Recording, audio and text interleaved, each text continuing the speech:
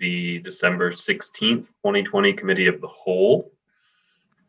We will be calling to order the Committee of the Whole here for the Park Board.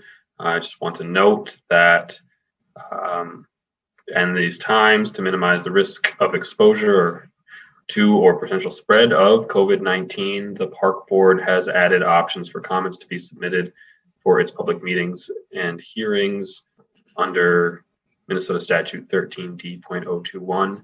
Commissioners will, as you see, be calling into the meeting, and the meeting will be viewable via live webcast and TV options. It's also posted after the meeting, usually a day or two. We are starting with our Committee of the Whole meeting, which I'll note to commissioners we will have to recess for open time around 5:30. That I'll ask the secretary to please call to order the Committee of the Whole. Commissioner Bourne.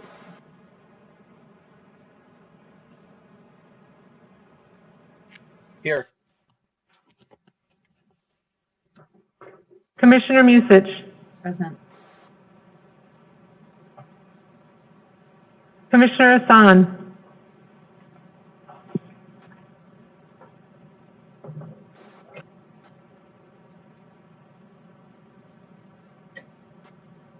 Commissioner Severson. Present. Commissioner Meyer. Present. Commissioner French. Here. Commissioner Forney.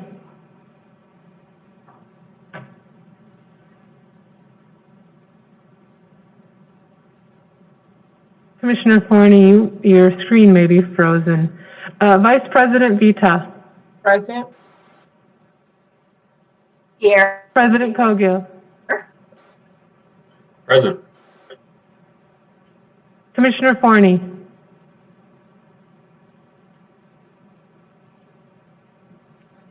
Can you hear me now? Commissioner, I can. Can you hear me now? Here. Can you hear me? Yes. Yes, thank you. Commissioner Hassan.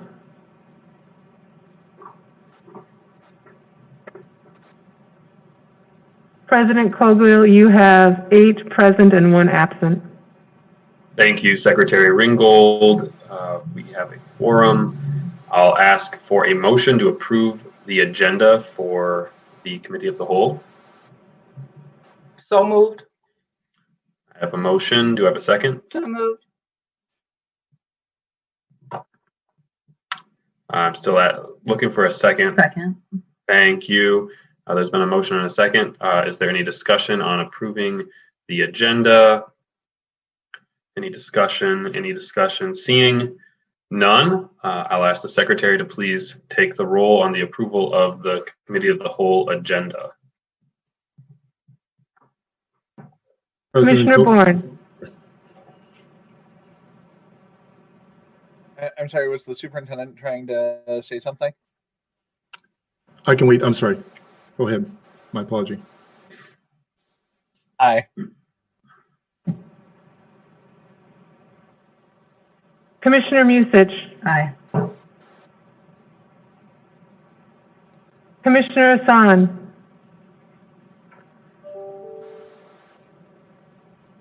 President Cogill, I just received a note from Commissioner Hassan that he's trying to access, so I will work on that as soon as I'm done with the agenda roll.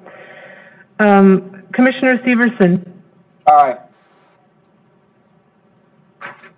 Commissioner Meyer. Aye. Commissioner French. Aye. Commissioner Forney. Aye. Vice President Vita. Aye. President Cogill. Aye. You have 8 ayes, 1 absent. Thank you. That carries. I'll ask for a motion to go into closed session. So moved.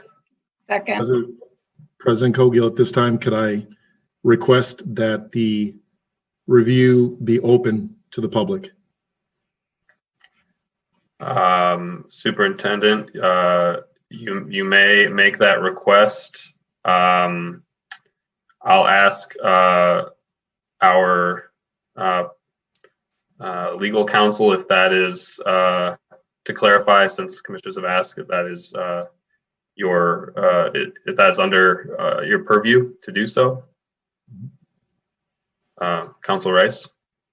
Mr. President, am I coming through? I can't hear him. Turn this on. Okay, Mr. President, yes, under Minnesota Statute 13D05, subdivision 3, I'll just read the statute. It said a public body may close a meeting to evaluate the performance of an individual who is subject to its authority. The public body shall identify the individual to be evaluated prior to closing a meeting. At its next meeting, the public body shall summarize its conclusions regarding the evaluation. And here's the key sentence: a meeting must be open at the request of the individual who is the subject of the meeting. So this is an evaluation of Superintendent Al Bangora. He's the subject of the meeting. Mr. Bangora has requested that the meeting be open, and the law says the meeting must be open if he requests. Thank you, Council Rice. In that case, I will allow for the meeting to be open, which means we won't be going into a separate meeting link. Please clarify if that's incorrect, but I believe we would continue with this link. That is correct. Thank you, Secretary Ringgold. With that, I know that the superintendent had prepared some remarks ahead of our discussion. And so I will now turn the reins over to the superintendent to give his overview of accomplishments organized by competencies. Once that's completed, we will go into discussion. I'll note this to the superintendent. I'm hopeful that we can wrap up this presentation just a minute or two ahead of open time, so that we can get out of the committee of the whole, go into the regular meeting to have open time, and then come back. Thank you, President Cogill. I will do my best. I did a timing, but it's going to be very close. I'll do my best to get through that. So thank you, President Cogill. And I will let, I know Jennifer, Deputy Superintendent Jennifer Ringgold will steer the PowerPoint presentation. So again, thank you very much, President Cogill and Commissioners. In April of 2018, you adopted the 2018 to 2022 strategic directions. And in April of 2019, you adopted the performance goals that are used to measure the progress the organization and I have made towards those strategic directions. A list of the performance goal milestones and, of course, the accomplishments made in 2019 and 2020 have been included in my recommended budgets, provided to each of you and approved, of course, by the board. Tonight, I've been asked by President Cogill to provide an overview of what I have accomplished in 2020 with the 8 competency areas. I absolutely welcome the opportunity to do so. 2020 has been an extremely challenging year. I feel that I have demonstrated my competency in each of the 8 areas, and I will highlight examples of several of the accomplishments within each area. Next slide, please. So as superintendent, I'm responsible for leading day-to-day operations of the organization, for the work done by our employees, and of course for meeting strategic goals and performance goals set by the board. I believe my management skills resulted in a lot of strong collaboration and teamwork this year. I am really proud of what we have been able to collectively accomplish towards the strategic and performance goals, particularly given the crisis we responded to due to COVID-19 pandemic, the civil unrest, and of course the economic impacts. In a given year, there are several types of meetings that are held to share policy, organizational direction, and new work direction. This includes our superintendent's leadership team. That includes all directors, of course, and the board leadership team, a broad leadership team. That includes all supervisors. In 2020, we needed additional time to coordinate and address COVID. So these meetings were increased in frequency, and we added a pandemic team with key staff across the organization that meet weekly. The executive team has met approximately 2 to 3 times a week at a minimum to coordinate and manage work for the organization. In addition to routine meetings with leadership staff, I feel strongly in keeping all employees informed. In 2020, we expanded employee engagement during budget development to include in-person and virtual meetings. This year, I greatly expanded email communications with employees and commissioners. In March, I began daily COVID-19 email updates, and in June began providing updates on park encampments, with ongoing updates on both topics provided as new information became available. Since announcing the fourth quarter reorganization earlier this fall, there has been ongoing virtual meetings to prepare for transitions that will occur in 2021 of January. Throughout the year, my monthly employee newsletter provided organizational updates and showcased the amazing achievements of our staff. And that's one of the favorite times for me, is to read through those accomplishments in the newsletter. Through our COVID response, the Labor Management Committee has met more frequently. Initially, we were meeting weekly, then transitioning to 2 times per month. This has been an opportunity to share safety, budget, and service delivery information, and to learn keen insights about practices and other jurisdictions. Next slide, please. Decision-making and problem solving. The COVID-19 pandemic had and continues to have profound impacts on the organization. I and the executive team did a tremendous amount of work to develop, implement continuity of operation plans, called the COOP, to address the governor's executive orders and to ensure the critical work continued. Based on the executive orders, the Minnesota Department of Health and the City of Minneapolis Health Department, we have closed facilities, canceled programs and services. We assessed service delivery and cleaning protocols, and we developed plans and protocols for keeping employees and park visitors safe. In addition to traditional web media and social media and email communications with the public, we produced and displayed thousands of multi-language signs in the parks to encourage social distancing and to keep the park visitors aware of facility and service changes.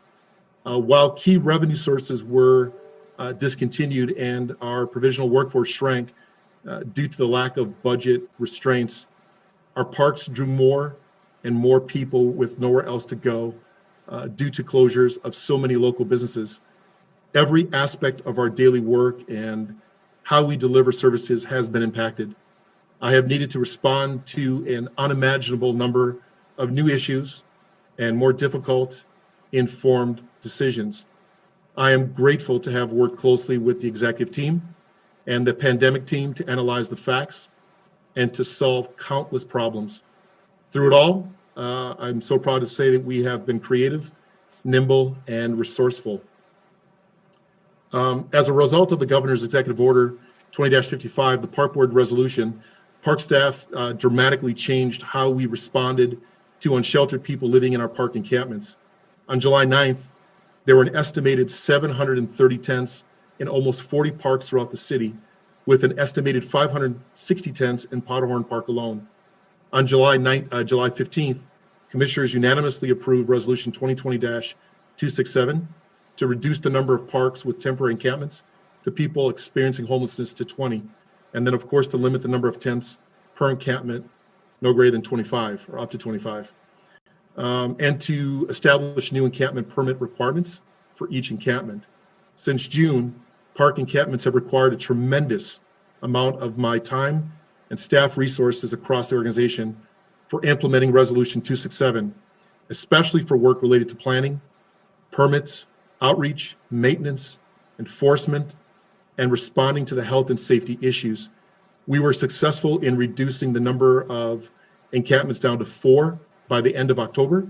And as temperatures dropped and we were experiencing the first snow of the season, I took responsibility for the organization's response and strategies related to implementing Resolution 267. I was on site when encampments were disbanded and was part of the team during those crisis moments. I continue to meet regularly with our city, county, state partners to address the 2 remaining park encampments, and I am optimistic we will be able to do so as new shelter spaces and facilities come online in the next several weeks. Once the pandemic began, we dug deep into our 2020 budget to begin to forecast possible impacts. Staff have tracked the budget impacts and presented them to the board, staff, and the Labor Management Committee in a consistent form on a monthly basis throughout the year. Finance worked quickly with me to execute, or with me and the executive team, to establish the 2020 budget framework that would direct spending during this time. The board reviewed and approved this framework to assist with the addressing this budget, and I'm grateful for that.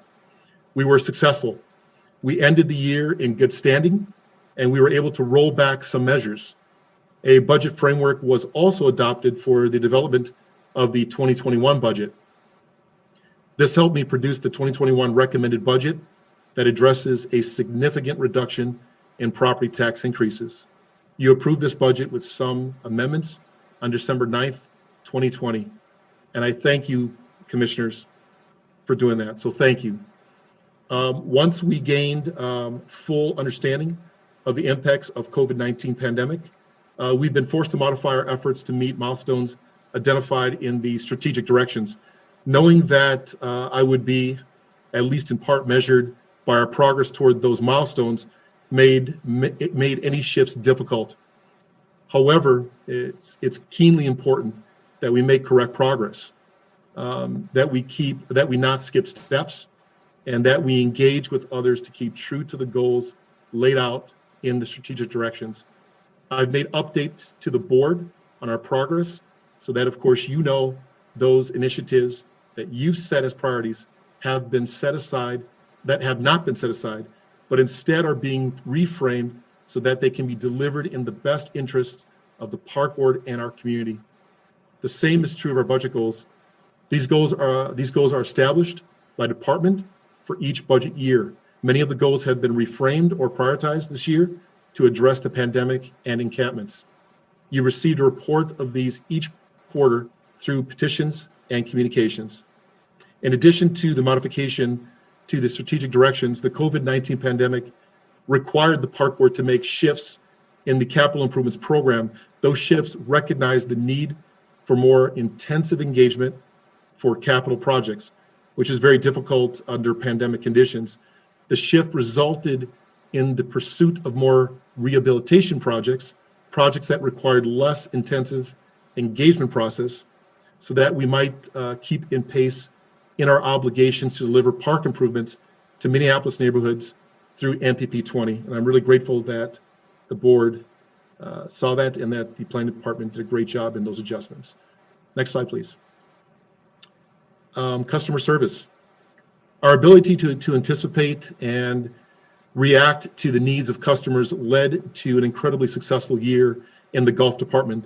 Our customers demonstrated their satisfaction and trust in the additional safety measures that were instituted by booking our golf courses in record numbers. As a result, we hit our highest revenue year in MPRB history. So congratulations, amazing. 2020 provided some opportunities for us to test a couple of new approaches and to rethink some of the work that we do. This is very true of how we developed and reviewed programming. This year, we created a pandemic program team to review programming offers to determine if they would meet executive orders and if they could provide them safely. This provided consistency and allowed us to better track program offerings. This idea is captured in the reorganization through the shifts, and it introduces with the program advancement position in the reorg. Similarly, we pulled talented staff from 2 departments to establish an outreach team for encampments. The success of this work is also captured in our new organizational structure as we move into 2021. And they did outstanding work this year in both areas, and extremely proud of them. Over the past year, our customer service team has fielded thousands of concerns and complaints related to COVID and encampments. I absolutely know that we can each relate, because our voicemails and emails quickly became overwhelmed as well. Our customer service team answered every call or email they received. For encampments and COVID, they also tracked the calls so that the information could be used to help make service level changes and could be reported to the board. As we also introduced virtual board meetings, we adapted our open time, public comments, and public hearings to allow call-in and write-in option comments. At this point, we are fully virtual, but during times when we were allowing individuals to speak in person, we also implemented new procedures to reduce the possible exposure to COVID of community members, staff, and commissioners. At this point, we have several options in place that will allow us to adjust to the executive orders and changes in the transmission rate of COVID. In March 2022, 22 miles of parkways at 7 locations were closed to vehicles during the critical time of the governor's stay-at-home order. I and other staff worked closely with commissioners to determine parkway closures. Staff worked to implement barricade closures, communications, and on-site signage in multiple language. With the board's allocation of $250,000 towards the parkway closures, we were able to keep several of the most popular segments closed through July, well into the Stay Safe Minnesota period. Next slide, please. Self-management skills. I take a lot of pride and responsibility in my abilities to prioritize, plan, and handle stress. This year, I have needed to commit significant time to multiple crises, the pandemic, the civil unrest, and encampments. I have needed to regularly adjust priorities, implement new processes, and increase communications to meet the daily demands. As you may recall, we have been working to grow culture and recognition in the MPRB. This was an identified need in the culture and the climate survey of staff as we completed in 2015. Work has included creating a new recognition policy, establishing a recognition team, and requiring tracking recognition in annual performance reviews. A key feature of this work is a revised recreation ceremony. Last year was the first year, and we were worried, of course, that we would lose momentum with this because we could not host in-person ceremony. I am absolutely delighted to report that we persevered and held the recognition ceremony virtual. We had over 160 participants and recognized hundreds of employees for their years of service, professional achievements, and scholarly pursuits. We also had a nomination process for the Superintendent's Award of Commendation and the Horace Cleveland Award, and received successful nominees. I am incredibly proud of the recipients and the team that helped create this absolutely wonderful event. It was amazing. Work skills, knowledge, and safety. I know I have 4 minutes left, so I'm doing my best.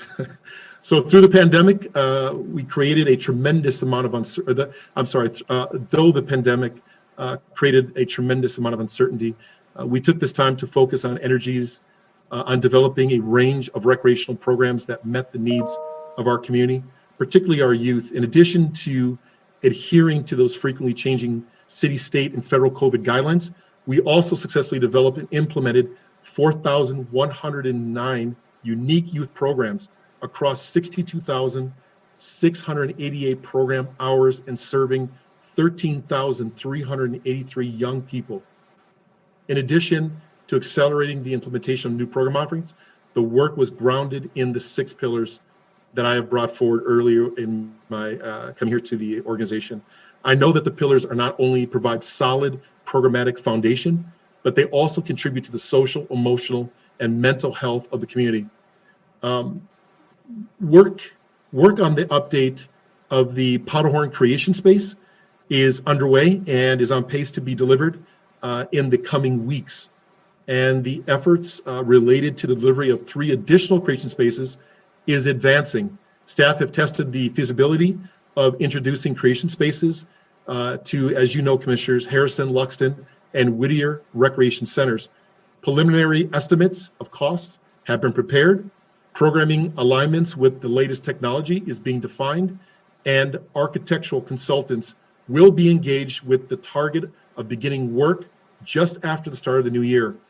So while the pandemic has slowed the progress, we are on track to deliver 2 additional creation spaces in 2021 and a 3rd in 2022. I think I can squeeze one more in here. Superintendent, maybe we can stop at that point. That's All right. a great segue moment. Thank you, and we'll come back and give you a chance to wrap up. Thank you. Ahead of comments and questions. Thank you, President. Thank you, Superintendent. At this time, I'll recess the Committee of the Whole and call to order the regular meeting of the Minneapolis Park and Recreation Board here at 5:27 p.m. I'll ask the Secretary to please take the roll. Commissioner Bourne.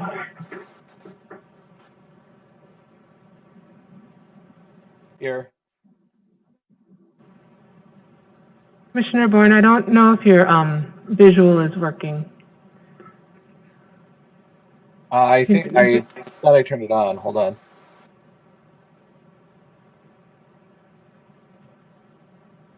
Perfect. Here. Commissioner Musich. Present. Commissioner Hassan. Here. Commissioner Severson. Present.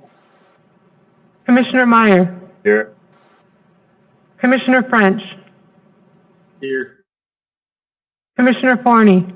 Here. Vice President Vita. Present. President Cogill. Here. You have a quorum. Thank you. I'll ask for a motion to approve the agenda. So moved. A motion, do I have a second? Second. I have a motion and a second. Any discussion? Seeing none, I'll ask the Secretary to take the roll on the agenda. Commissioner Bourne.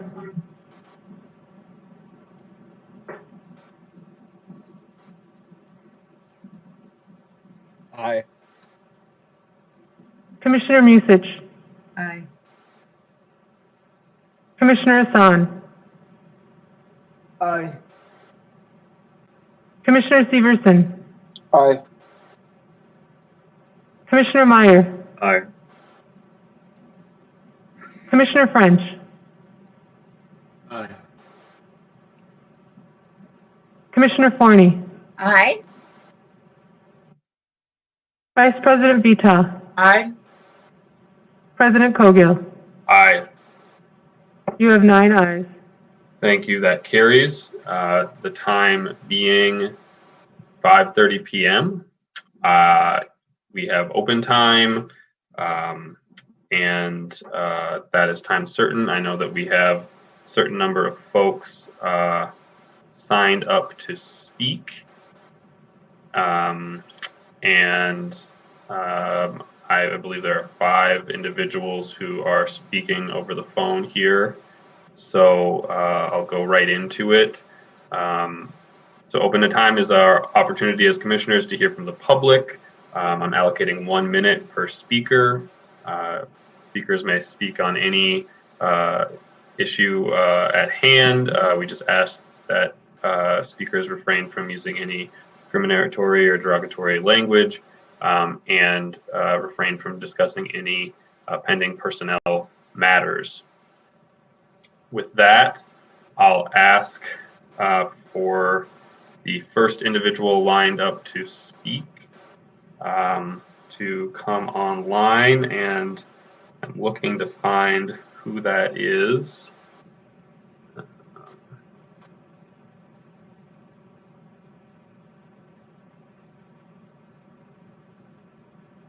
Secretary Ringgold, I'm not seeing a list here. Because I sent a list.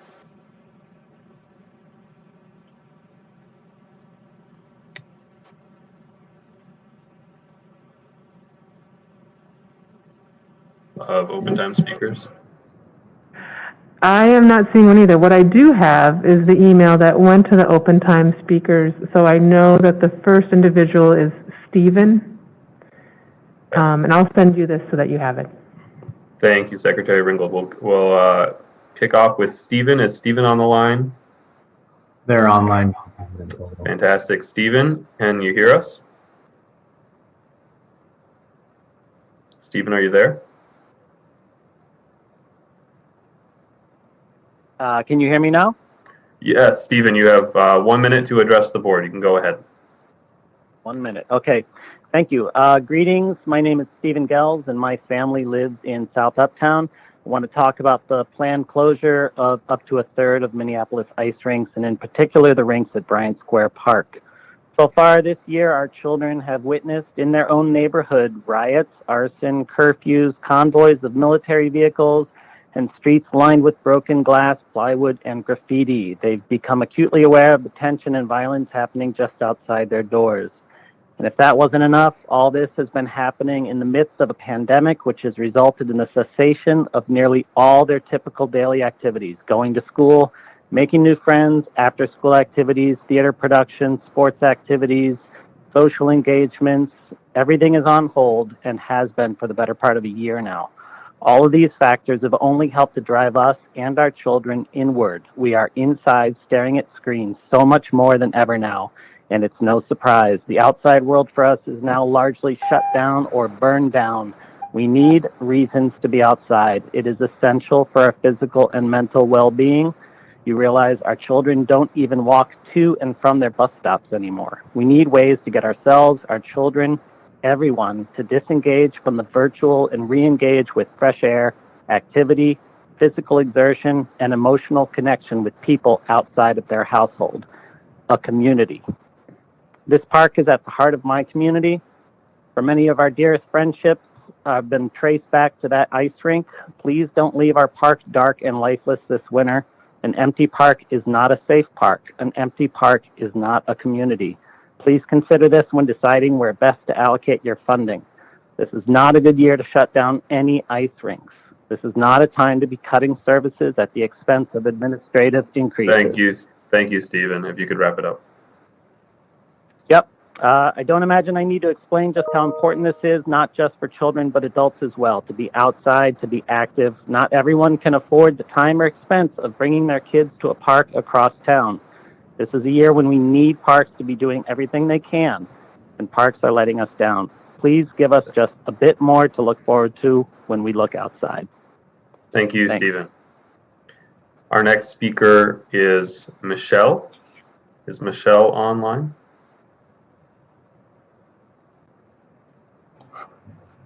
Yes, President Kogo, they are online. In just one moment. They are online now. Great. Thank you. Michelle, are you there?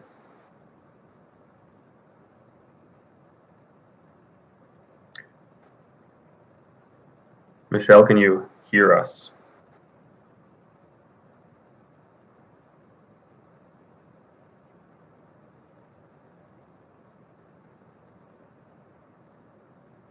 It looks like they might have dropped off, President Kogo.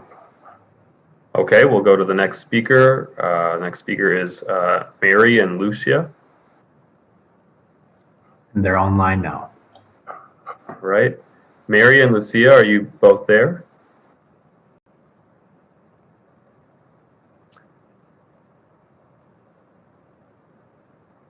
Try one more time. Is Mary online?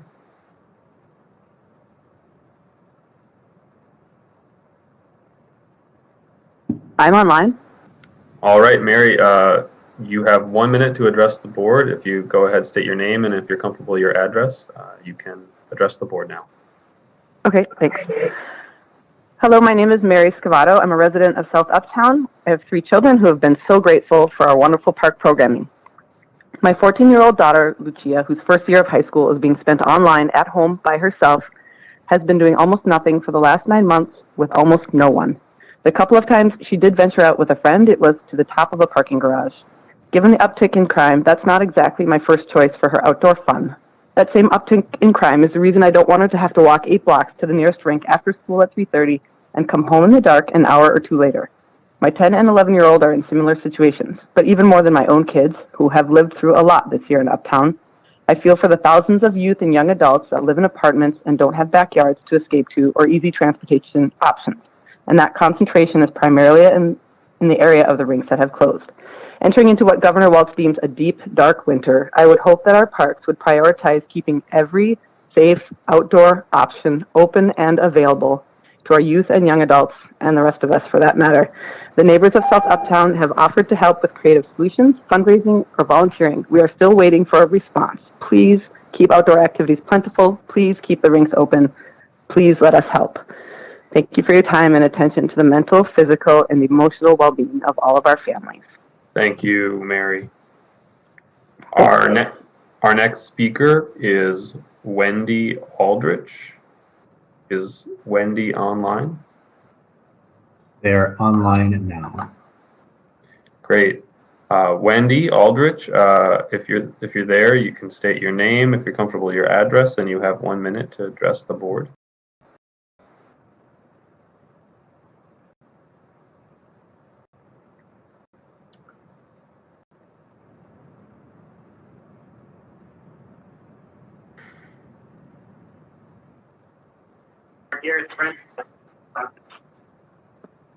Hi, am I on the meeting now? Yes, Wendy, you can go ahead, just state your name, if you're comfortable, your address, and you have 1 minute. Okay, thank you. My name is Wendy. Like the others, I am calling about the ice rink closures. My family and I also live close to Bryan Square Park, and I'm concerned about the closure of our rink along with Powderhorn and Weber and other ones that are across the city. As others have said, this has been such a difficult year for everybody and our families. We're inside all the time. Our opportunities to recreate outside and socialize with our friends and neighbors feel so limited. And the skating rink, especially at Bryan Square Park, has always been such a source of refuge. And some of my most happy and joyous memories of winter in Minneapolis come at Bryan Square Park and playing games with my family and my friends.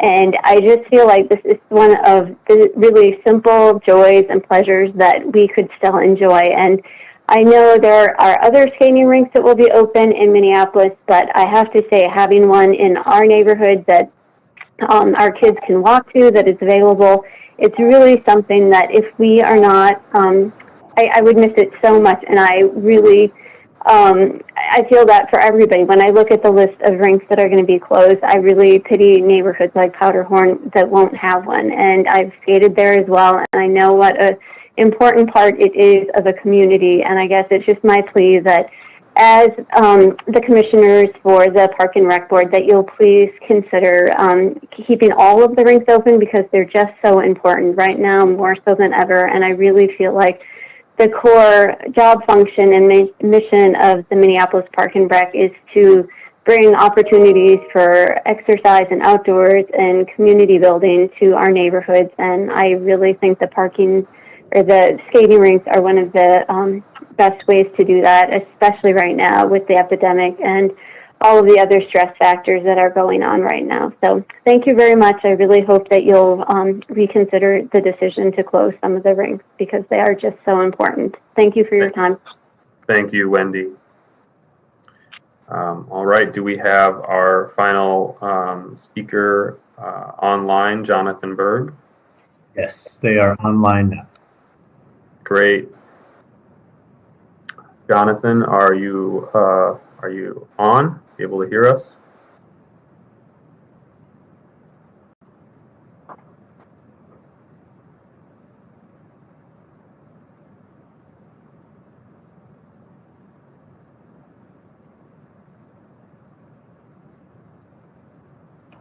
our final Hello. Hello, Jonathan. Are you? If you're able to turn off the meeting, it sounds like it might be in the background there, and then you can go ahead, state your name, if you're comfortable, your address, and you have 1 minute to address the board. Okay, thank you. My name is Jonathan Berg. I go to Bryant Square Park at least once a day, every single day, as it's where my son goes to play and to safely meet up with the kids in his bubble who play there regularly. It's a very vibrant and lively park, and I too was disappointed to hear that Bryant Square Park may not have its ice rink this year due to budget constraints. I would ask that the board rewind back to March, the start of the lockdown, when we had public health officials telling us how important it was that we move outdoors to slow the spread of the virus. You all rose to that occasion and found a way to make sure people could gather safely at our parks despite budgetary pressures. I was particularly appreciative of your efforts to provide more parkway options for walking and biking during that time. I deeply appreciated all of your efforts this past spring and summer. It's been a long pandemic and we're all fatigued by it, but we can't lose our focus as we head into winter. It's even more important now to make sure we have good options for getting outside safely, and the Bryant Square Park ice rink is a great way to do just that. Just like you did this past spring, please find a way to prioritize our parks features in your budget for this ice rink and for all the parks in our city to run as close to normal as possible this winter. And the parents of our community would really need these options, and we're thankful for your ongoing efforts. So thank you. Thank you, Jonathan. I'm going to loop back one more time to Michelle Price. Is Michelle online now? Yes, we do have him online again. Great. Michelle, are you there?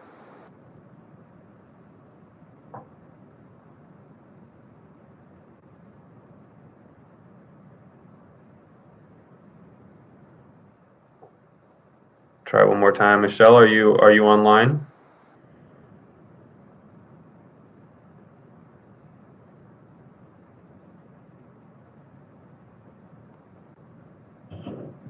President Cogill, it looks like Michelle may be muted, so it's a *6 to unmute.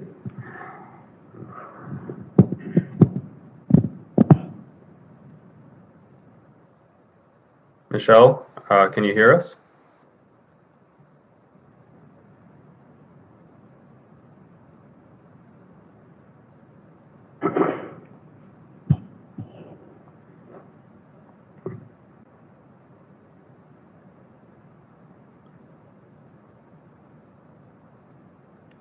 All right, I'm not hearing Michelle. Michelle, if you can press *6 one more time.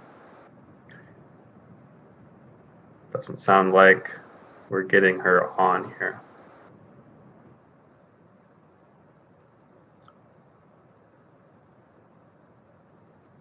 All right, moving on.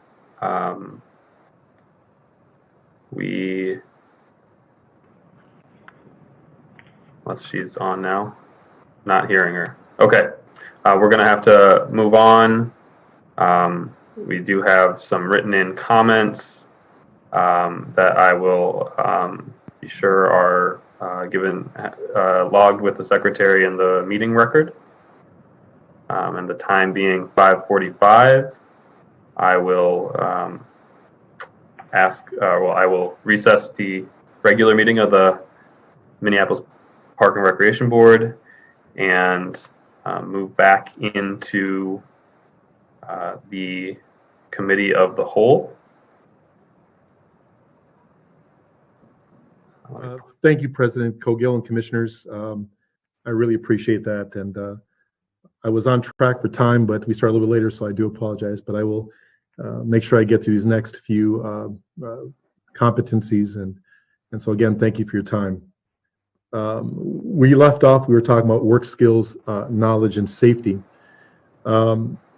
So this year, we had all learned about personal protective equipment, or PPEs. We discussed this with our families. We heard it on the news. We worried about it being able to purchase it. Thankfully, we had a resident expert on staff during this time, our risk and safety administrator. We have been growing our safety program for the last couple of years and benefited greatly from good pre-planning. I can't express that enough. It really was really timely.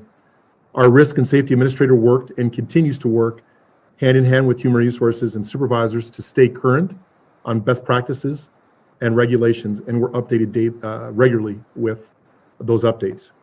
All of our positions were reevaluated for COVID risks and the appropriate PPEs provided. Additionally, our risk and safety administrator had specific expertise with encampment safety. A previously Metro Transit employee, our administrator was able to coordinate safety programs and trainings for our employees who work most closely with encampments. A fundamental aspect of our work this year has been to really consider the risks and possible mitigation for staff and patrons. This has required constant review and information from city, state, and federal public health professionals, and determining how best to apply those guidelines or the guidelines and mandates to our work environment. Also, a fundamental goal of this year has been to put measures in place that encourage staff to stay home. Sorry, lost a little bit of light there. To stay home when they are sick and to provide them with some protection if they experience illness within their families or changes in daycare. We have worked to establish several leaves. 2 of our leaves are directly related to federal requirements, and 2 others are developed solely by the NPRB to address workplace exposures and possible exhaustion of an individual's sick and safe leave. Next slide, which will be on interpersonal skills. At the end of 2019, my own self-assessment suggested that building stronger connections to other agencies and elected leaders was needed, in particular because I am the day-to-day face of the park board. In the past year, I have developed relationships with those leaders to the extent where they feel entirely comfortable calling me, knowing they will get complete answers and any information they need to do their jobs and to support Minneapolis parks. In 2020, my effort to strengthen those connections have proven really valuable with city leaders. Mayor Fry and his staff and several city council members, as they work through issues related to encampments in Minneapolis parks and to the COVID-19 pandemic. As the legislature considered our significant request for bonding for projects, members of the Minneapolis legislative delegation, Senator Champion in particular, contacted me to review issues and directions for the grant of the $5 million for the North Commons project. I believe a good measure of success for this particular competency is the frequency of their calls and that they feel confident enough in the relationship to make calls well into the evening and on weekends. And also, also as superintendent, I serve on a variety of local and national boards and commissions, from the St. Anthony's Falls Heritage Board to the City Parks Alliance Board of Directors. I deeply appreciate the opportunity to work collaboratively with our partners and represent the Minneapolis Park and Recreation Board. In 2020, I've really appreciated relationships, cooperation and support I've received from the staff and board members of the Minneapolis Parks Foundation. I've worked hard to keep relations steady and communications consistent during a very difficult year. In addition to our collaboration on waterworks and the 26th Avenue Overlook projects, I have participated in their virtual videos and events, including their Sunrise Breakfast, the Next Generation Speaker Series, and Donor Appeal Campaign. I am very excited about our work together and their commitment to parks and also their support of me as superintendent. It's greatly appreciated. As superintendent, I believe deeply in cooperation, team building, trust, and respect. I try to always be a good listener, and I'm open-minded to other people's ideas and concerns. I take seriously the responsibility of being a reliable source of accurate information, and I've committed to significant time to answering phone calls throughout the days and evenings. I am proud of the strong, supportive mutually respectful relationship I have with staff and commissioners.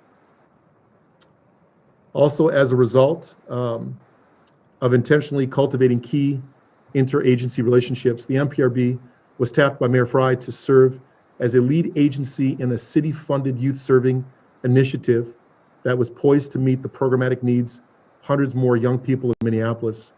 This initiative was or has been held up by MPRB's, the initiatives would have held up MPRB's creation spaces as a model for how several organizations, whether it was the YMCA, MPS Youth Coordinating Board, Pillsbury United, the Minneapolis Foundation, could leverage resources, areas of expertise, and to best serve the youth of Minneapolis.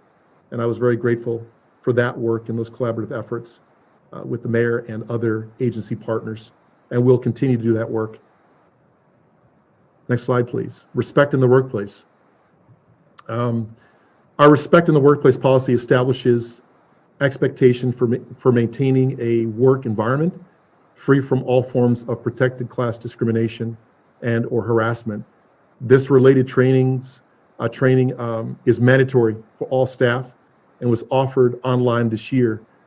As superintendent, I'm responsible for all discipline decisions for employees and take this work very seriously.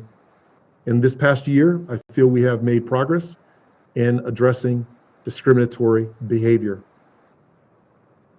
Our racial equity action plan is an internal working document that establishes priorities in our race equity work.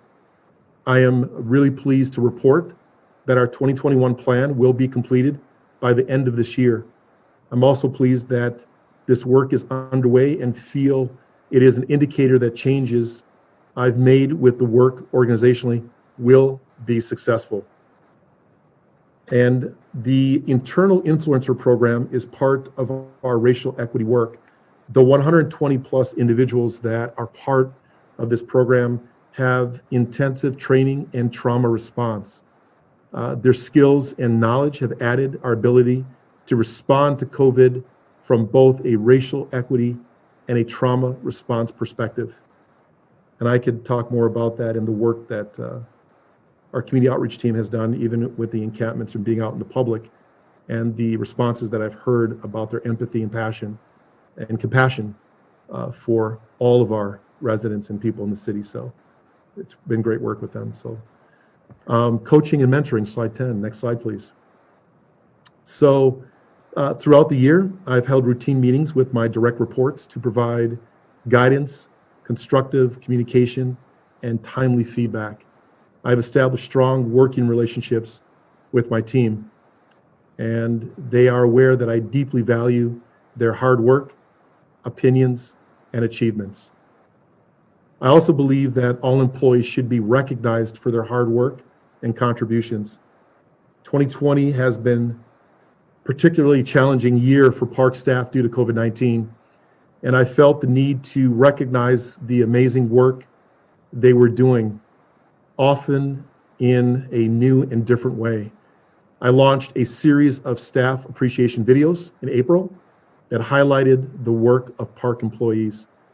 And I hope commissioners that you had an opportunity to see those, because it really shows the work that this incredible staff do every day, from the front lines all the way through directors, administrators, but all the people within MPRB.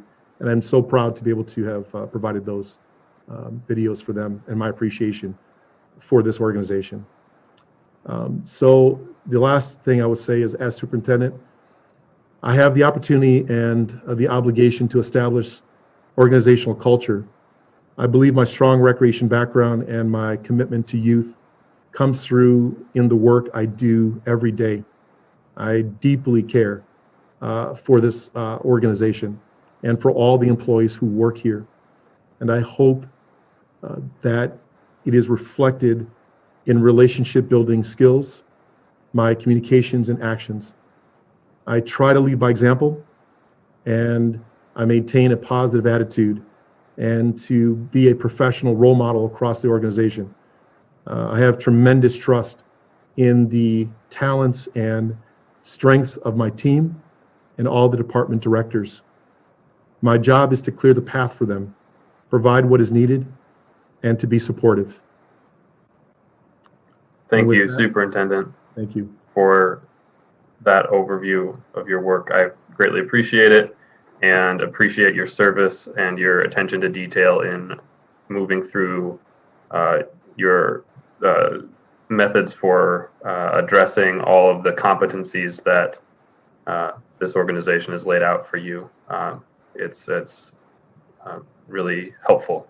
At this time, I want to provide space for commissioners to provide comments or questions relative to the competencies that the superintendent went through. I want to, again, review those competencies. That includes staff management, decision-making and problem-solving, customer service, self-management skills, work skills, knowledge and safety, interpersonal skills, respect in the workplace, and coaching and mentoring. I also would point commissioners to the packet that was provided to them regarding performance review by the Secretary of the Board, and just point to those competency measure guides for supervisory staff as a reference point. The key indicators of competencies are enumerated under each one of these core competency areas. With that, I'll open it up to commissioners for questions or any feedback to provide to the superintendent. Start with Commissioner Meyer. Thank you. I don't have any questions. I'll just say that the superintendent has my full support and confidence, and I will support the renewal of his contract. Thank you, Commissioner Meyer. I also want to note to commissioners that our legal counsel is taking notes on all aspects of this meeting, and of course it's recorded, so we will have all of the comments that we will take together, and I will have a follow-up discussion with the superintendent regarding the comments made by commissioners this evening. Thank you, Commissioner Meyer. Commissioner Bourne, followed by Severson. Thank you, President Cogill. Thank you, Superintendent, for the very thoughtful presentation. I do have some feedback, kind of ranging across the competencies. I think my first question, though, that I ask employees that I review and that my board asks of me is maybe to just start the question. I don't think anybody doubts where you've done tremendous work, and you've done a really good job of pointing that out. Are there any areas this year that you would have liked to have seen some improvement on, or that you personally want to work on next year? President Cogill, Commissioner Bourne. Yeah, there's always room for improvement. I'm always trying to grow. I think that one of the things that I would really, for me personally, would be to spend more time with commissioners. I think we've had a lot of really good conversation, one-on-one conversations I've had throughout the year. I think my relationship to the commissioners and their needs and the timeliness of my response to that, I think, would be incredibly more helpful if I was able to maintain those one-on-one meetings on a regular basis, because I can really then respond to them in a different way. I know we started off really well with that, and I think COVID hit and it was very challenging. I feel like, I know I reached out, but I probably could do a better job with that and spend more time with all of you, and to make sure that I'm hearing your needs and responding to your needs. I would say that would be one thing that I for sure would like to do more of and spend more time. I think, you know, with all that was happening this year, the big picture of the organization and thinking forward to the next several years, 3, 4, 5 years out, I think are critical. That's where I like to put my focus into. I think that we're looking at now when we're talking about the youth, the priority of youth. We're moving forward with that. We maintained the budget this year. We did not drop. We stayed at the same level, even during a largest deficit in our park board history. There was nothing that came forward to be removed from the budget that I denied all of it, so that we can maintain the youth perspective and the youth initiatives. So I think it was difficult because I know that there was a lot of need out here in the city, in our parks, for our youth to be engaged.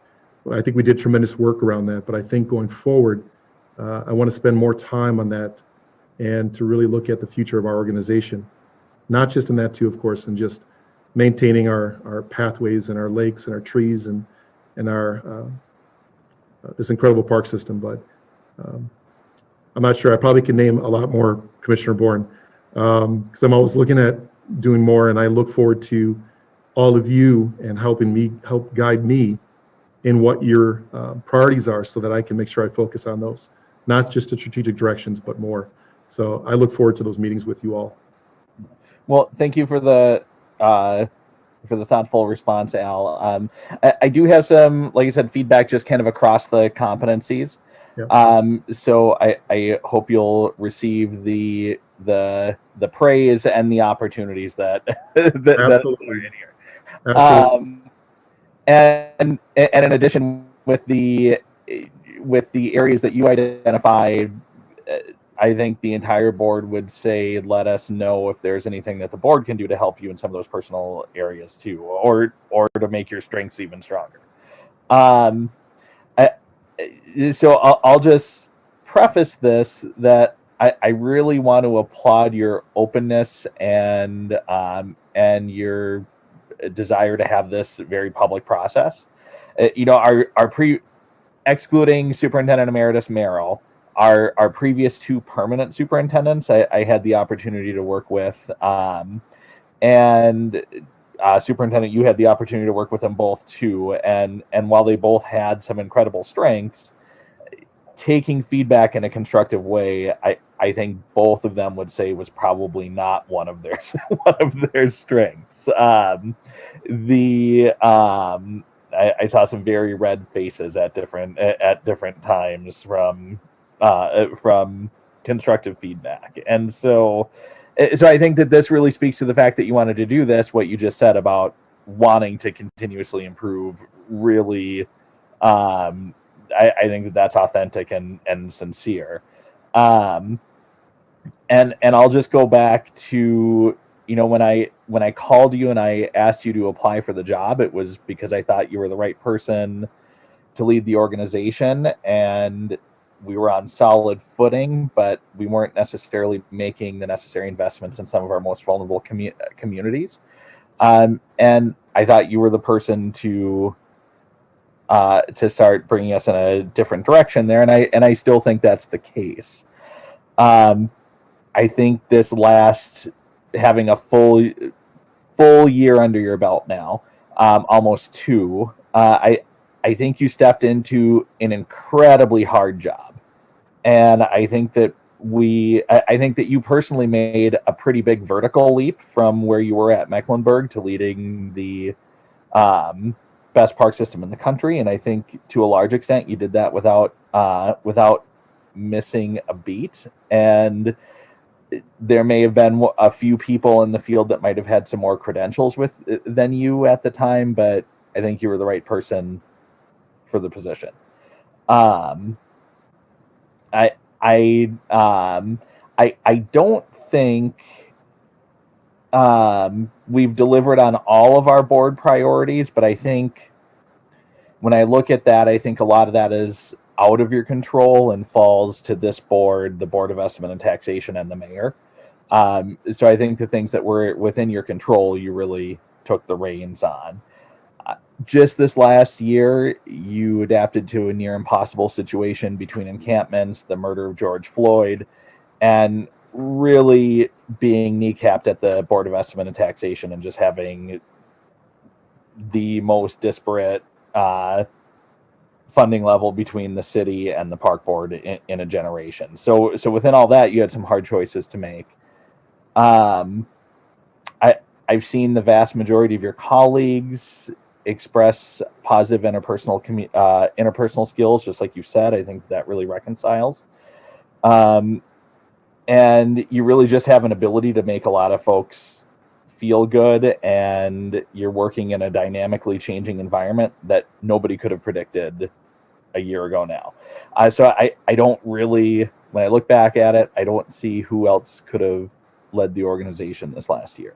I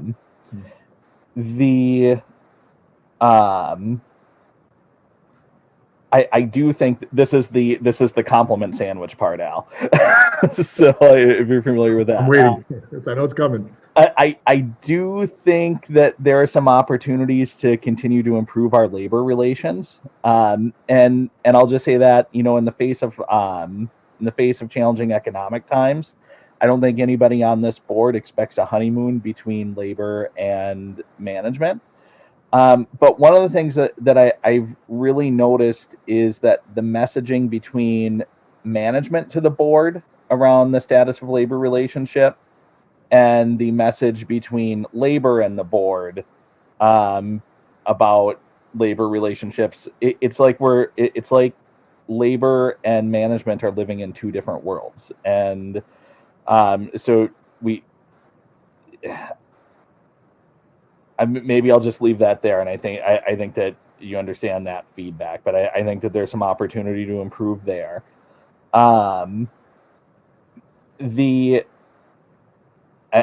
think that with your incredible interpersonal communication skill, I think that, and this year I have seen some improvement here, but I think that there is still some opportunities, and that's just with your personal comfort level in delivering hard news to folks. You know, I remember again during the selection process and folks saying, "Oh, this is what I know about Al." Things like you don't like saying no, or you don't like being the bad guy, and I haven't seen that, and I've seen that, but I've seen it getting better this year in such an incredibly hard year, and I think you and I have even talked about that too during last year.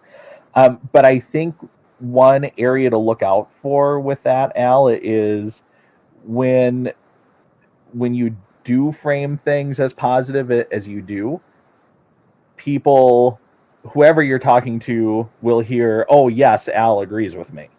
Mm-hmm. And if you have two folks that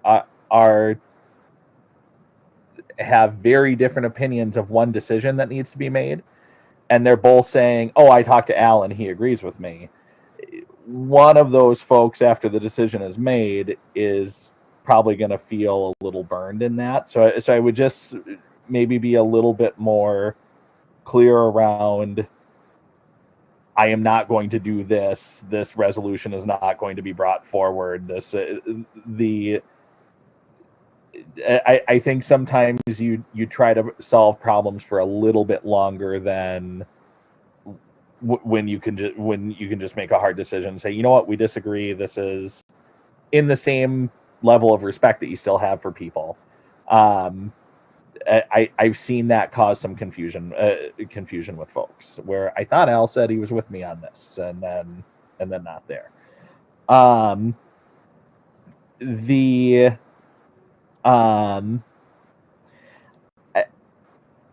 think one opportunity that this board missed with your leadership, and I think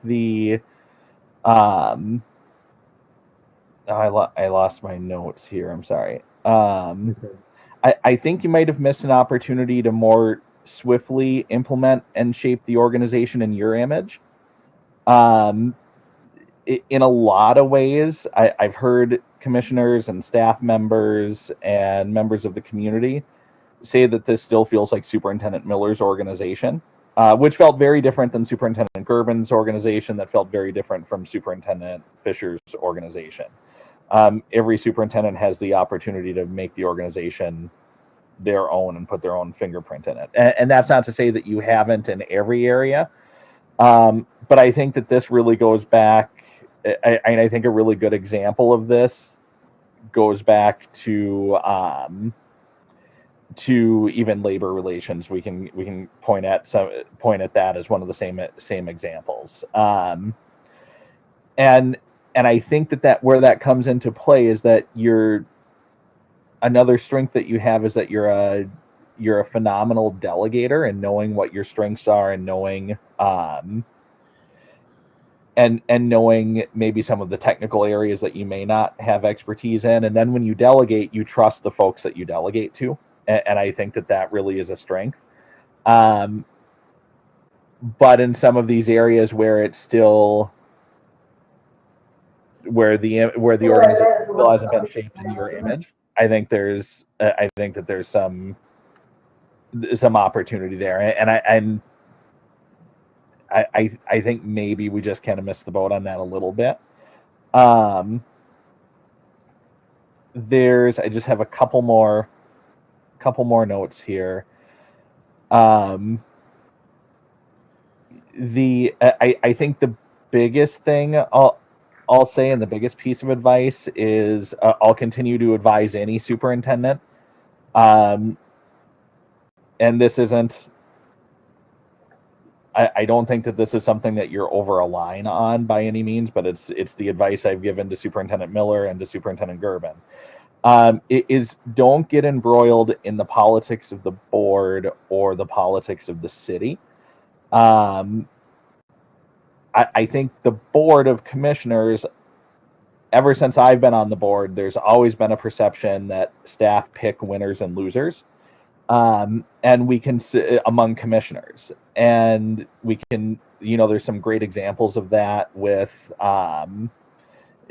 one commissioner being invited by some of your staff to participate on a civil service hiring panel, for example, while other commissioners are told, hey, there's a real arm's length distance between commissioners and commissioners and staff. And while you didn't know that was happening, it's kind of like the captain of a ship. Everything that's happening on your ship, it comes down to that. Even some of the things like the board put in research for the grant writer position this year to see if it was a worthwhile investment. That research wasn't done. We say we make data-based decisions, but we didn't have any data on this. There are some commissioners that have campaigned on adding a grant writer to the position, to the organization, and then that's there, even though the data doesn't necessarily back it up. So just like I said, I don't think that you're doing any of those things, but I think that perception is always going to be there among commissioners. So whatever you can do to really divorce yourself from even that perception will serve any superintendent well. So that's not a piece of information for you. It's for my advice to any superintendent. All that said, I think everything that I've talked about here are really just growing pains and not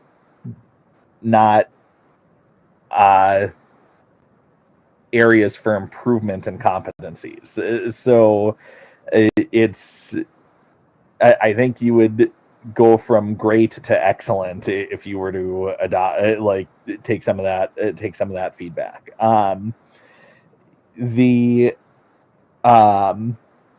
again, when I asked you to apply for the job, it's because I believed in you, and I still do. Probably more so than when we started working together a year ago. I mean, I can't see who else would have led the organization this last year with the unique challenges that we had. So that's a testament to the work that you've done. And again, just the openness to be willing to have hard conversations like this. Actually, I don't even think it's a hard conversation, but the being willing to have feedback from your job publicly when it's your right not to. I haven't seen that in 12 years. So I believe that you'll take, I think it's a job that you're growing into very well. So, but I think those things are worth mentioning too. So again, thank you for your work, Superintendent, and you continue to have my confidence.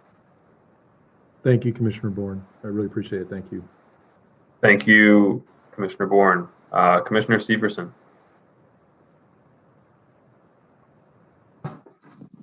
One second. Sorry about that. Just want to get settled in. Thank you, President Cogill. So I have a few things. I'm going to have to make it quick because I have to hop off for another work meeting, and then I'll hop back on. Under self-management skills, you talked a lot about the encampments, and you have put a lot of effort into something that the majority of this board deemed extremely important. And I think there were some serious, you have done a good job with what was handed out. You said you even showed up at encampments and particularly the closure of encampments. How can the North Side get your same attention on that when it comes to youth violence? When, I'm just trying to figure out when, when are we going to take that serious, and when are we going to allocate dollars as we've done such with the encampments?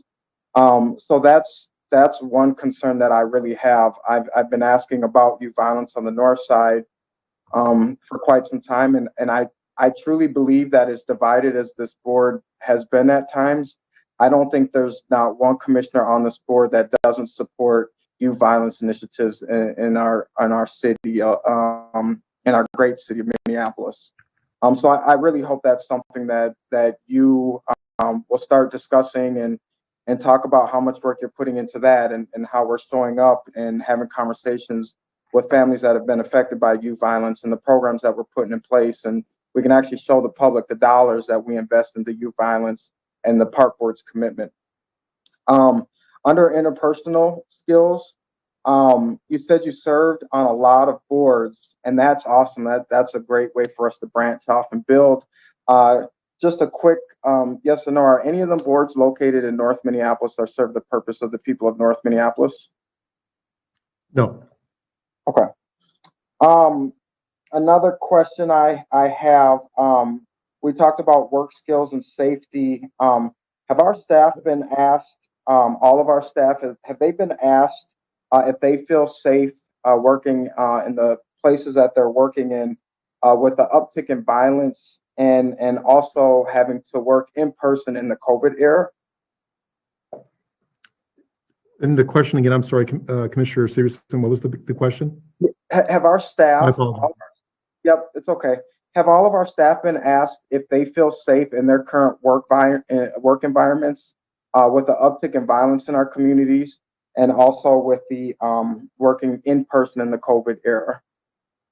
President Collier, Commissioner Severson, yeah, we've talked to staff daily, and staff have been communicating to supervisors, to all of us. We're very clear about the concerns that staff have. One of the things that we also know is that when we have the internal influencer kind of discussions, when we all get online and we're all talking, we're personally addressing those issues, and that has been really very, very positive. I've been part of those meetings too, where everyone comes out, we break off into groups, and we talk about the concerns that are happening around the city and around the park system.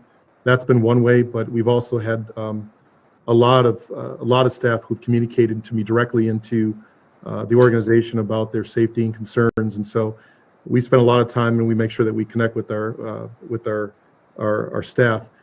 If voices are not heard, we always make sure that we are always available and always listen. But again, if there are folks that are not being heard or have not had a chance to have their voices heard, that is something that I absolutely need to know. But I'm very much engaged, and so is our staff, and very much engaged with folks out in the community and their concerns around safety. I would love to see that data. If you guys can provide me with the data of what our employees are saying, I'd love to see that. Last data one, Commissioner Severson, data of employees, data of them, like written responses. Yeah, I just want to know, have they been asked, do you feel safe? Are you safe in the community that you're working in? Are we are we providing a stability environment? Do you feel safe working in person in the COVID era? Yes. Are you, Okay. that's what I hope we're asking all of our employees, and to hear what they have to say. The last thing I have to say is I'm a few minutes late to my other one. Under customer service, I'm going to come out a little left field on this, so I apologize. But I think about how Al and his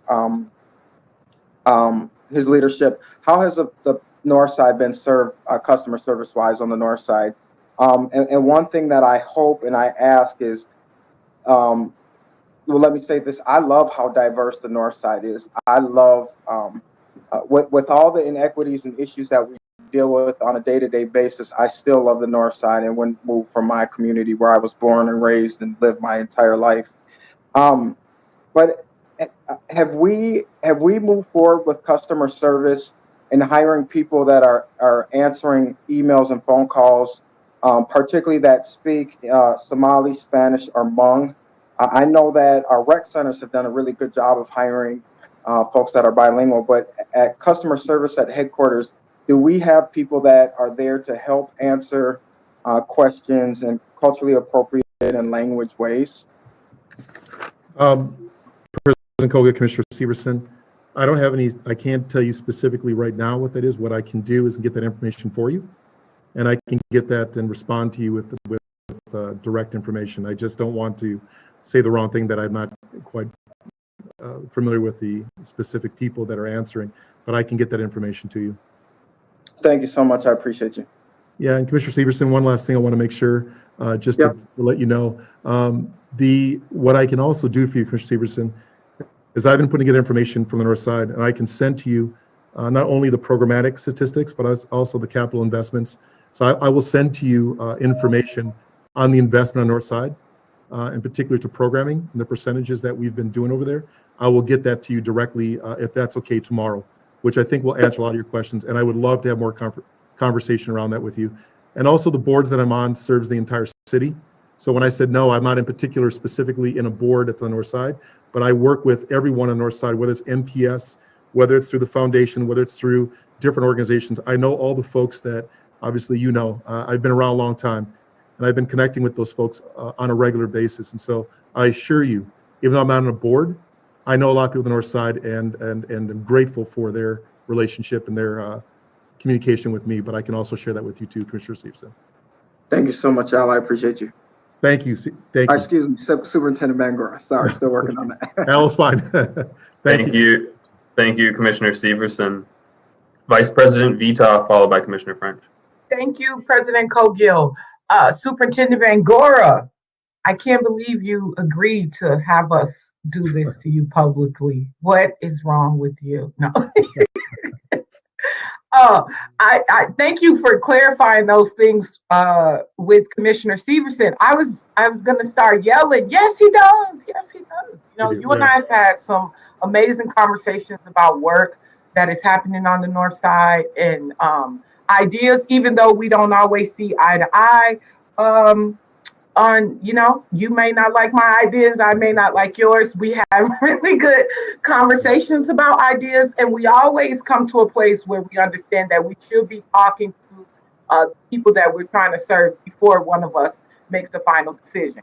So it has truly been a pleasure working with you this last year. I was on the team to recruit a superintendent, and I spent a lot of time reading through flip charts and talking to residents about the vision for the next superintendent of the Minneapolis Parks and Recreation Board. So not only was I proud to be serving alongside the first Black man to represent this organization, but I was also proud that you, and I think I said this when we voted for you, that you checked so many of the boxes that folks had spoke to. It has been a pleasure, meeting with you regularly and hashing things out, good, bad, and different. I really appreciate that about you. I really appreciate that you can take my sometimes very critical feedback and still smile like you are right now. So I appreciate that. I feel like, we had even more extra special time with the work we were doing around encampments this summer, really having firsthand experiences at seeing what is going on out in the community around homelessness. I appreciate more than anything, Superintendent, how you connect with our communities, no matter if that's, the elderly, the communities of color, homeless. You make everyone feel like they have a voice. And I think we need that more than anything in these times. So I'm super supportive.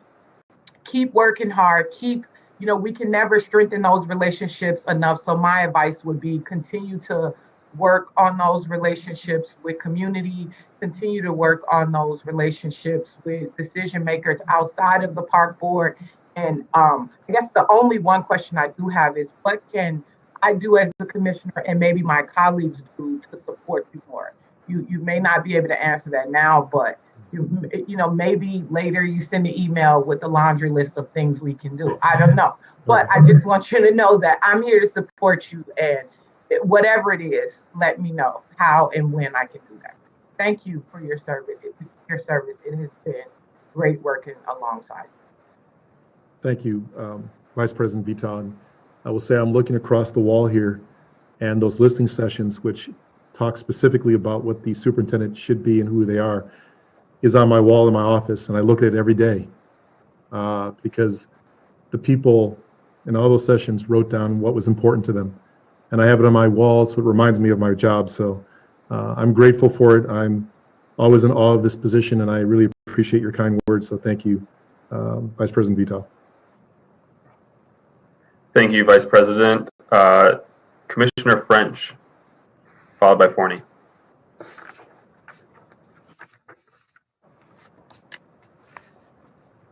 Can you hear me?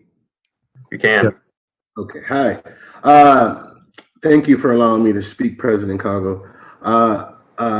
Superintendent Bangora, I applaud you for the work you have done, if not for the last 2 years, but especially for the last year.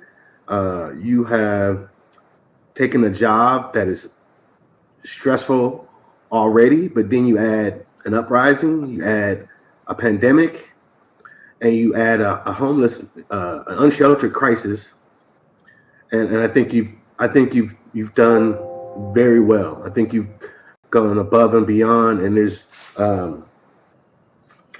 my battery's dying. I got to make sure. You've gone above and beyond what we've asked of you as a superintendent, and I don't have any too many complaints. I don't have any too much feedback. I guess one issue I do have is our reformation of the police and how we want to go about having a police department in Minneapolis, in the Minneapolis park system. I felt a lot of hesitant in having an open discussion about spending resources on law enforcement when only 2% of the crime in the city happens in our parks. But we've had many heated conversations about that, and I respect your opinion. Respect your opinions on why the park board needs a police department. We will continue to agree to disagree on how much resources should be put to that effort. Your dedication to youth is why we hired you. The dedicated youth is why I just decided to pick you. Thank you. And I know, like I just said before, 2020 has not been your typical year to do any job, whether it be park commissioner or custodian at a school. 2020 is completely different than anything we've experienced in the past. So with that being said, just the lack of movement on how we want to reform our police as far as tactics and as well as how much resources we want to throw at it. And just to add on, I would like us to have better relationships with our collective bargaining units. I want to make sure that the folks who work for our parks, who make me look good, who make you look good, who make everybody on this dais look good, when they say, hey, we love our parks, we get those awards, that comes from our workers. So I want those folks to have the respect that they're due. And other than that, man, I think you've done a great job, and I wouldn't have wanted your job for about 24 hours in this 2020 season. So I really appreciate it. And like I said, like Vice President Vital said, if there's anything that we can do as commissioners to improve your work, please feel free to give us some feedback as well. But great job. Thank you.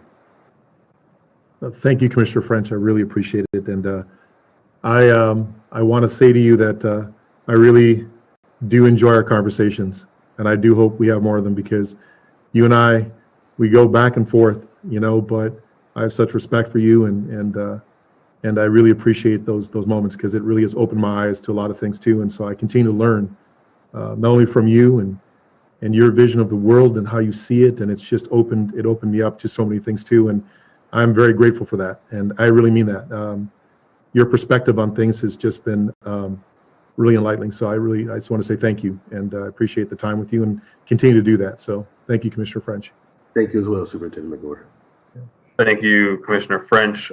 Commissioner Forney. Thank you, President Cogill. I feel like this is a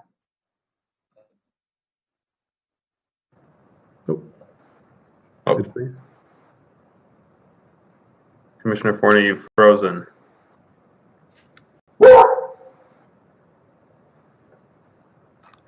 Such an opportunity for all of us to share that how well we are doing. Can you hear me? We lost you for a moment. There? Hello? We lost you for a while. Okay. You're back. All right. Hopefully I'm there. I'm back. Okay. Yeah. All right. And everything. Well, this is such an opportunity for us all to, what should we say?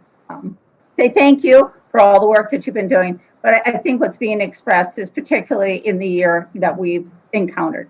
And nobody's going to be looking, 2020 is about eyesight, and it is about seeing things, and hopefully we all are seeing how you, and I also need to say your staff has responded to the needs of the community this past year and everything. It really, I could go on and gush about, how impressed I am, with everything.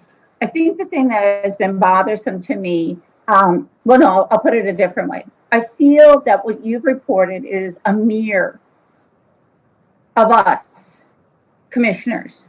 And I'd like to take credit, for all that we've done.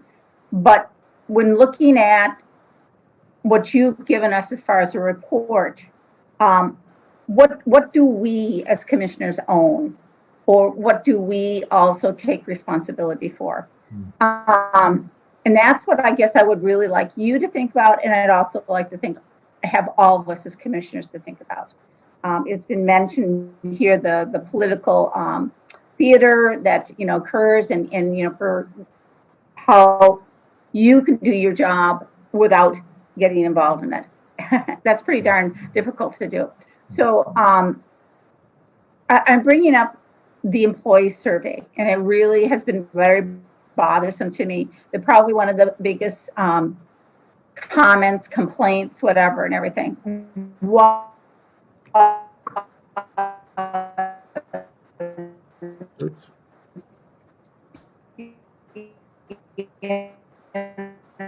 Commissioner Forney, we're losing you again. Commissioners with staff. And can you hear me now? Yes. Okay. Anyway, we have such amazing staff. I've been involved with staff for some 40 years, and to hear their remarks, or to know of how the survey came out with their remarks and everything, is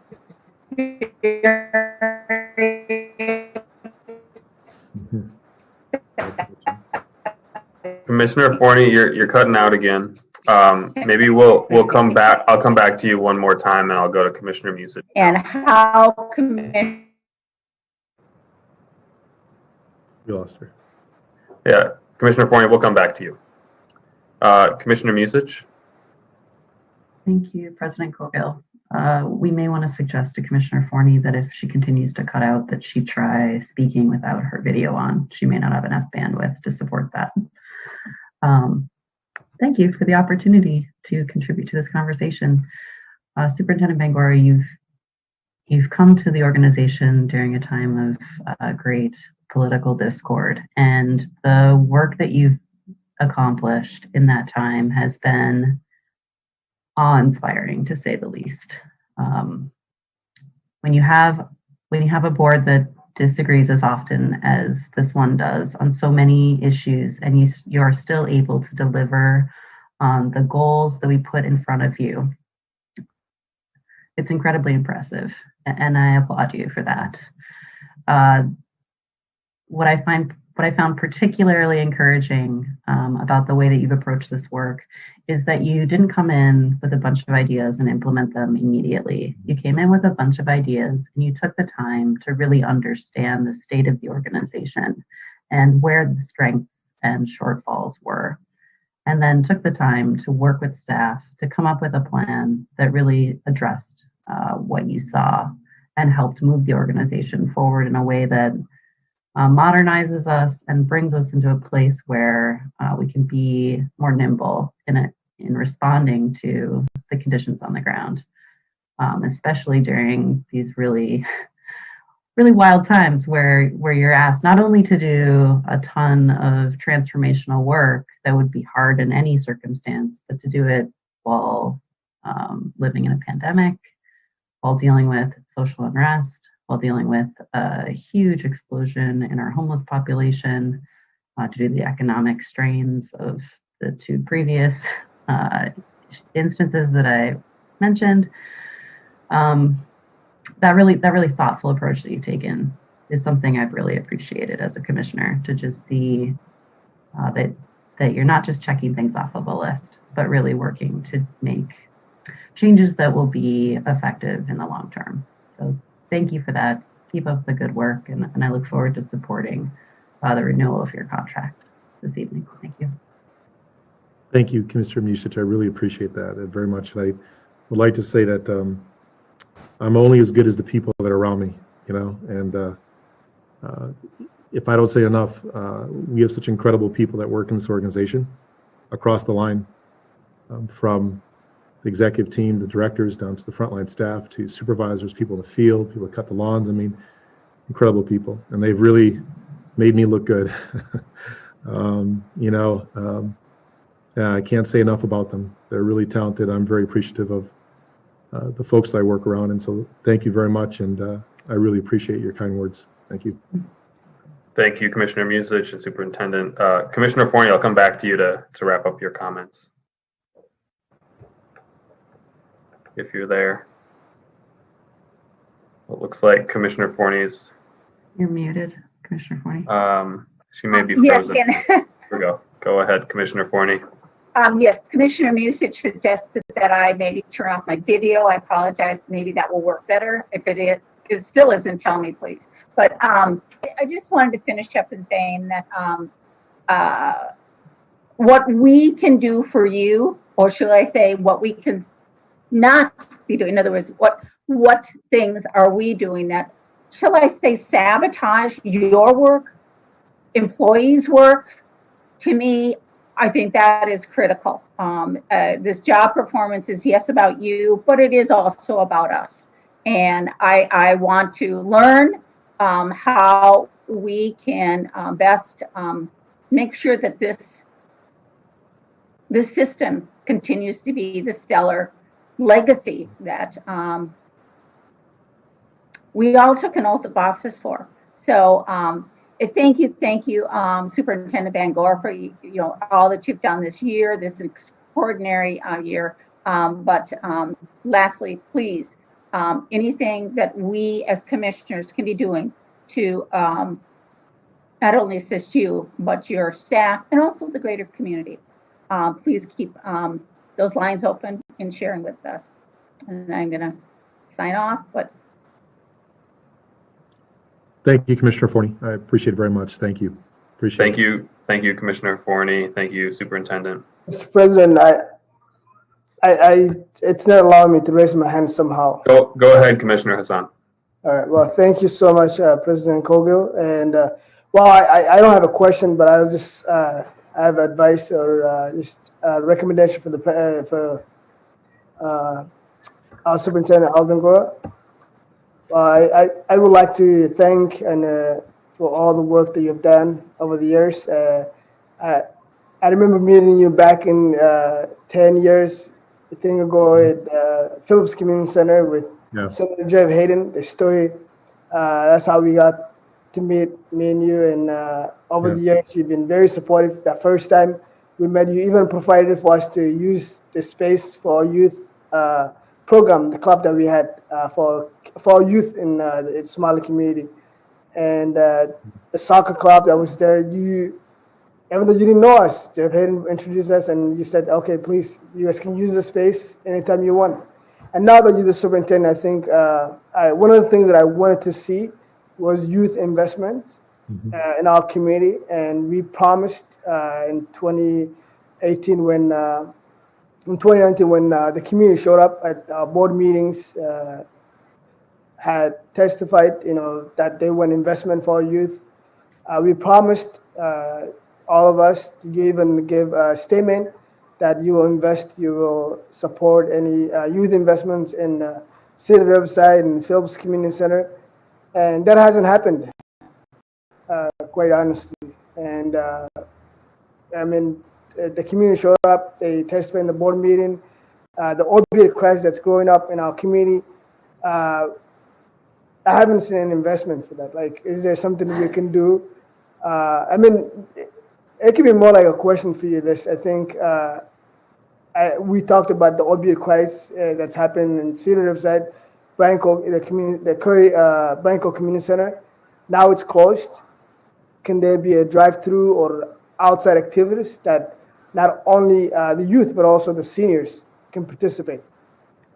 Maybe a drive-through that we can. There isn't that much stuff. Most of the stuff are not there right now. Can we use the resources toward something that's more productive for our youth? Activities, more like, and now the government said we can do outdoor activities and outdoor dining. Is there any ideas that something that you guys can look into? Maybe the staff can go back. Even the president himself and is there where we can find youth funds that can help our kids at time that's tough for them to come out and do the activities that they used to do now that they're all in a closed houses. I get it, it's going to be a risk for everyone, but while we practicing social distance, use the resources wisely is what I mean to say. And I haven't seen that investment. All we do is talk the talk, but not walk the walk. And I brought this resolution in the last meeting to allocate funds for our youth in City Riverside, as well as in North Minneapolis. That hasn't been done. Do you have any plan? I might brought up some resolutions at the meeting tonight, but do you have any ideas, any improvements that we can better serve the youth in City Riverside and Phillips Community Center, My and apologies. North Minneapolis? President Cogill, Commissioner Hassan, it's unfortunate to hear that that you haven't seen investment in Cedar Riverside or Phillips or into North Minneapolis. I will make it my mission to meet with you and to really talk about what we have done and what we have invested. I think what's more importantly is that I would like to really work with you to determine what that is, and because we have staff that are doing really incredible work out there and providing really innovative programs across the city in all areas.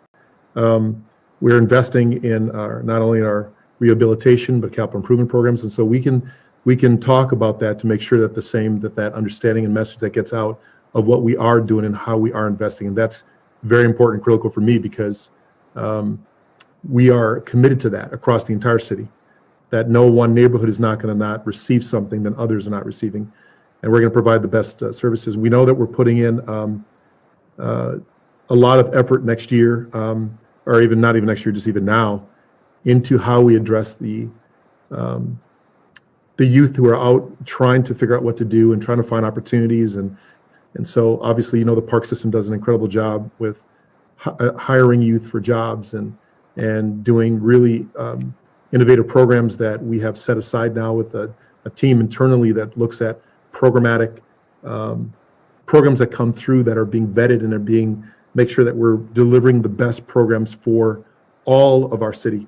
So part of this reorganization also is committed to a very, very streamlined approach to, if we see some needs out here based on demographics, surveys, requests from commissioners, whatever it might be that we need to do, we are able to look at that and be able to offer those programs and do what's best for our community. So long story short, there's a lot that I can share with you.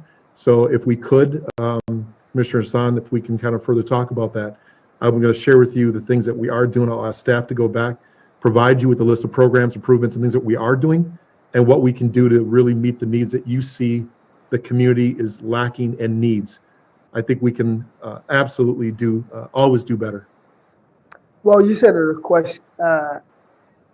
Did the East African community showed up our meetings and request that they want investment for youth and investment for seniors in City Riverside last meeting when you first got hired? Yep. And was there any follow-up with that? I mean, I haven't seen any report back to the commissioners. I don't know what happened. Okay. As a commissioner, I also stated how important it is for me to see investment on our youth and City Riverside. Okay. And I mean, it's the end of the year. It would have made me happy if I saw that report. And then also the Minneapolis incident that happened, we promised as a board that we're going to invest, we're going to change. And you were there. You were one of the first people to meet with the community that was hurt. Yes. And George Floyd happened. It's still nothing happened. President Kogel, Commissioner Hassan, what we'll do is, if we're talking specifically about Walt Dietzig funds, or we're talking about anything around that, we can get that information to you. There's no question. So if you would give me the opportunity, I will be able to share with the work that we are doing currently within the neighborhood, so I can share that with you. And what I'm hearing from you is that you need to see a report of the work and the investment that we have done. So I clearly will get that information to you. Again, I also then would like to meet with you and to talk about the things that you do see in there. If there's something that we are not fulfilling, that we make sure that we do. Again, it goes everything from a budget perspective. We do go to the board. The board does make decisions on the overall budget, and I remember clearly what was going on with the budget around that. But from the investment part, what we take and how we go forward, I will make sure that we share that with you and spend that time with you. And can you discuss a little bit when the East African women and the East African community showed up to the community? What happened after that? Like, did you follow up as a superintendent? Can you maybe enlighten the commissioners and the board what had inspired since then? What are some of the things that you have accomplished after they showed up to the meeting? Have you followed with them? Was there any change? Were they happy? And President Kogel, Commissioner Hassan, I did not have a personal, I know that I was with you in many meetings that we had with the community. I know that we responded. If we're talking about very different things, I want to make sure that we're talking about the right subject that you're asking.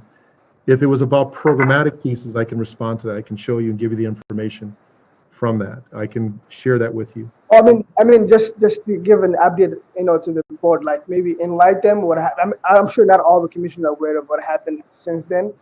Maybe just a summary of what happened after. Like I even myself, I don't know, like I thought you were gonna follow up with, this. Okay, President Kogel, Commissioner Hassan. Go ahead, sorry. Yep, what I can do is I can bring back a follow-up with you right now. I don't have everything in front of me where I can start to talk about a timeline. I'd be more than happy to bring forward to you from what your question is, is to share with the board of what happened after the conversation.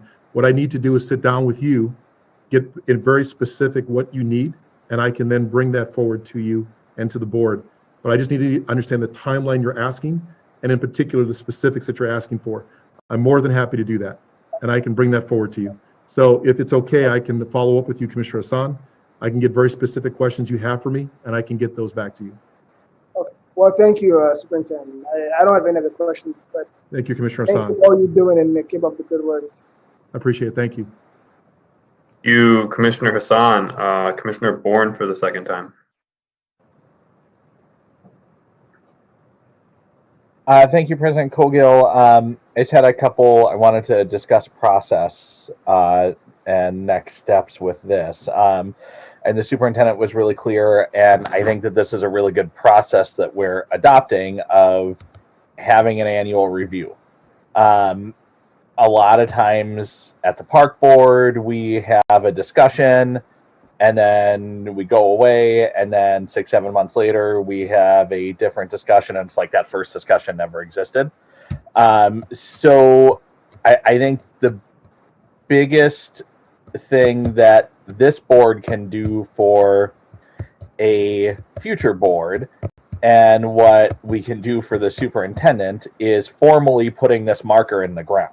So what I'm hearing is pretty unanimous consent that there's no objections with the renewal of the superintendent's contract. So in that matter, we can remain silent. But the superintendent did ask in his contract that he have an annual review, and so I think we need to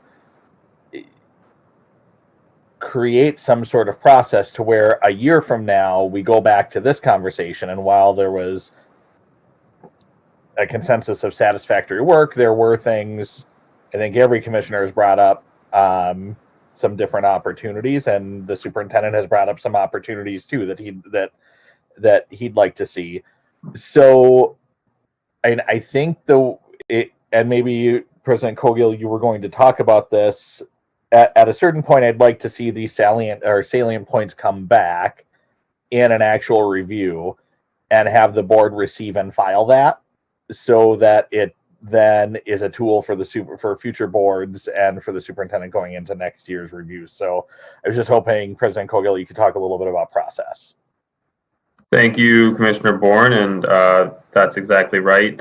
As I mentioned at the beginning of this meeting, we'll be reviewing with council the notes of this meeting and the transcript of all of the opportunities, areas of strength, etc., that we discussed, and receiving and filing that at the next board meeting for future use. I think it's important that, as you mentioned, we don't stop this conversation or drop the conversation, but efficiently identify the points of opportunity and provide that opportunity for the superintendent to then document how he's growing from this point onward, both for this board and for the next one. So appreciate you putting a note on that point. Thank you, Superintendent, for having this discussion with the board. It's a testament in the way that this discussion has gone to the relationships that you have with the folks that represent the people of this city. I know that you take that very seriously, and I appreciate the responses and thoughts of all the commissioners. I just want to underline a couple of items. First of all, it's just been a pleasure to serve with you this year as the president, and being in weekly communication with you, if not daily sometimes, during a year that has seen not just incredible challenges for this organization, but incredible personal challenges, even through some of the work that's happened in the city and around your home. And the grace, the poise, the tenacity to continue on when you've been challenged in that way is there aren't quite words, I think, to describe it.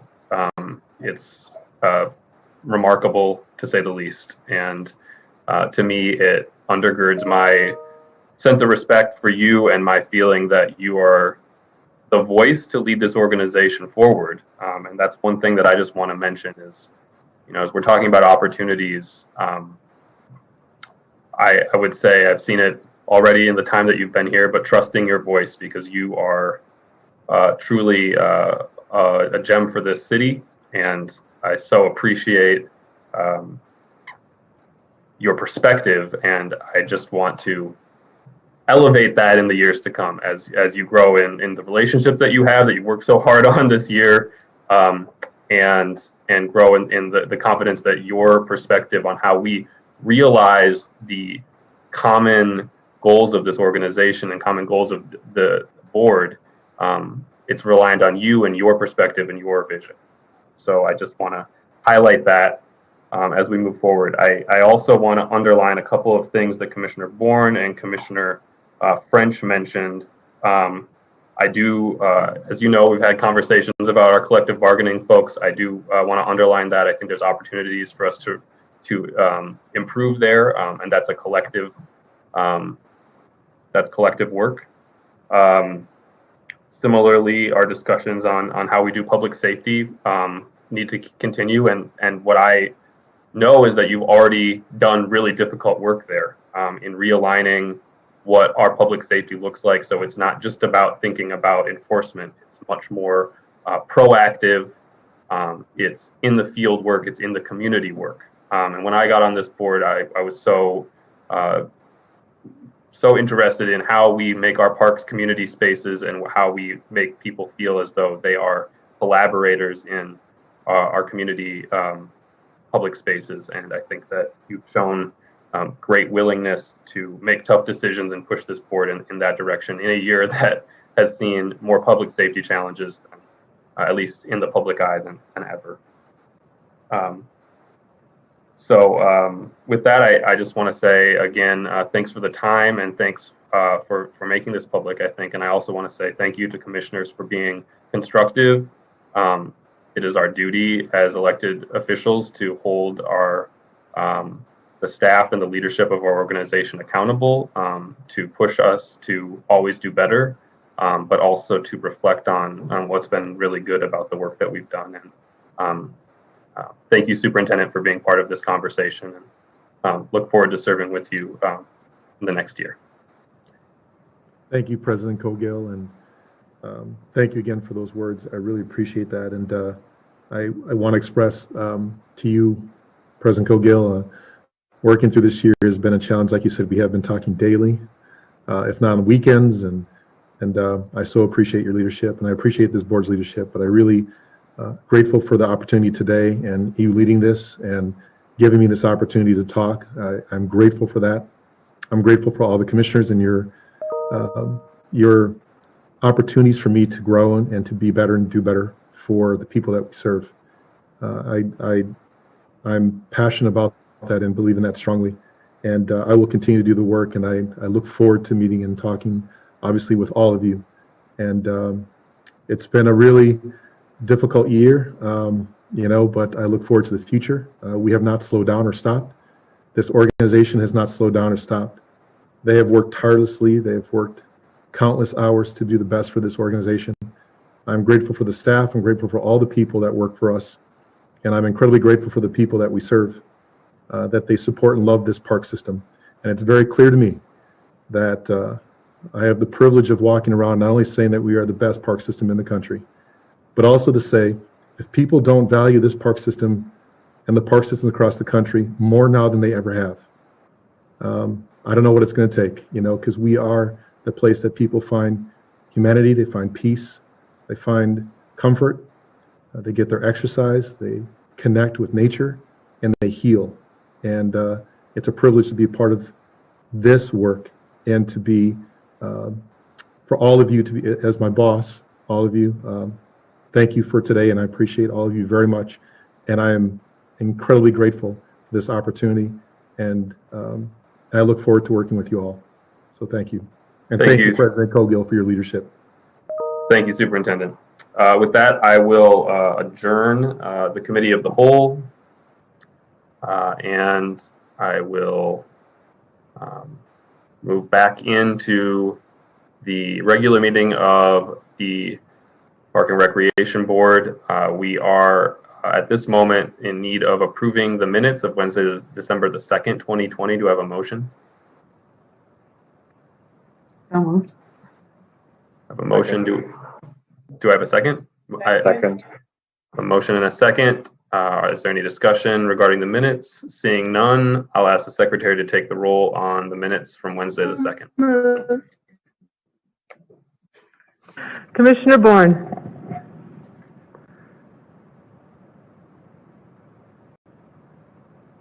Aye. Commissioner Musich. Aye. Commissioner Hassan. Aye. Commissioner Severson. Aye. Commissioner Meyer. Aye. Commissioner French. Aye. Commissioner Forney. Aye. Vice President Vita. Aye. President Cogill. Aye. You have 9 ayes. That carries. Turning it back over to the superintendent. We are into reports of officers. Superintendent Bangora. I know, thank you, President Cogill and Commissioners. I know you're tired of hearing me talking. It's not over yet, so be patient with me.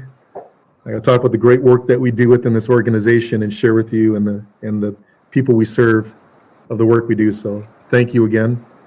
So let's start with athletics, aquatics, and ice arenas. 40 new picnic tables were purchased and assembled at Parade Ice Arena and deployed to the outdoor ice rink sites that will not be having warming rooms. Thanks to all the aquatics, ice arena staff, and athletic administrative assistant for their hard work on this. And I did see these being delivered out there, and it was really great to see. So thank you for all your work. Youth sports, registration for hockey and basketball is underway with the program scheduled to begin after the first of the year and when the governor's order is lifted. Adult sports, registration for broomball, pond hockey, and volleyball are currently going on with all play scheduled to begin after the first of the year. Aquatics, planning for the junior swim club to begin in early January. So great to hear that that's going. Recreation centers and programs. Recreation centers have adapted program offerings to meet the new executive order guidelines for the youth enrichment programming. Some of the offerings currently ongoing or upcoming over the winter break include Kempo character development at Falwell Recreation Center, holiday gift giveaway at Farview, arts enrichment at East Phillips, and archery at MLK Recreation Center, Reverend Dr. Martin Luther King Center, Recreation Center. As we move into winter break next week, recreation centers will be offering appropriate programming for youth as we continue to strive to meet their needs while adhering to the pandemic guidelines. Golf staff are currently reviewing new tee time management systems and will have a vendor in place around the first of the year. Golf staff is working with the Low Pit Foundation on winter programming and Worth and Hiawatha golf courses. Full service community schools. FSCS is currently working on the distribution of winter wear donated by 43 hoops for students at Bethune Elementary School. MPRB is working with the school's families liaison to purchase more winter wear to support families who have been transient this school year. Creation spaces. Powderhorn Park's music studio is undergoing a remodel that is nearing completion. The space was refreshed with a new carpet, paint, light fixtures, and window treatments. Lounge furniture and state-of-the-art production equipment will put the finishing touches on the space and will be ready for winter programming. I know Assistant Superintendent Cox was very excited about showing photos, but she's going to hold that for later to show the before and afters. And so we had to kind of hold her excitement, but we're really very proud of this. Great job by the Recreation Department and moving forward on this. And just to kind of give a cue is that this is one of now 4 creation spaces that we will have in the city in the next couple of years. Really exciting to talk about how we start working with our youth and our children in areas of creation around design, graphic design work, STEAM, audio engineering, music, art, documentaries, all those things that we're really excited about. So great work. Sorry, I took more time on that. Forestry. Over 60,000 new trees planted within the last 8 years will require proper pruning to develop branching structures that maximize longevity. Working in partnership with the University of Minnesota, Heather White, Forestry's operation manager, established a training program that focused on young trees. All forestry staff participated in the training, which stressed new techniques that are already being used. And really cool photos. Great work on that. It's really great. Asset management. While adhering to COVID-19 guidelines, asset management staff held an equipment operator testing session in order to determine applicant qualifications for the 3 full-time open NEO positions. Testing was completed without problems, and job offers are currently being extended to applicants. Awesome. Horticulture. Holiday pots.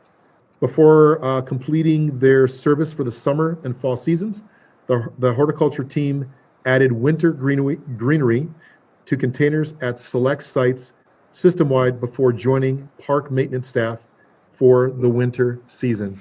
Really cool. I love having things that beautify our parks. It's amazing. So these photos are containers designed by gardener Tina Scott at Lake Hiawatha Recreation Center. So thank you, Tina. We're very proud of you. These look great. Environment management. Record-breaking 2020 aquatic invasive species inspection season ends. December 1st marked the end of the 2020 watercraft inspection season at the Bidet-Makaska, Lake Harriet, and Lake Nokomis boat launches. The boat launches were exceptionally busy in 2020, and NPR staff performed 10,137 inspections, a new record for the program. Awesome. Using all the tools at our disposal, including environmental DNA monitoring and watercraft inspections, staff did not find zebra mussels at any other unexpected aquatic invasive species in the chain of lakes or Lake Nokomis in 2020. The boat launches are scheduled to reopen to the public on May 1st, 2021. I just personally want to give an incredible shout out to the folks that have been down there doing this work, and they sit there all day doing incredible work for us. I want to personally say thank you for your work, keeping our lakes healthy and safe, and your patience and diligence to sit there every day doing the inspections is admirable, and I want to say personally thank you to all of them. West River Parkway Trail and Wall Repair near East 26th Street. West River Parkway was reopened last Friday afternoon near the 26th Street, East 26th Street. Vehicles may again use the parkway, and bicyclists and pedestrians are asked to use the temporary gravel trail. The railing will be completed in the coming weeks, and the rest of the project, including the trail's asphalt surface and the turf restoration, will be installed in early spring. Plowing of the trail and parkways over the winter will be affected. The West River Parkway Trail and wall replacement, as you see before you, that's really, I'm very happy to see that. Our infrastructure needs that work. In October through November 2020, approximately 400 lineal feet of boards were replaced on the stretch of plank trail on the Mississippi River side of the West River Parkway. The improved trail is now open and is being enjoyed by the public. The contractor will return in the spring to complete striping of the trail. And there's the photo of that, and wonderful work. So one last thing is going to be a quick encampment update, which I know it's important that the board hears this. And so again, President Cogill and Commissioners, my last update is related, of course, to the encampments. There are currently 38 tents at 2 park encampments. There are 15 tents and an estimated 6 residents at Reverend Dr. Martin Luther King Jr. Park, and there are 23 tents and 17 residents at the Minnehaha Regional Park. Last Thursday, December 10th, we disbanded the encampment at the mall. The disbandment followed significant documented public health and safety concerns at the encampment, including multiple fires that resulted in at least one injury, a fatal overdose, crimes and violence. Since mid-October, the outreach team has been encouraging those living at the encampment to move to available shelter spaces, but offers of open spaces were repeatedly declined. Notices were issued on November 30th and on December 7th to those living at the mall to vacate the encampment within 72 hours and move to alternative shelter. The morning of the disbandment, the 8 people who were living on site were offered shelter assistance by Hennepin County.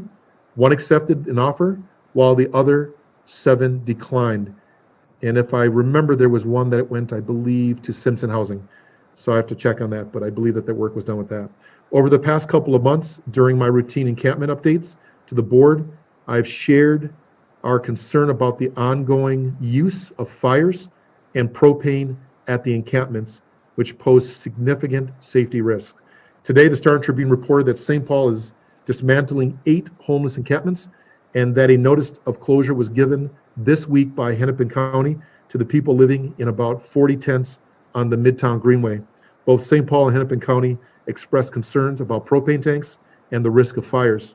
Park staff have continued almost daily outreach to provide to people living in the park encampments.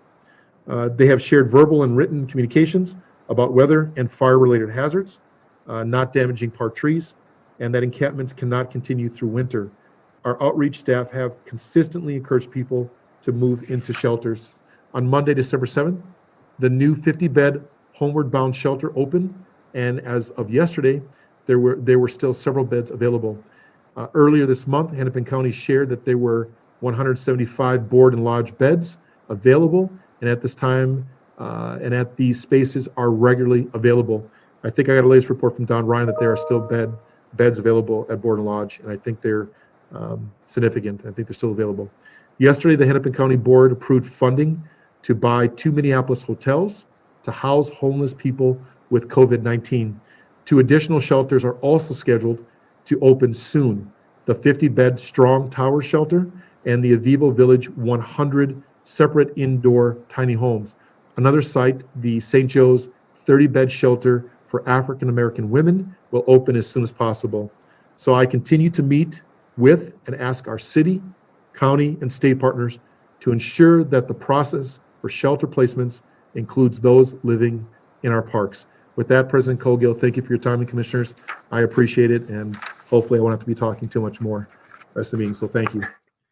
Thank you, Superintendent. We have some questions from commissioners. I'll start with Commissioner Bourne.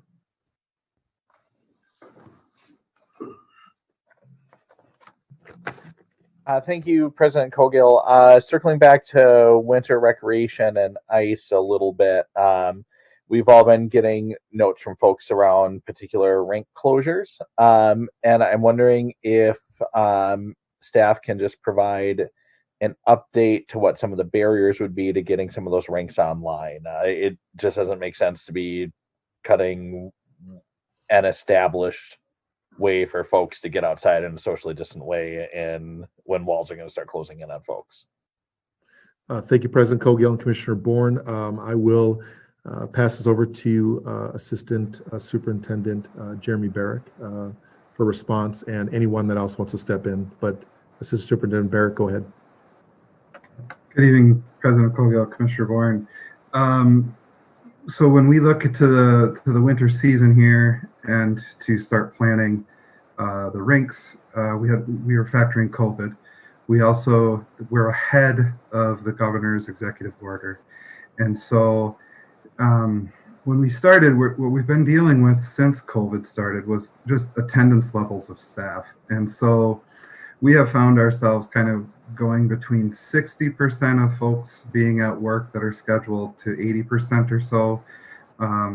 As the fall came on and we saw the uptick in COVID numbers, we also saw a decrease in our work attendance numbers. So that was really, where we landed with our ability to maintain all of the rinks that we traditionally would.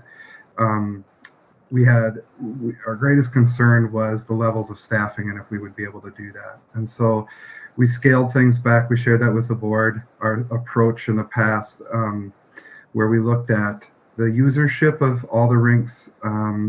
We looked at, there were some rinks that had existing construction projects.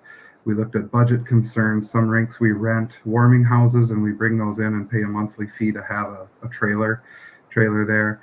And so we took a combination of those things and analyzed which rinks we could afford to forego ice just for this year in an effort to keep staff's capacity in tune with the attendance.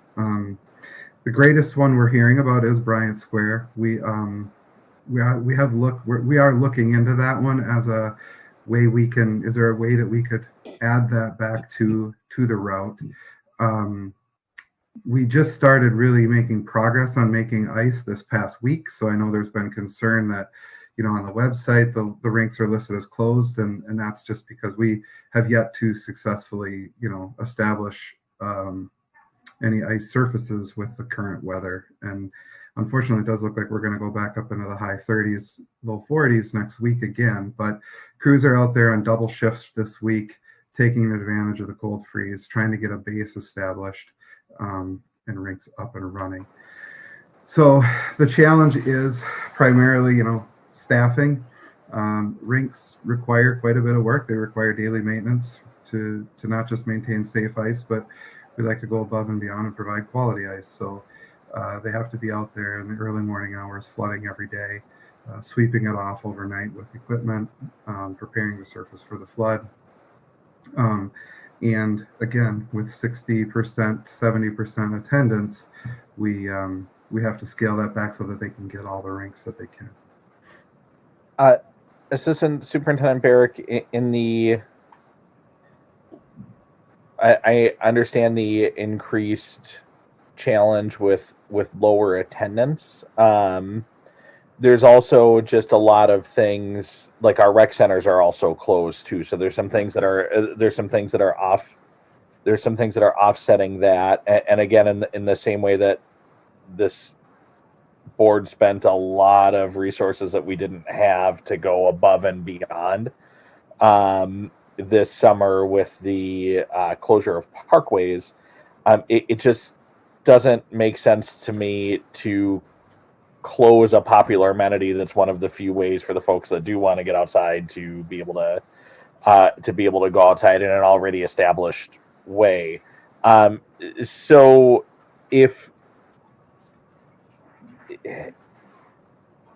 what could this board do, and what do you need if this board had a priority of keeping all of the rinks open this year and establishing all of the rinks this year that we had established last year? What sort of direction would you need? Because it sounds like that's not the plan at this point, that you're maybe looking at Bryant Square, but it's the plan to establish fewer rinks than last year. President Colgill, Commissioner Bourne, what we would need, and you point out the example of the summer and the staffing, and rec centers were closed, and we were able to flex. We were able to flex our staff to provide more, trails and walking opportunities. And in the summer, we bring on seasonals. And so you have one thing we would need would either be the ability to hire seasonals in the winter, which is something we have not discussed with 363, but in the past, that has not been a welcome idea. That would be essentially what we would need to be able to do, though, to increase our staffing levels. Even with the staff increase, we're going to have social distancing concerns, and we'll have to be able to either rent additional vehicles so that we can put one or two people in a vehicle. So that's where the pinch is staffing and the number of bodies to the number of rinks with the timeline. So in order for the rink to be open by I think 3 p.m. during the week and noon on the weekends, or 11 on the weekends. They're out there early in the morning, and they've got to get through that route in time with the sweeping and the flooding so that it can be open for the public. And so it's staffing and equipment. Okay. I would be open to, I personally would be open to seasonals and having that conversation with 363. We do have, if I'm reading it right, close to $1 million in money that we weren't going to spend this year coming up in an agenda item later on to now spend that money. So restarting some loan payments that we had initially intended to delay. I think putting like $375,000 back into the park dedication fund that we had originally talked about. Halting. It seems to me that we shouldn't be cutting the limited opportunities that we have for people to get outside. So I do appreciate that. And I'm hoping to hear some good news in the next couple of days about Bryan Square, but I mean, it's just a time-tested amenity that's that folks use across the city.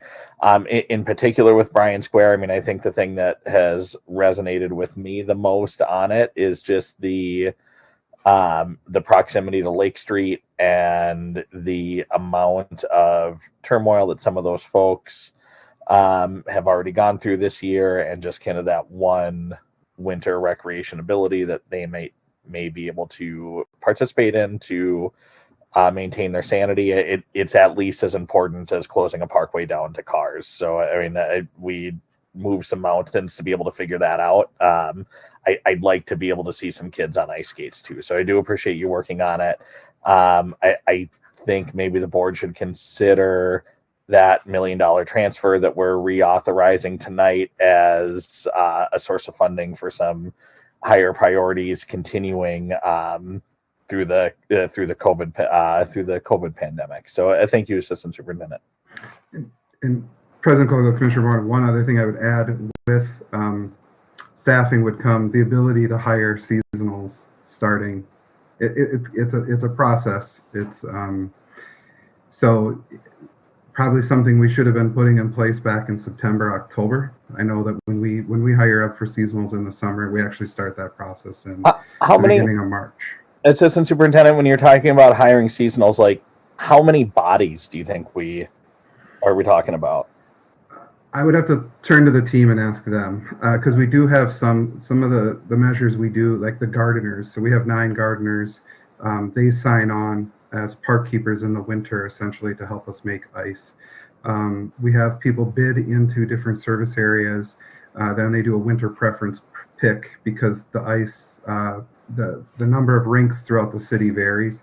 And so some of the park keepers from different areas will temporarily move into other service areas.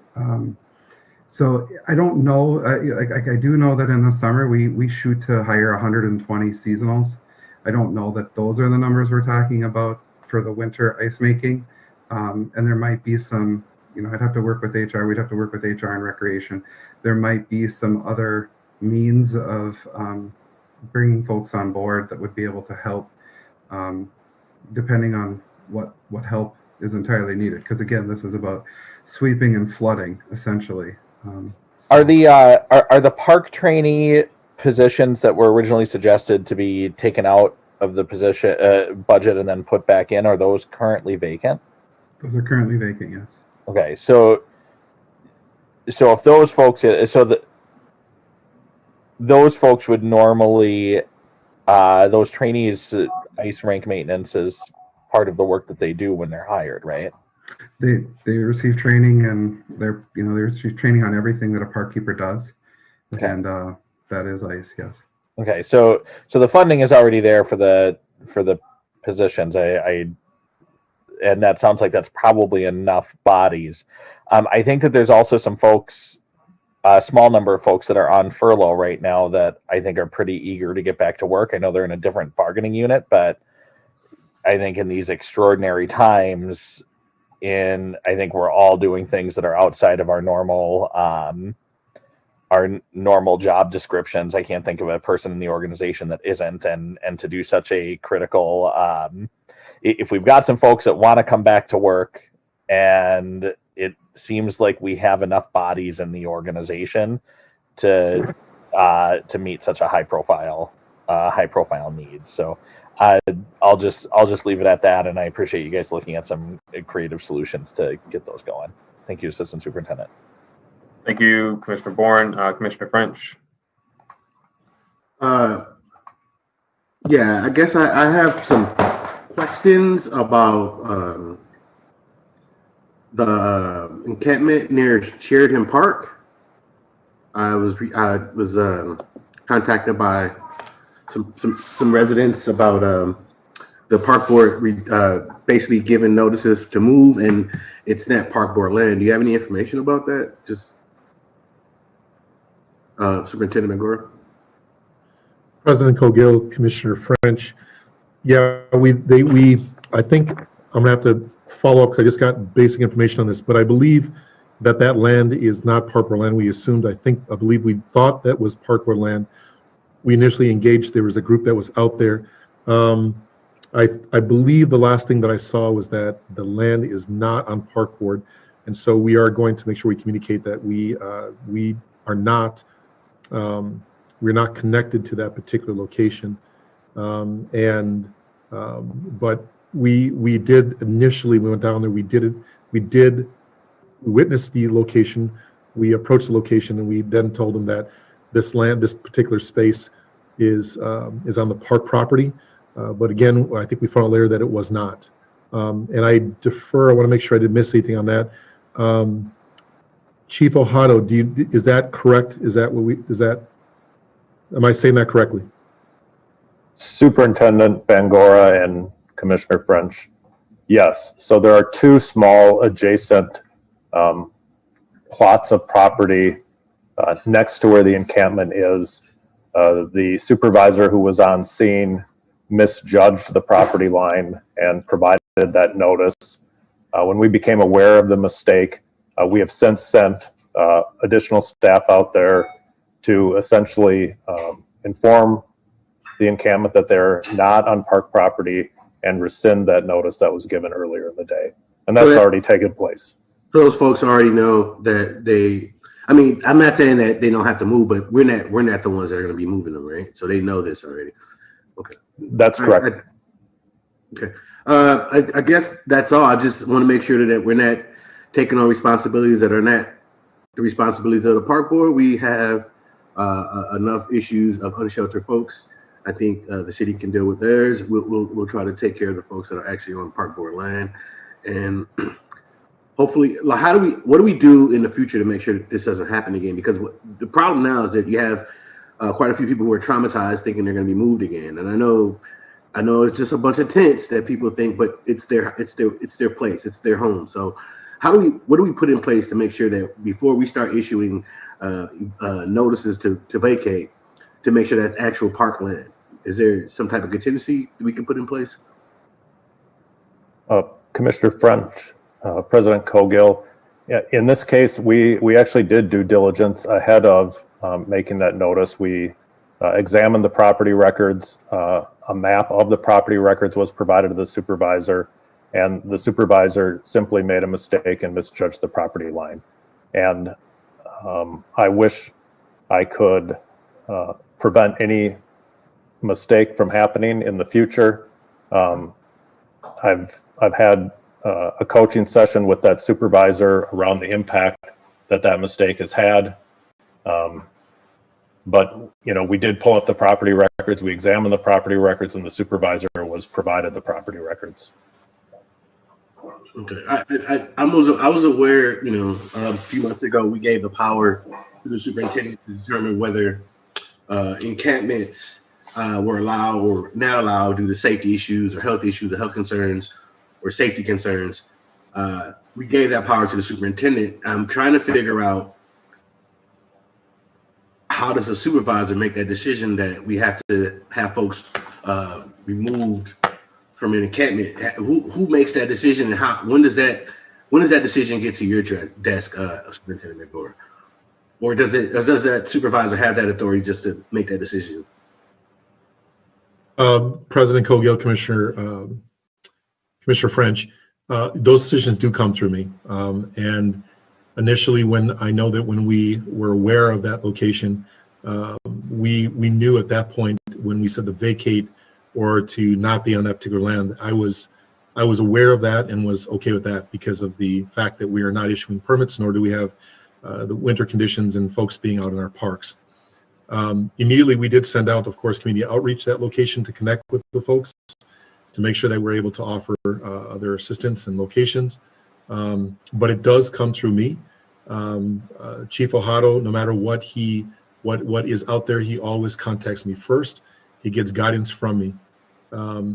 Again, I did not know at that time, like Chief Ojado stated, that was not parkland. I did not know that, obviously. But again, as Chief Ojado stated, that he did address that issue with that supervisor. But it does come through me, and I do make the decisions in regards to encampments and how we are going to proceed forward. Do we inform the city that they have an encampment? I'm assuming that city land, or does it belong to some other entity? Chief Ojado, I don't remember the correspondence on that, but I think it's another entity, correct?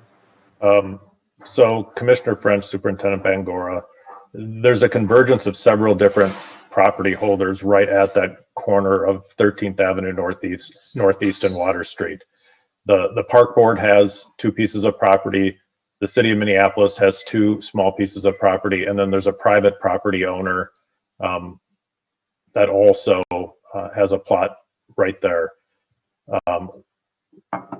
What we have determined is that there's no one on the park property presently, and we are not making any additional notifications beyond that.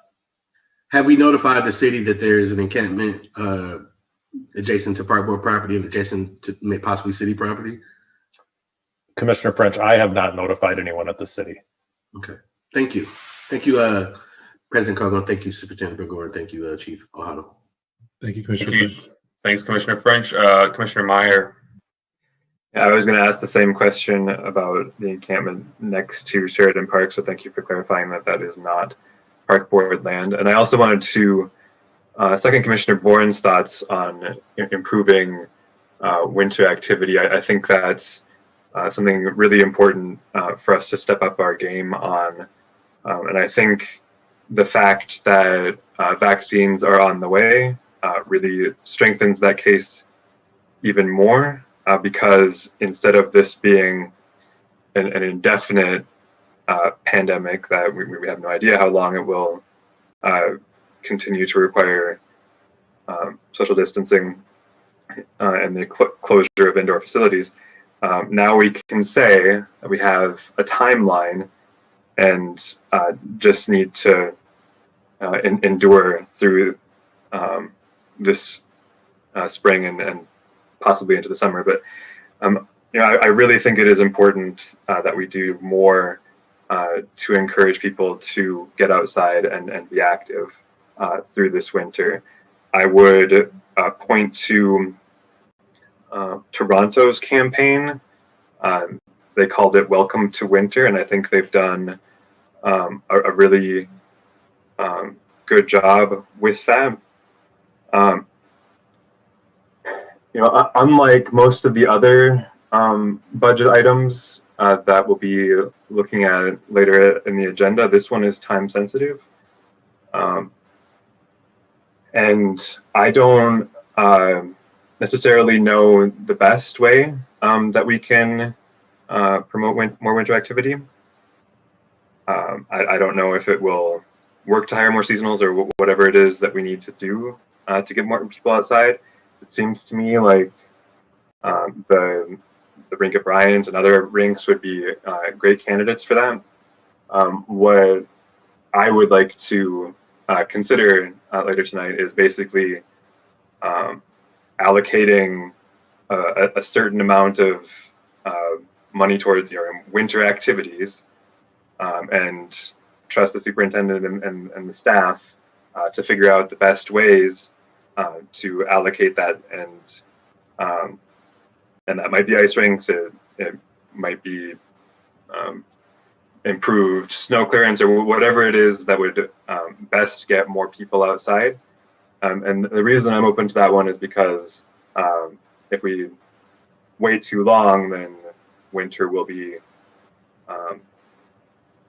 more of it will be over, so we would need to act quickly on that. But we can talk more about that in the items later on our agenda. Thank you. President Cogill, to interrupt, would it be possible that Assistant Superintendent Cox could talk about our winter programs? Because I think there's a sort of a narrative that's going on here about winter activities not being provided. We are providing a lot of winter activity. I don't know if this is appropriate time. And thank you. Yeah, I appreciate it, Superintendent. We're looking at the time. We're at 7:30 here. I think that Commissioner Meyer and Bourne have both made it clear. I mean, I know that there's a lot of outdoor activities that are happening this winter, and there are a lot of plans there. I think they've made it clear, and I would second that if there's a way for us to move towards expanding the rinks, it does make sense to do so.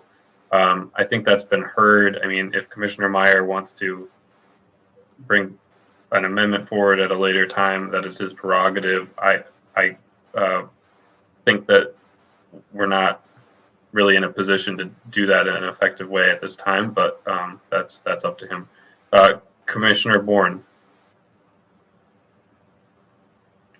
Thank you, President Cogill. I would disagree with the nuances of the first district commissioner. I mean, we're having people ask for ice rinks, and so I mean, it just seems kind of weird to me saying, everybody, we heard your request for ice rinks and we responded, here's a winter bike path. And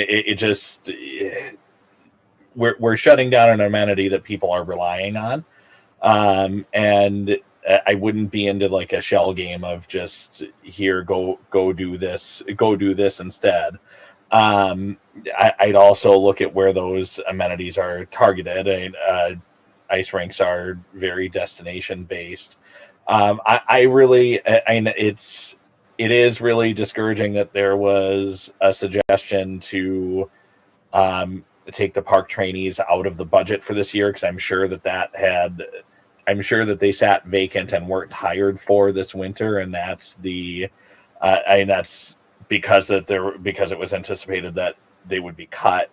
So now we're under an intense amount of pressure to get that done. So I mean, I would look at management doing every tool that they have in their toolbox to establish the same number of rinks that were established last year. And I understand weather, but we had a map of rinks last year. We have a smaller map of rinks this year when they're needed more.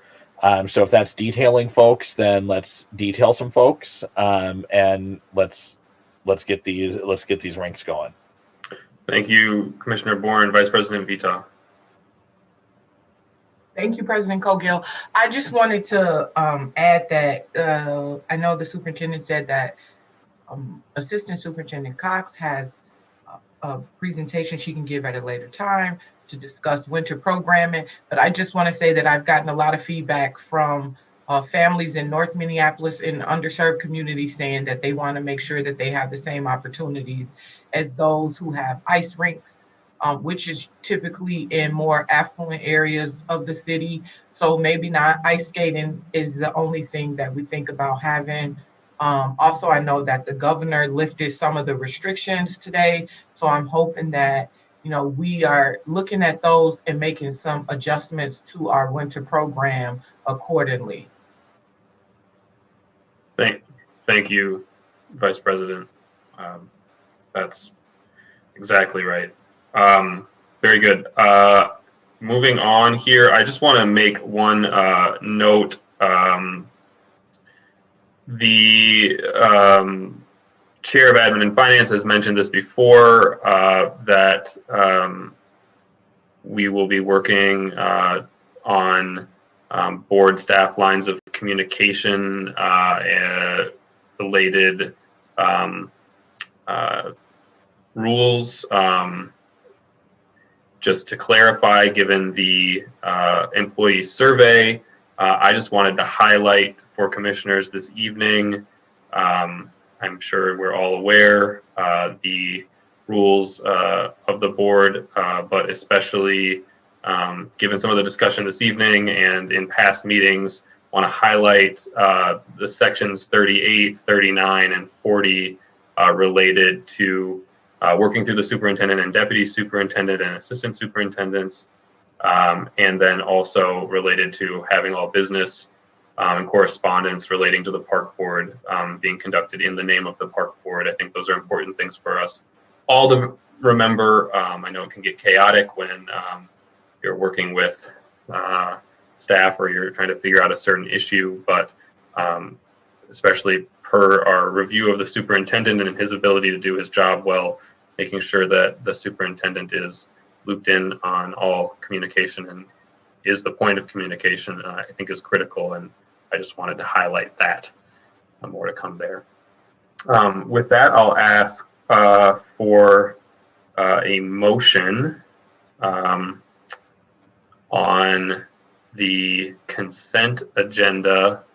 The resolutions are Resolution 2023-54 through Resolution 361. Do I have a motion?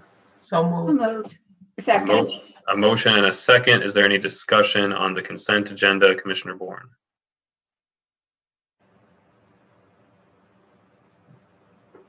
Thank you, President Cogill. I for sure want to pull the Ask Me letter. I'm just double checking what was on consent and what came under admin and finance. Give me 1 second while I pull this back up.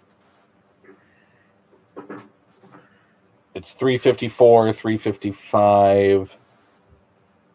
Wait, am I in the right? It says the 16th. 354 through 3. Can you say that again, President Cogill? 361? Correct. 361 are the consent agenda items. Yeah, I'd like to pull 354 for discussion. 354 for discussion. Okay. Resolution 2023-54 has been pulled for discussion. We will discuss that after voting on the rest of the consent agenda. The consent agenda has been moved, so I'll ask the secretary to please take the roll on resolutions 355 through resolution 361. Commissioner Bourne.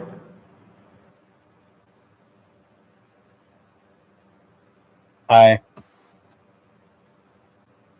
Commissioner Musich. Aye.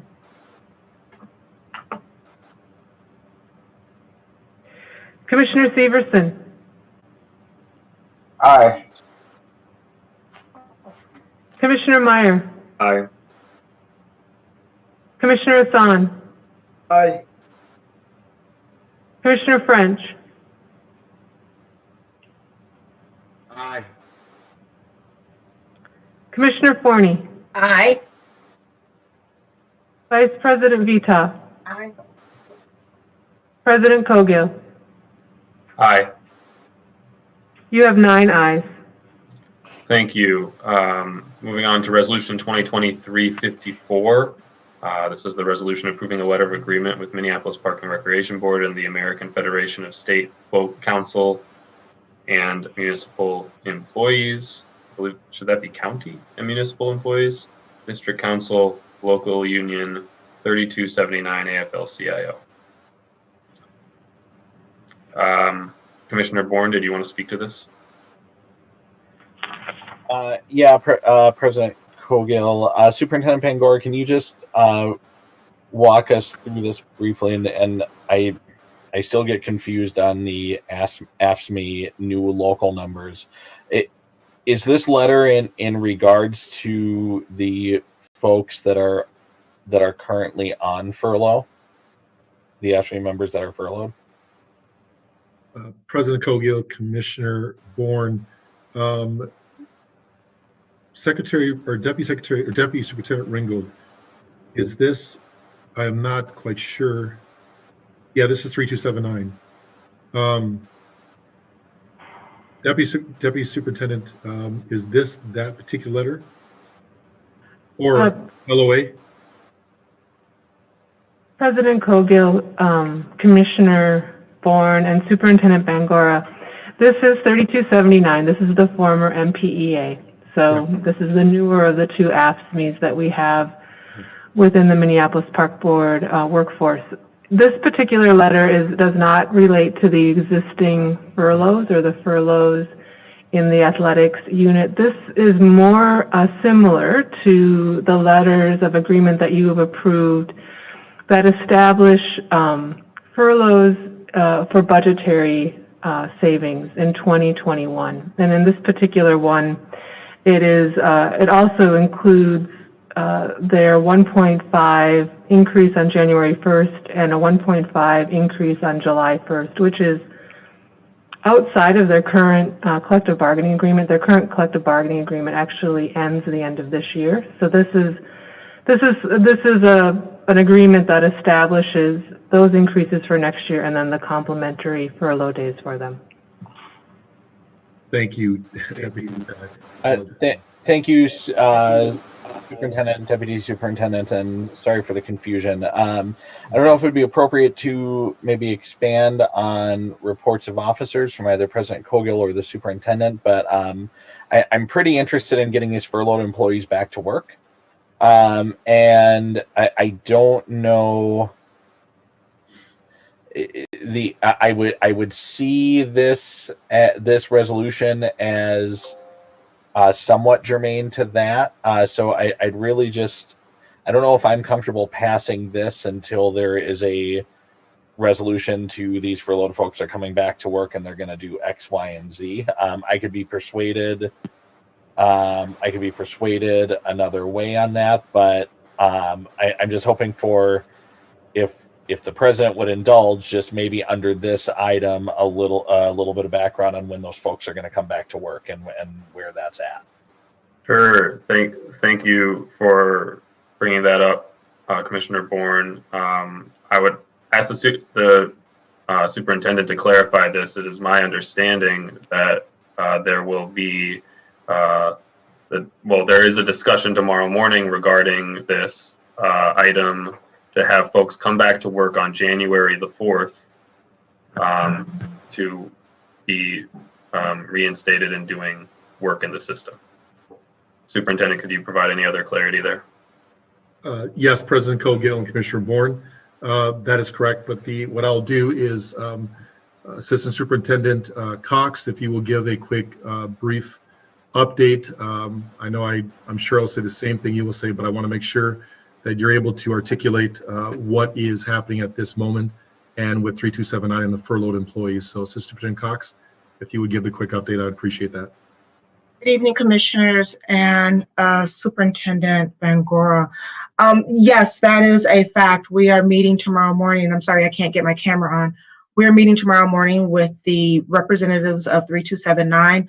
Unfortunately, I was hoping to have this conversation with 3279 before we have a public discussion about it because they have not yet heard the details of it and the employees have not heard it either. But here we are, and the plan tomorrow is to discuss their return. And Assistant Superintendent Cox, the date is actually January 1st or the 4th? I'm sorry. Superintendent, it is January 4th because the 1st is a holiday. Yes. Monday is the 4th. I want to make sure I confirm that. Thank you. Thank you, Superintendent and Assistant Superintendent. As I look at this resolution, is Director Wiseman on vacation or is she on this call? I know this is kind of a vacation time for her. She is on vacation, but she is on the call. Shoot. Well, I'm sorry, Director Wiseman. Is there, as I'm reading the background of this agreement, it seems to me that the board could pass this on our January 6th meeting. And I can't imagine that we're planning on furloughing tons of people January 4th through the 6th. Is there any financial impact to where this could not wait until January 6th. So I really don't want to vote on this until I know when those folks are coming back. President Colgill. Oh, go ahead, Jennifer. President Colgill, Commissioner Bourne, I'm sorry to interject, but so this is actually an LOA that has been approved by AFSCME, so it's been through their full vote. It's been through that process. And they are interested in being able to use furlough days as soon as possible in January. So part of the urgency to get it on the agenda tonight was around that. I mean, certainly January 6th is perhaps, there's a few possible furlough days that are missed on January 6th, but this is part of their planning, and they're planning with their supervisors in terms of when they would take those days in January. So just for your consideration. Do we have any employees that we know of, Assistant Superintendent Cox, that have asked to use to tentatively use furlough days in those first couple of days of 2021? Commissioner Bourne, I can't confirm or deny that because AFSCME is larger than the group that we are discussing tomorrow. So I can't say across the entire 3279 who has asked for what. And I would just think that that's something that we could retroactively approve. This has been, we don't furlough people very often. This has been a pretty high profile issue that has reached, I think, every member of this board. And I think we're hoping to have the board not be involved, but here we are. So I guess I'm not comfortable voting on this letter about furloughs and who has to take what furloughs when there are some unresolved matters about folks that are being furloughed in the same bargaining unit. So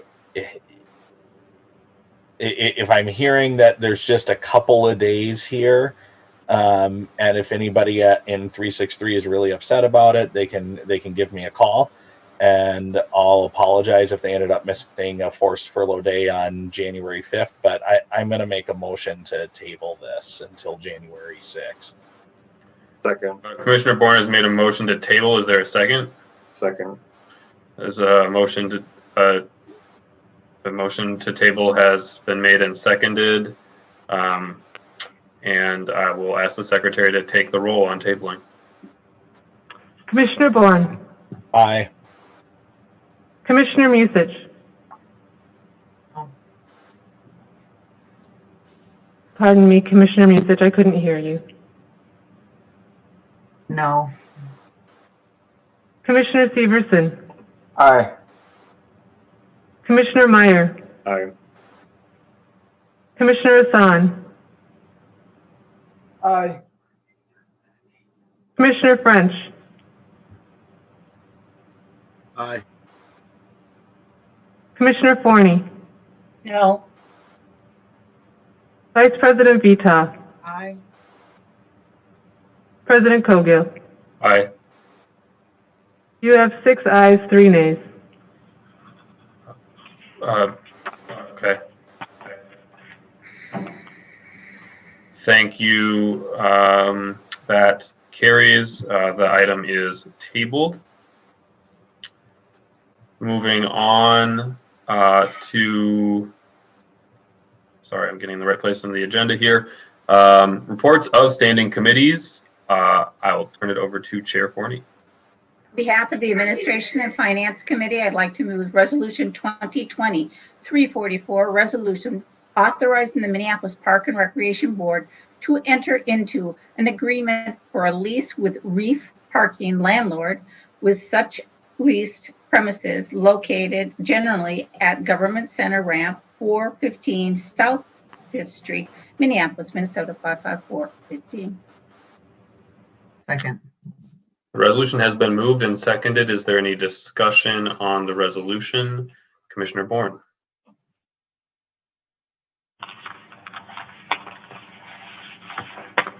Thank you, President Cogill, we spoke at the last meeting about just some frustration and having to pay for the obligation of maintaining the commons. And we had talked about a possible renegotiation of this lease or being reimbursed from the city of Minneapolis. It sounded like staff was going to go back and work on this a little bit, and so I'm hoping that they did. But is there any news that is different from this last from when we discussed this in committee and 4 commissioners voted against it?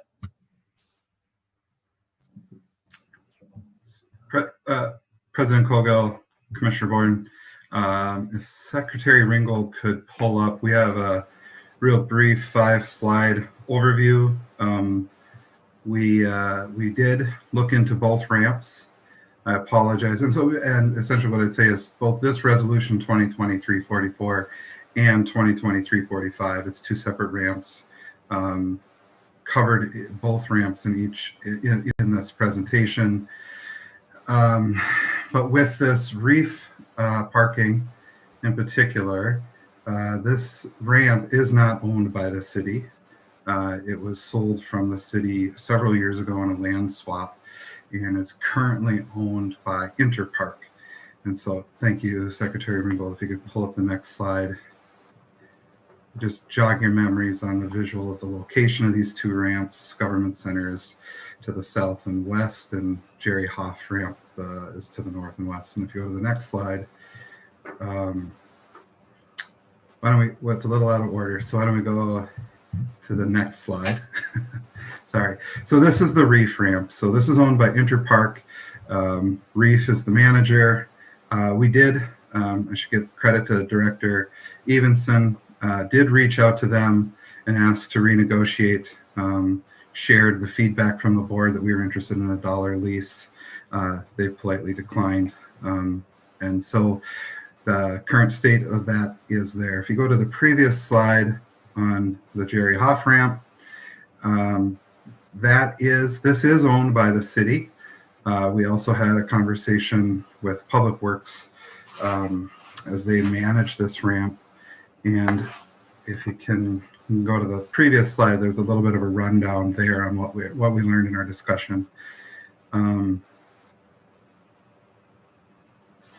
And so it's not pulling up for you, or I'm not seeing it. So let me, the previous slide, not the next slide. There we go. Thank you. So this one is owned by the city. It's managed by the ABM. That's who the lease motion is for. It is rented out on a fair market value because it is competing with both the private sector for parking rates downtown. The lease rate includes utilities, and there's secured space. It's not open storage, and it does not have a reflection of an increase from the previous rate that the DID was paying when they rented this space to maintain the commons. All city departments, so there's other tenants in this ramp that are city departments, they all pay a lease rate, none of which are $1 a year. So if we go to the next 2 slides, I guess, where we've done an analysis on what these spaces mean for us in our operation, and I know Director Evenson is on too, so if we get into some questions here, but essentially these rentals are a great deal of benefit for staff and making their lives easier. And so both the maintenance staff and the permits and events staff. And so without renting these spaces, we'd be looking at trailering equipment or storing equipment elsewhere. And in the one case, without an office, we'd be looking at purchasing a laptop and setting someone up on a laptop as opposed to a computer. And so you can see there the cost estimates. We'd need a trailer, an enclosed trailer. We'd have to purchase a laptop. You're looking at about $12,000 in those 2 things. And then if we look at the annual costs of the labor, where to and fro, you can probably bank on an hour each, and that's 2 people. And so the amount of time we'll spend traveling, we'd have to rent storage space elsewhere. The closest space to these we don't have anything really available. Waterworks isn't online. The headquarters actually ends up being one of the best, closest locations for us. And so you can see those estimates there. And I also believe that Shane Stencil's on the line as well. So with the estimates on the permits and events, they don't have equipment for hauling their trailer around. So they would either rent or purchase a truck, depending on how long. We assumed a purchase of a truck, enclosed trailer, plus the laptop, $42,000, since there's no desk. And then you have the parking costs that they would incur not having these spaces leased, the mileage on the vehicles, and tech charges. So it's not only saving us time and staff, but ultimately money. And so that is the reason we're moving forward with the recommendation and asking for permission to enter into these lease agreements. Assistant Superintendent Barrick, I thank you, and I'm glad that staff had went back and asked for a renegotiation. Was there any conversation? I mean, all money is green, and there's ways to get reimbursed that isn't a below market rate lease. Was there any conversation had from anyone on our staff to anyone on the city staff to additionally lower our administrative fee that we pay to the city, the equivalent amount of both of these leases? Did anyone have that conversation? President Kogel, Commissioner Bourne, the administrative fee. Director Wiseman knows that a significant part of our budget is an administrative fee that we pay to the city of Minneapolis. They're effectively our fiscal agent. And we're not talking about a whole lot of money here, but we're talking about some principled money. Again, I'm not really excited to pay to take care of the commons on top of all the costs that we're already incurring to take care of the commons. So I'm just wondering if we had any conversation to offset the cost if neither leaseholder was willing to renegotiate the cost. It looks like Director Wiseman may have a response. President Kogel and Commissioner Bourne, I do not have a response to your specific question, but I will say that Green Minneapolis has begun to transfer funding to the Minneapolis Park and Recreation Board that was remaining on their books. So we received a check for over $100,000 that we have placed in the special revenue fund that is available for operating costs associated with the Commons Park. Was that a budgeted receipt for this year? Did we know that that was coming? President Kogel and Commissioner Bourne, it was not a budgeted revenue receipt. So no, we did not know that was coming. Assistant Superintendent Barrick, sometimes I drive around the city and I get constituent complaints that like our maintenance vehicles are just parked outside in visible areas. There's plenty of land on the commons. I know that there are some folks that may not look like the way that it looks to have some maintenance vehicles parked on the commons, but I'd really encourage us to maybe think about that and treating this area the way that we treat other parks in the city instead of special. I just really have a problem with paying more to take care of the commons. So I don't know if I'll be supporting this. I understand that this cost projection here could be how much it costs. We could do what we do at some other parks and just leave a truck parked outside too. Like what size of equipment and how many vehicles are we talking about? President Kogel, Commissioner Bourne, this is trying to, in last week's presentation, we listed out what was stored there. And so it's, if I recall correctly, it's a mower and umbrellas and tables and things like that. And so two things I would say is This cost is incorporated in what the city's transferring over to us for the maintenance of the commons. The long-term plan and vision of the commons is a building. Now, whether or not that building will have storage space, I think that's all yet to be seen. But there is the potential that we would no longer need these leases if we, like we do in other parks, have a building with storage space, which is also in the plans for waterworks. So this is really a temporary holdover, so to speak, to get us to either waterworks having some maintenance facilities to it, a commons building being constructed with some maintenance facilities to it. And I would just emphasize that the costs of these two leases is incorporated in the city's transfer of funds to us. So a delay or a denial really lands on the frontline staff having to work harder to do the maintenance. Thank you, Assistant Superintendent. I'd still be curious to see. I mean, I have members from community groups all the time tell me, "Hey, I don't like that rowboat is chained up outside the lake all year long, even though it's only used in the summer, and I don't like that the milfoil harvester is parked where I can see it when everybody can view it." We park users look at a lot of maintenance equipment all the time. If we're looking at Commissioner Bourne, could you wrap up your comment? I can, President Thank you. Bill. We just went through an exercise cutting $6 million because of not having the funds that we needed from the BET.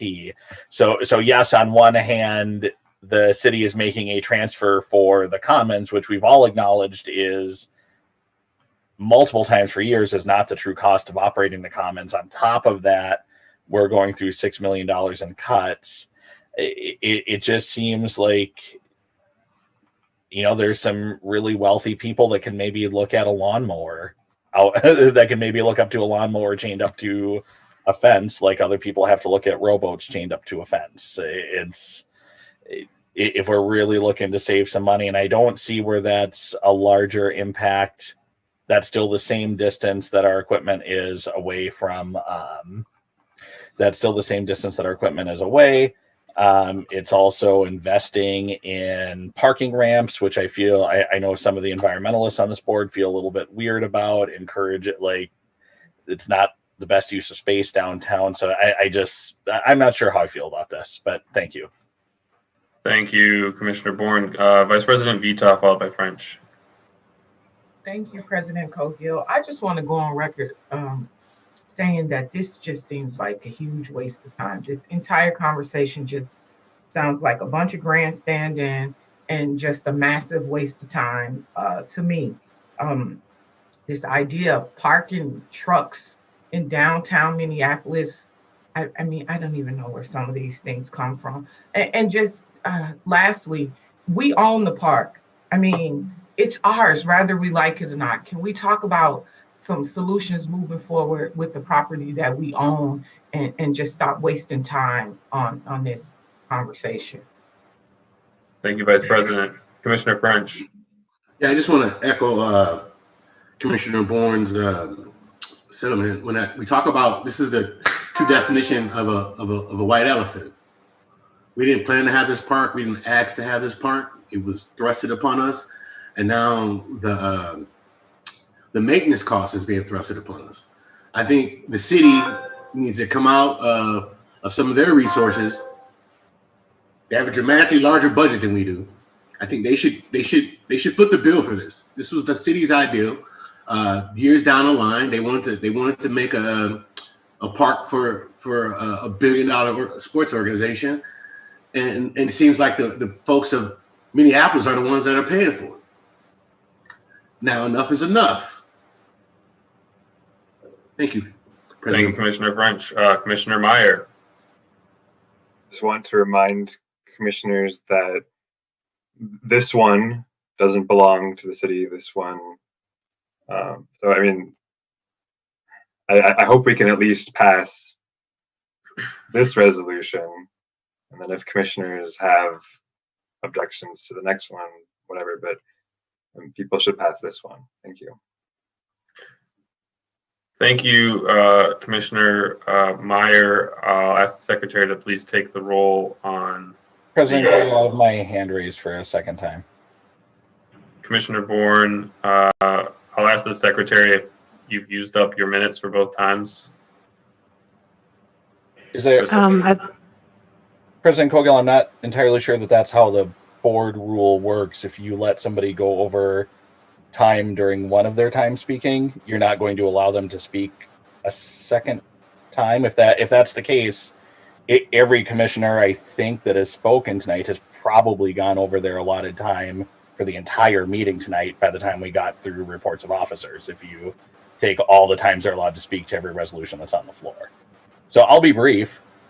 Thank you. If you could be brief, Commissioner Bourne, that would be great. There's been a lot of back and forth with many questions. Thank you, President Cogill, for having some consistency in our board rules. I would say to Commissioner Meyer's point, while this is a privately owned ramp, it's still to subsidize an activity of the city. The city was paying to park their equipment here through a contract with Green Minneapolis, who was paying them. It just goes back to all money is green. I would hope that some of us wouldn't want to invest in paying for parking ramps downtown.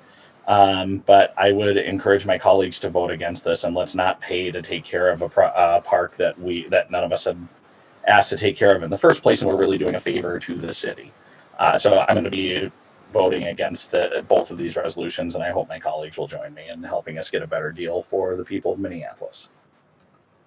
Thank you, Commissioner Bourne. I'll ask the Secretary now to call the roll on Resolution 2020-344.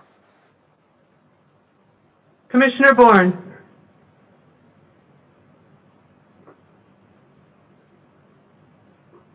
Commissioner Bourne, I think you said aye, but the volume was off.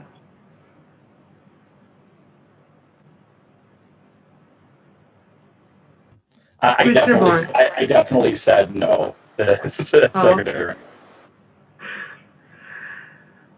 Commissioner Musich. Aye. Commissioner Severson. Aye. Commissioner Meyer. Aye. Commissioner Hassan. Aye. Commissioner French.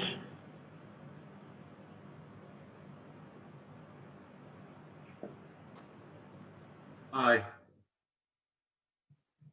Commissioner Forney.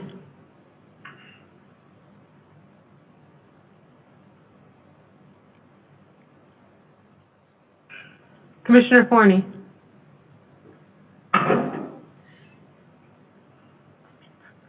Vice President Vita. Aye. President Cogill. Aye. Commissioner Forney. Do you hear me? Aye. Aye. Yes. Thank you, Commissioner Aye. Forney. There are 8 ayes, 1 nay. The resolution carries. Point of order, President Cogill. If a commissioner, has missed the opportunity to speak, can they wait till the end so everybody else can speak? Because the Commissioner Forney continues to interrupt while other commissioners are voting. I thank you for the point. It's noted, Commissioner Severson. Commissioner Forney is doing, I think, what she can to get her connection working there. All I'm asking for is for her to wait for the other commissioners to finish, because she continues to interrupt others. Thank you, Commissioner Severson. Noted. I'll turn it over to Chair Forney for the next resolution. I'm going to turn off my visual. Resolution 2020-345, a resolution. Commissioner Bourne, I'd like the chair to finish reading the resolution. Well, I know, but I'm rising to a point of order because the chair is violating the rules. I think the chair that is trying to make a motion has made it exceedingly clear that our video cameras are required to be on while we're speaking. And I know that's something that the chair has brought up numerous times. So maybe somebody else wants to move that resolution. Thank you, Commissioner Bourne. I'm going to allow for Commissioner Forney to finish reading the resolution. Given as long as we recognize it's a violation of the board rules, I will recognize that it's a violation of the board rules. I've allowed for this on a couple of other occasions after we passed this rule. Continue, Commissioner Forney. The board rule states that we are allowed, if we are experiencing technical difficulties, to not have video. Thank you, Commissioner Musich. Commissioner Forney, please continue. I'm not confident that it does. I am going to turn the floor back over I will to try. Commissioner Forney. I will continue. Continue Resolution 2020-345, a resolution authorizing the Minneapolis Park and Recreation Board to enter into an agreement for a lease with ABM Industry Groups, LLC, ABM, with consent and permission of the City of Minneapolis, with such leased property located at the Jerry Hoff Municipal Ramp, 424 South 4th Street, Minneapolis, Minnesota, 55415. The resolution has been moved and seconded. Is there any discussion on Resolution 2020-345? Commissioner Meyer. I'm just speaking to the point of order. I wrote the amendment to our rule, making it very clear that if you have making the exception for technical difficulties very clear. So I think it's apparent that Commissioner Forney has that difficulty. Thank you. Thank you, Commissioner Meyer. Is there any discussion to the resolution? Any discussion? Any discussion? Seeing none, I'll ask the Secretary to take the roll on Resolution 2020-345. President Cogill, before I do, was there a second? There was, I believe it was Commissioner Musich. Okay. Commissioner Bourne? No. Commissioner Musich? Aye. Commissioner Severson? Nope. Commissioner Meyer? Aye. Commissioner Hassan? Nope. Commissioner French?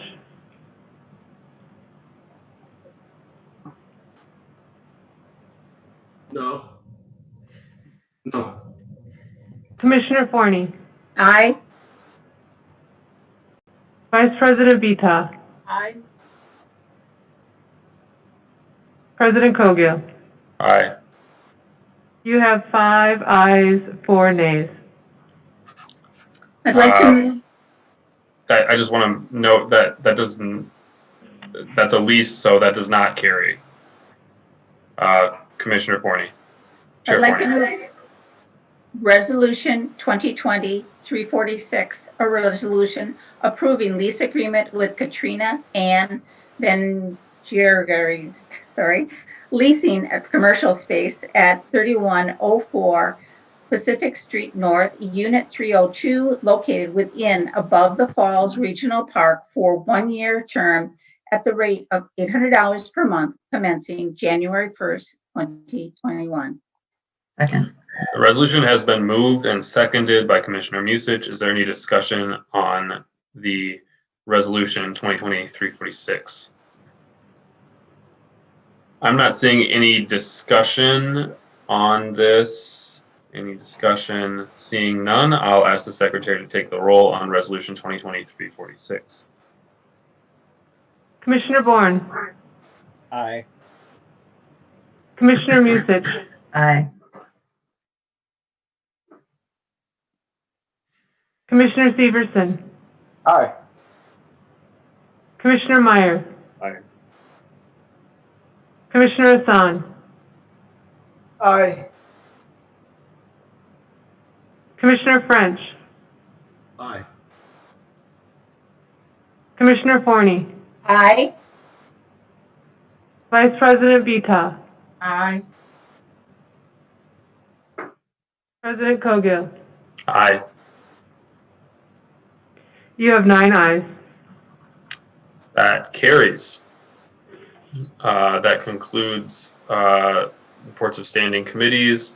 Moving into unfinished business, I'd ask for a motion on Resolution 2023-62, a resolution reinstating the 2020 General Fund and Enterprise Fund internal transfers and internal loan repayments due to the improved financial condition of both funds. Do I have a motion? I have a motion. Do I have a second? I have a motion and a second. Is there any discussion on this item? Commissioner Bourne.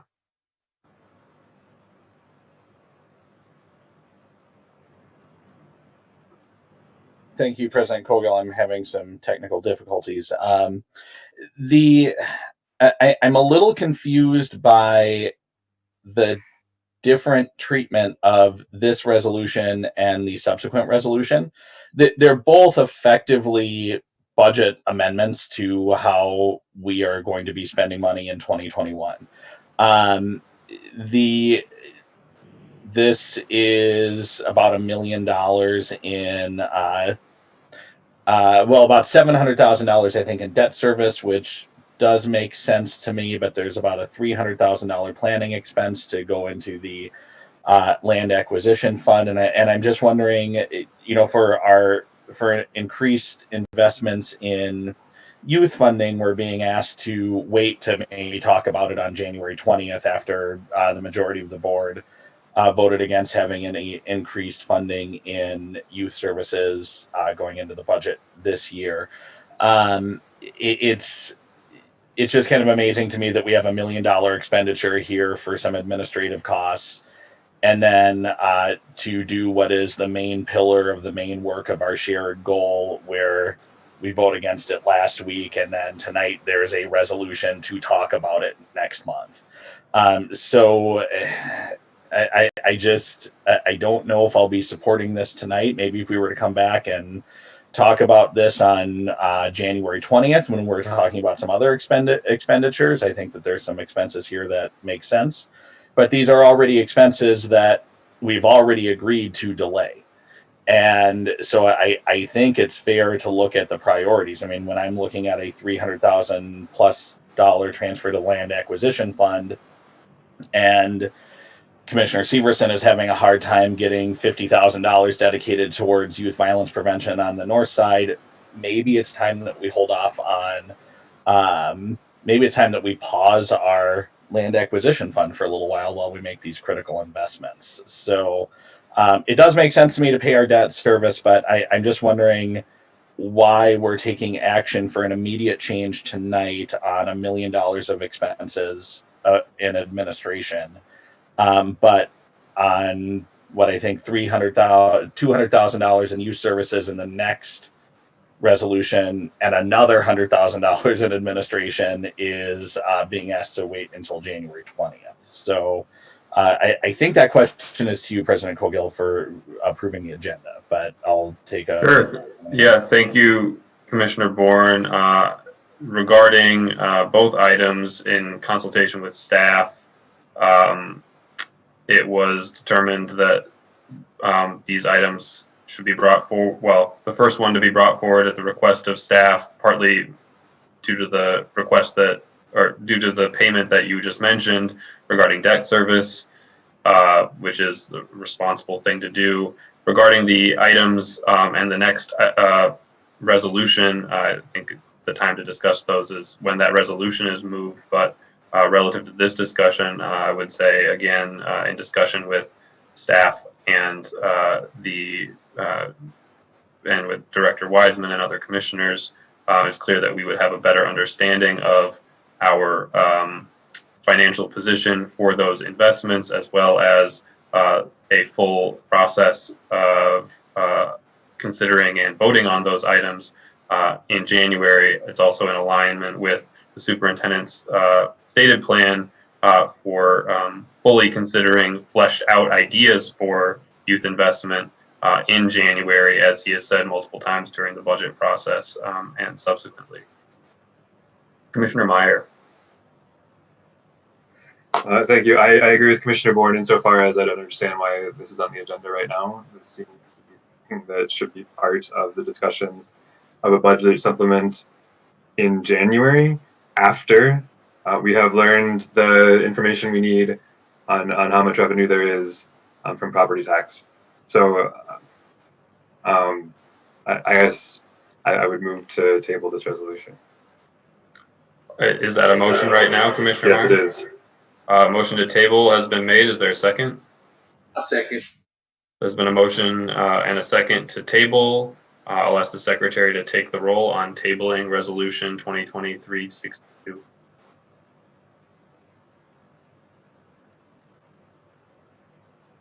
Commissioner Bourne, Aye. Commissioner Musich, No. Commissioner Severson, Aye. Commissioner Meyer, Aye. Commissioner Hassan, Aye. Commissioner French, Aye. Commissioner Forney, No. Vice President Vita, No. President Cogill. Aye. 6 ayes, 3 nays. Resolution 2023-62 has been tabled.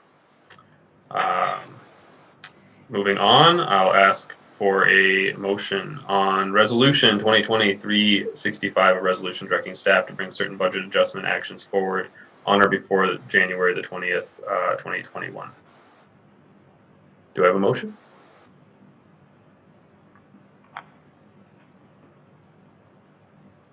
I moved. I have a motion. Do I have a second? Second. I have a motion and a second. I appreciate that. Is there any discussion? Commissioner Bourne.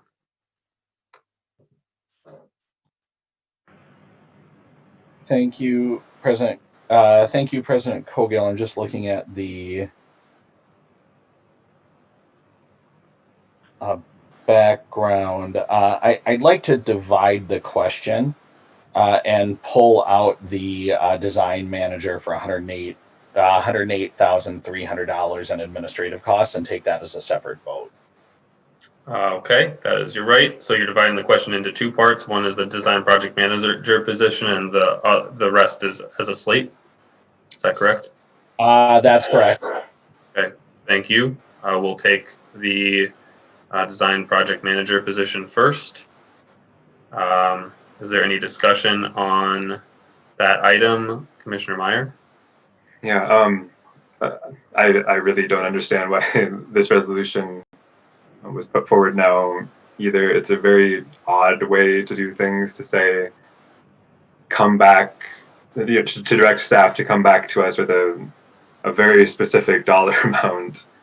It seems to me that the appropriate time for these is in January, so I'll be voting no on this and the subsequent divided motion. Thank you, Commissioner Meyer. Commissioner Bourne?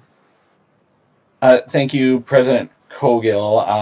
I somewhat agree with the first district commissioner, except I will say the time to bring these forward was when we publicly passed our budget last week.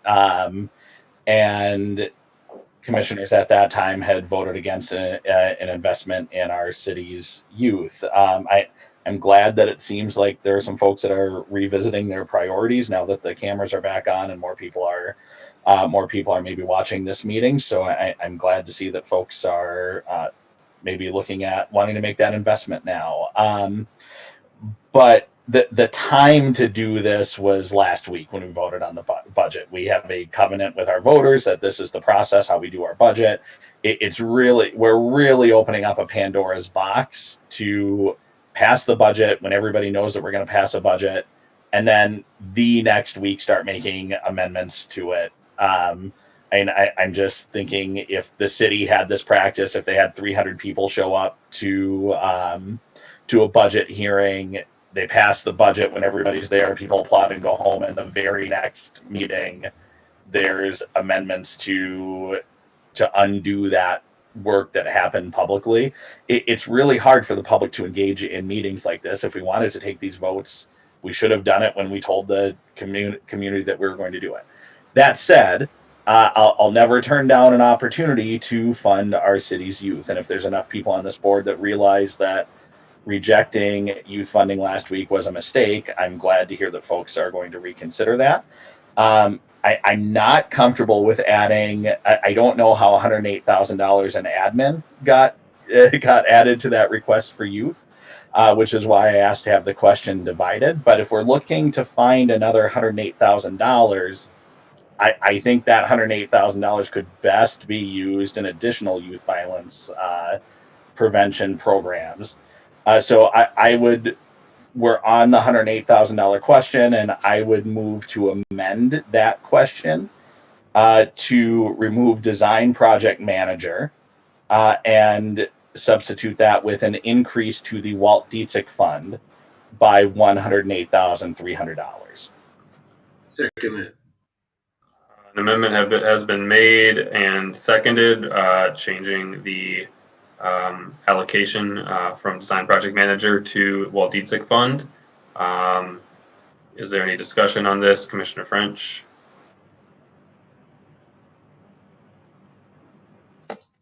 Oh yeah, I'm a little puzzled. I'm trying to figure out what has changed since last meeting.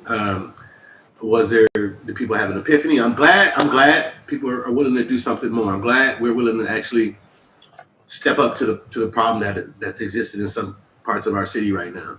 But I am curious of what has changed. Commissioner French, could I clarify that? Is that a question? No, it's more of a rhetorical question. But if you want to clarify, go right ahead. That would be great, Commissioner French. As I said at the last meeting, I would bring these items for consideration this evening. So I'm being consistent in that. And in addition, I did discuss this with you recently, that these items were going to be coming forward. And I did also discuss with the reason for having the allocation occur in January. You know what? I think the people of Minneapolis need to know that these items have been discussed already, and we're on deck, on cue to be pushed through. And for whatever reason, some political reason, we had to wait a whole another week to address the issues of youth violence in our city. And point of information, President Cogill? Denied at this moment. Commissioner Bourne, you can speak for a second time after I go through the rest of the... It's not a second time to the motion. It's literally a point of information about a parliamentary rule. Okay. Thank you. Just a point of information. These are not the resolutions that were brought forward last week. They're substantially different. There is still some investment towards youth, which I do appreciate, but... Commissioner Bourne, what does this have to do with parliamentary procedure? You said as a matter of procedure that you were bringing forward those same resolutions at this meeting last week, and these are not those same resolutions that were moved forward. I just think it's important to note that if you were saying that you were going to bring something forward, this is not those. Thank you, Commissioner Bourne. Commissioner French? Yeah, I just wanted to say that I wanted to make sure that we're making investments in certain parts of the city that are experiencing an uptick in violence. We know what parts of the city those are. We know we have some ideals. We have some very experienced youth workers here. We have some skills, knowledge, and some things that we could probably do. And for that to happen, we need resources. So let's direct those resources to where they need to go. Let's stop playing politics and let's make it happen. Thank you. Thank you, Commissioner French. Vice President Vita. Thank you, President Cogill. I just want to say that, last week this came up very last minute for me. A lot of what I've read over the past week, I didn't even hear at last week's meeting. My understanding, after hearing several amendments being read by Commissioner Bourne, I didn't hear some of the stuff that I've read since then. I did not even hear the recommended $100,000 for North Minneapolis. I actually only heard a recommendation for Weber Park to have free daycare, essentially, and I was concerned that daycare was being used as a violence prevention strategy, and I'm not familiar with that model. So it's been really good to actually read what was proposed. I'm not sure if it's exactly what it was last week, but what I have read is giving me time to think about it, and to actually talk through some of these ideas with staff on how this looks for our budget moving forward. I appreciate having the additional time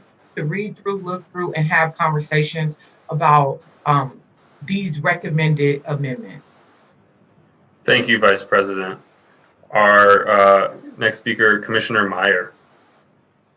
So speaking to the amendment, the dollars aren't the same because the planning position comes with revenue associated from it, the fees that they would gather from the projects that they would be able to take on that they otherwise wouldn't. So my question for Director Wiseman is what proportion of that position would be self-funded through fees? President Cogill, Commissioner Meyer, the planning position would have $60,000 with associated fees for that position. Okay, so I just want to point out that the amount spent on the planning position would not be the same if the money was diverted, because the revenue from the fees would not be there. Thank you. Thank you, Commissioner Meyer. At this time, I'll ask the Secretary to take the roll on the amendment. President Cogill, I have my hand raised for a second time for the motion. Commissioner Bourne, I'm ruling that you've already spoken twice due to the fact that your last point of information was not a point of information, but rather item to the substance of the amendment. Respectfully, President Cogill, you had stated procedurally that there was an item on our agenda that was in fact not on our agenda. I think that is a point of information. With all due respect, Commissioner Bourne, I am going to ask the Secretary to take the roll. I guess I would just appeal the ruling of the chair really quick, because that's... You're welcome to do that. That is within your right, and I will ask the parliamentarian to rule on this item. That's not exactly how that works, President Cogill. Appealing the rule of the chair is a parliamentary motion. It would require a second from somebody else that would also believe that just having inaccurate information on the agenda is a point of information. Second. And now you have to take a vote. Thank you, Commissioner Bourne. I will take a vote on this appeal of the ruling of the chair.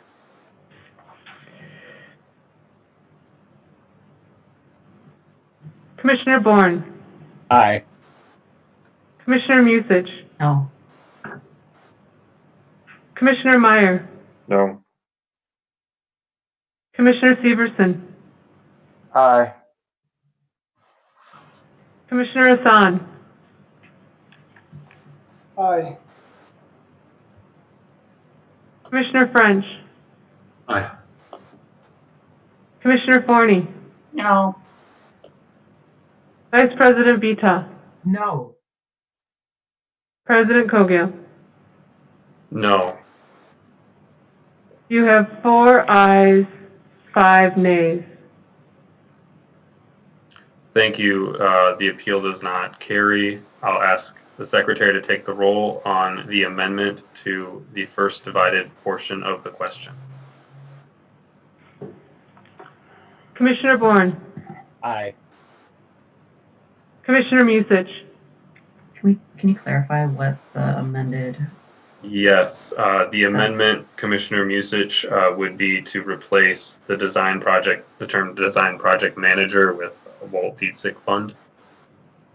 No. Commissioner Severson. Aye. Commissioner Meyer. No. No. Commissioner Hassan. Aye. Commissioner French. Aye. Commissioner Forney. No. Vice President Vita. No. President Cogill. No. You have 4 ayes and 5 nays. The amendment fails to the original divided question regarding the design project manager. Commissioner Bourne for the second time, I believe. I believe that is right, President Cogill, unless you change your mind. Director Wiseman, you talked about $60,000 in fees for this position as income. Are these chargebacks, or is it actual revenue that external stakeholders would be paying us to have a design project manager work on something? They are charged, I'm sorry, President Cogill and Commissioner Bourne. It is a charge back to the projects, the capital projects that these project managers work on and assign time to. Okay, thank you, Director Wiseman. Thank you, Director Wiseman. A charge back is very different than, hey, we're going to get more money by having this person in. It's not like a grant. It's money that we've budgeted to spend. It's just, are we spending money and going into debt faster, or are we putting some things off for youth? So, just to Commissioner Myers' understanding, I think the First District Commissioner's understanding of the revenue to this position is not entirely accurate. We would just be adding $108,000 in administration and losing $40,000 faster. I would rather, for those of us that campaigned on eliminating administration, with the addition of already $100 and some thousand in new admin positions last week with the grant coordinator, and now $100,000 increase here, that's starting to look like a lot of administration, and really just offsets some of the progress that we're doing here in trying to fund some additional youth programs. I will also say that I think we clearly have the source of funding, and the source of funding for these youth programs is in the last resolution, with just delaying the Parkland Acquisition Fund for a year to really focus on our communities that are in crisis. It just feels like we're painting a house that's on fire right now, and I think we need some more core investments in the people that call Minneapolis home. And so I won't be supporting this $108,000 increase to administration, and I hope that anybody that has really campaigned and at least used the rhetoric that they're trying to decrease administration would also see this $108,000 increase in administration for what it is, and that's something antithetical to what they've talked about for this entire term. Thank you, Commissioner Bourne. Any other discussion on the first part of the divided question, which is again in directing staff to bring forward a action regarding the funding of a design project manager position? Seeing none, I'll ask the secretary to take the roll. Commissioner Bourne. No. Commissioner Musich. Aye. Commissioner Severson. No. Commissioner Meyer. No. Commissioner Hassan. No. Commissioner French. No. Commissioner Forney.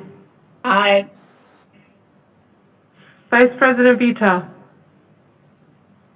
Aye. President Cogill. Aye. You have 4 ayes, 5 nays. The first part of the divided question fails. Going to the second part of the divided question regarding the remaining items in the Resolution 2023-65. I'll ask if there is any discussion. Commissioner Bourne for the first time.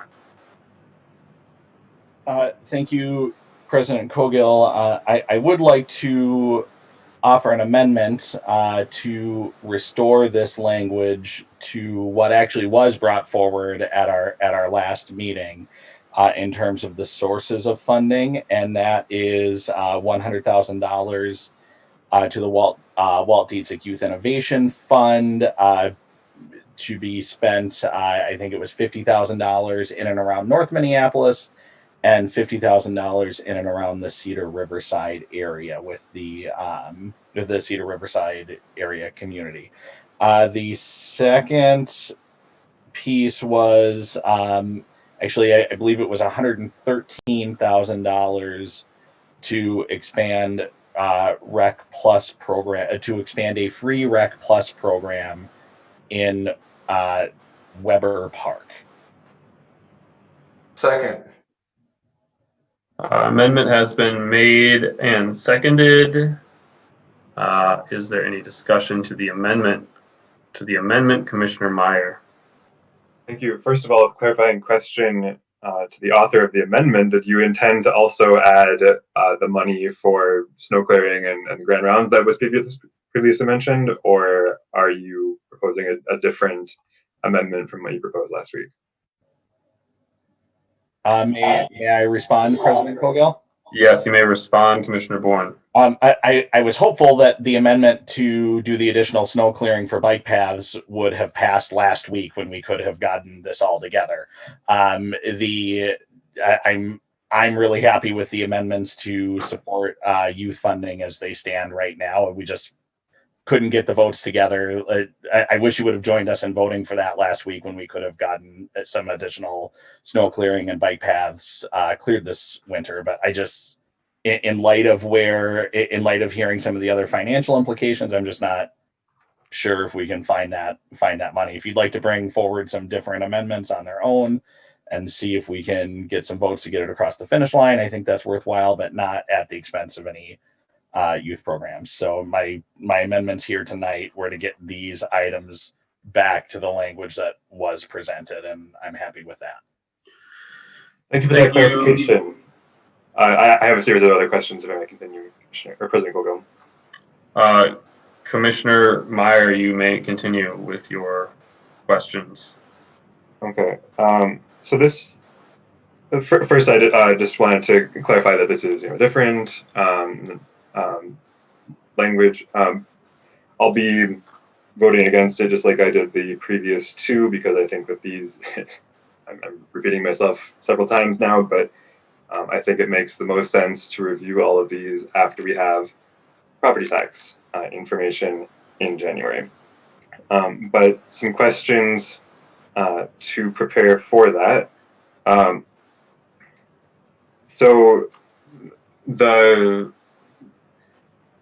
let's see. So I guess I just need to speak to the amendment first. I have some other questions about the main motion, but regarding the Rec Plus program, I just want to understand what the connection there is to youth violence.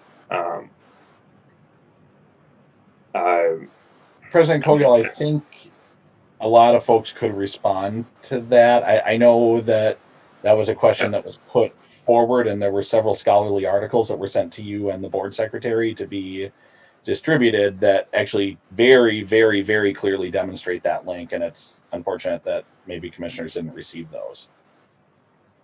I didn't. And I guess a question to put to other commissioners that you can answer after I'm done is, what is the timeline for that? I mean, I can see like a long-term reduction, but I want to understand, like, are the commissioners advocating for this, expecting to see any short-term reduction in that from that? And then, question, President Cogill. I mean, go ahead, Commissioner. There are stresses of poverty that exist in our community. Providing effective, safe childcare is one of those stresses. It's one less stress that you have to worry about. And I think that the park board has an opportunity to relieve that stress just a little bit and provide a respite and a safe place for kids to go. I think that lowers that stress of poverty. Thank you, Commissioner French. Thank you, Commissioner French. Everything's not tangible, Commissioner Meyer. Everything is not measurable. Thank you, Commissioner French. Commissioner Meyer, do you have any other questions or comments relative to the amendment that Commissioner Bourne just brought forward? I do. So I'm just going to comment that if we're selling an expenditure as a youth violence reduction, we should be really clear about that. And I think that this could be a completely worthy expenditure, but I don't know if I would. I think there are probably some. I'm hoping that there are some additional things that we can do targeted toward youth violence, because I'm not sure what the short-term one connection would be with this. And then for the ZZIG funds, so I mean, my question to the author of the amendment on that is, why those neighborhoods and not other poor neighborhoods in the city? I mean, doesn't it make the most sense to, apply it in such a way that's standardized across the city instead of picking just certain neighborhoods? President Cogill, I've been asked 2 questions as the You may respond. Commissioner Bourne does not count against you for a second. Thank you. Thank you, President Cogill. The first question, again, it is unfortunate. I had asked that these several scholarly articles be distributed to the board when it became clear that Commissioner Musich wasn't sure of the connection between quality daycare and youth violence reduction. So there is it's an investment that pays dividends. And also, just in the meantime, if we look at the fact that we are in a pandemic, and this was discussed when you had voted against this last week as well. There are a lot of essential workers that have children that are working at our grocery stores, are shoveling our bike trails, that need to have safe places for their kids to go. Those children that don't have safe places to go, who knows what they're doing? And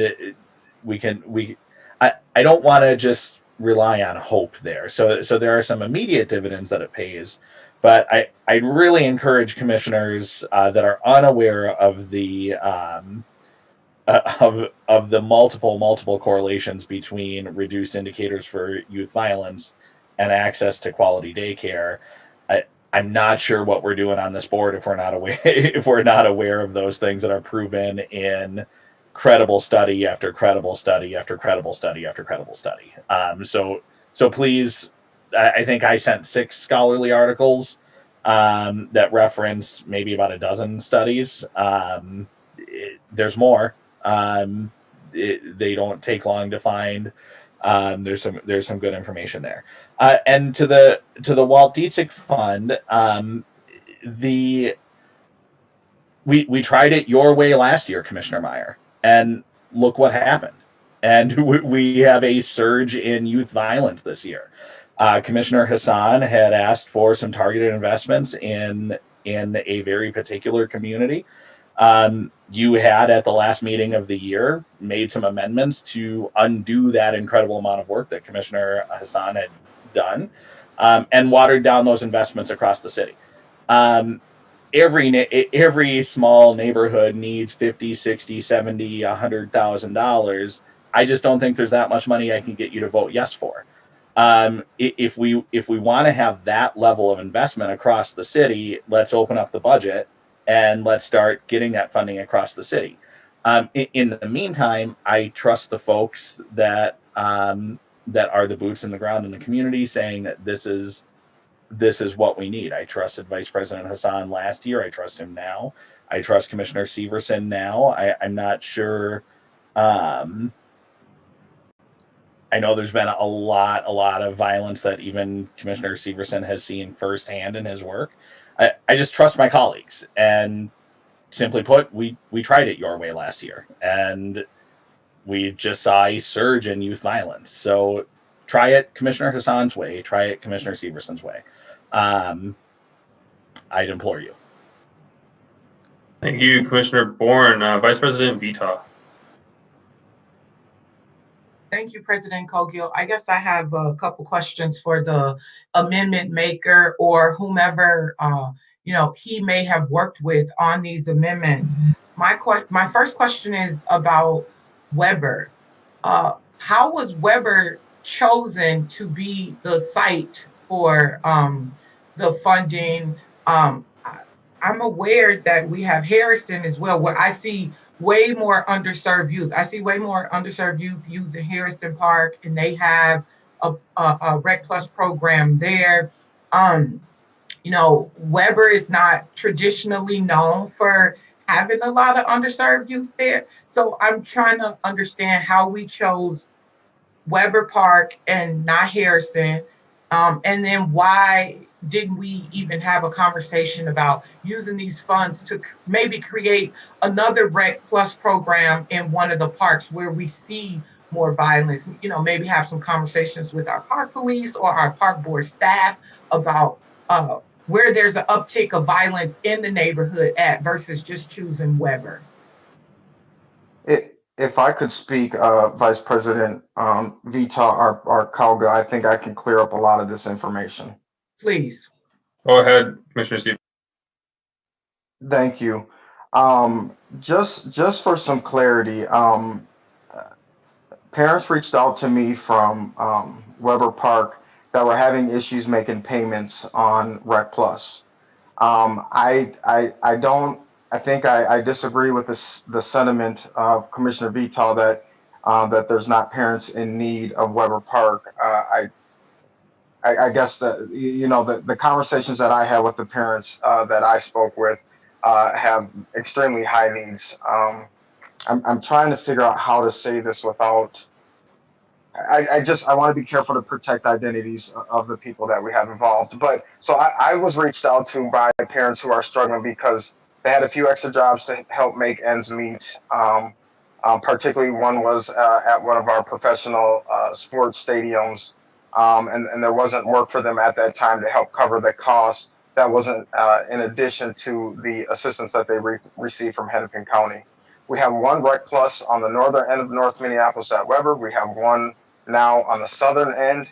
My hope is that, if you live north of 26th Avenue, you would head to Weber. If you live south of 26th Avenue, you would head to Harrison. I had mentioned that Harrison could be a great opportunity for them to, at this time, if they couldn't afford it, and transportation was one key issue for them to get from way north Minneapolis all the way to the lower end of North Minneapolis. The other concern were the pods that they have developed with the other families and kids that live in these specific areas and that they attend Rec Plus with. I believe that this board needs some serious education on the recreation programs that we offer so they can understand exactly what it is that we offer and why it's beneficial. And that's why Weber came in. My intent was not for Weber to always be free. My intent was for Weber to be free for 1 year. That's why it was $113,000. That was the same amount that we put forth with Harrison. So that was my intent. How do we get out of COVID? How do we make sure parents still have an opportunity? I even discussed with the staff, can we do a donation-based approach? And I didn't get as far as I hoped that we could. So that's why I presented this. Yep, absolutely. The other part, the $50,000 for the Youth Violence Initiative, which I think we all could agree is not enough money, but I think it's a start. But what I do want to say to the commissioner in the first district is it's almost disrespectful to say, why not all parts of Minneapolis that are struggling? North Minneapolis has heard that so many times. And I hope that the approach is, we've identified that there are some serious violence issues in North Minneapolis and in the Cedar Riverside areas. I think that the wise thing for this board to do is support the superintendent and finding initiatives to start addressing these, so we can at least tell the communities and our constituents that we've identified some of the problems. We know guns are problems. We know conflict resolution it needs improvement. And for us to say why not all parts of the city, to me, is almost disrespectful, and that's what the North Side has heard for years. Commissioner Stevenson, thank you. Can I please get back to can you address the first district commissioner, not in my questions, because I had some more stuff. Oh, I'm sorry. That was I'm sorry. I It's okay. I just don't want to lose my train of thought because I had some additional questions. I'm glad you're answering.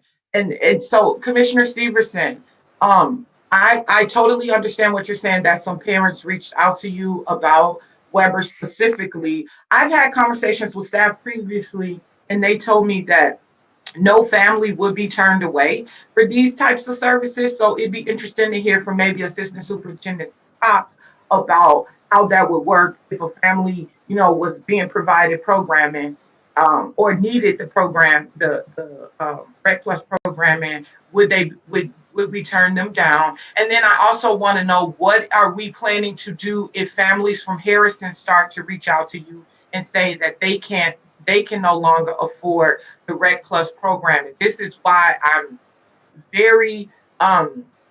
being very cautious about how we approach this with just Weber.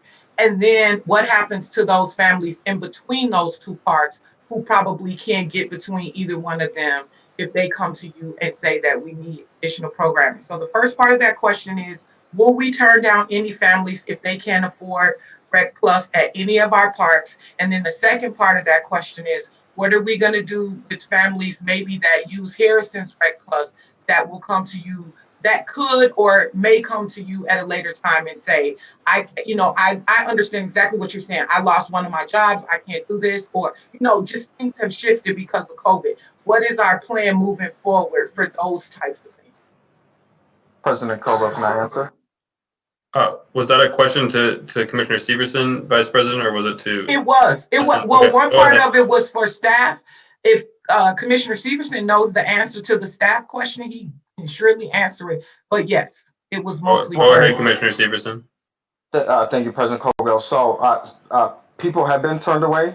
This parent did reach out and ask specifically at Weber if they could, if there was an opportunity to figure it out, and they were told that there was not. Now, Assistant Superintendent Cox has worked through some of these details, but there is documented information that this parent was told that no, this was not an opportunity, and families have been turned away. Remember, we voted to make Harrison free, so Harrison is already free. So there's not going to be an issue there. Okay, so it's free, but you have to remember unfortunately, there's these boundaries that Harrison has that we need to address that allows or doesn't allow certain families to be in that, into that program. So my hope, and I work specifically with a parent who is a staff member at Harrison, and forgive me, I don't know her title at one of the schools. She's like the manager at one of the schools, who worked diligently hard on getting our kids into Harrison, but a lot of them were turned away because they lived on 33rd and Bryant as opposed to in the Harrison neighborhood. So yes, they have turned people away, and Harrison is a ultimately free program from start to finish.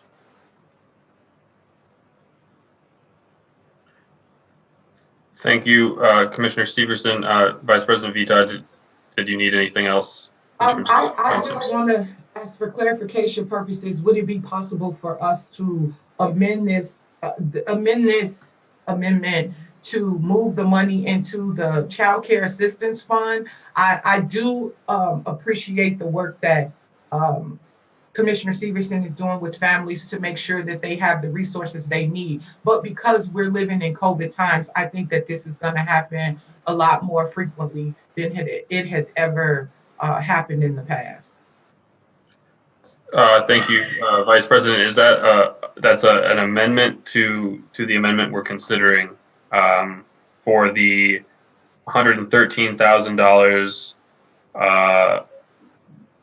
that would be going to Weber regarding Rec Plus fees to go into the Child Care Assistance Fund. Is that correct? Correct. Okay, do I have a second on that amendment? Second. I have a second on the amendment to move the $113,000 of expanded Free Rec Plus to the Child Care Assistance Fund. Is there any discussion to the amendment? Commissioner Severson. Yes, if this money is moved, oh, excuse me, my camera's not on. If this money is moved into that, I want to ensure that the funds are available for Weber Park, for the families, and specifically in North Minneapolis and Weber Park. I'm just trying to understand better where Commissioner Well, where I'm coming from is, what if a family in Cedar Riverside has the same? I mean, Commissioner Stevenson, I totally understand you advocating for the North Side. You should. I am a citywide commissioner, and I have a lot of folks reaching out to me. And so for me, my approach is more of, can we put these funds into the overall Child Care Assistance Fund? Because what if a family reaches out from Cedar Riverside that needs assistance? How are we going to help them after making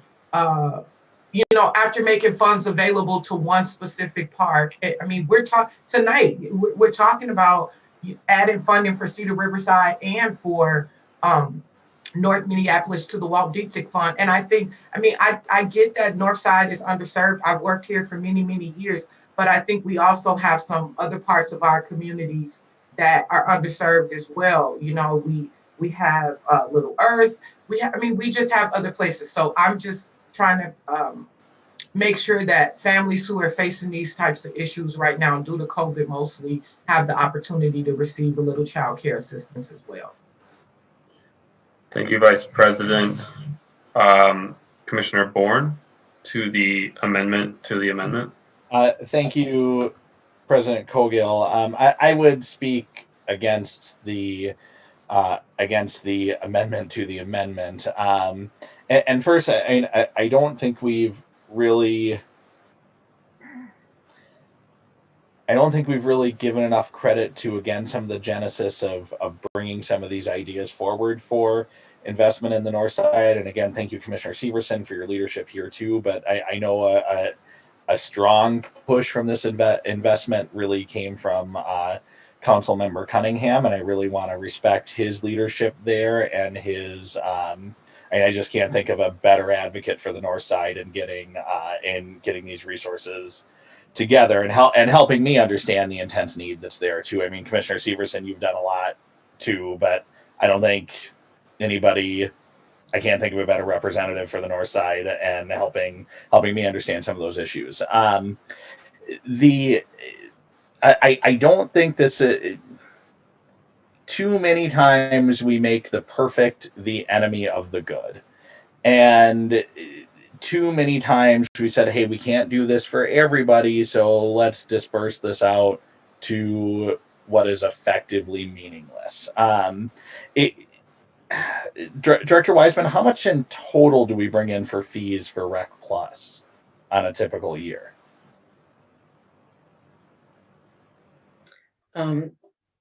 President Cogill and Commissioner Bourne, I apologize, but I don't have that information off the top of my head.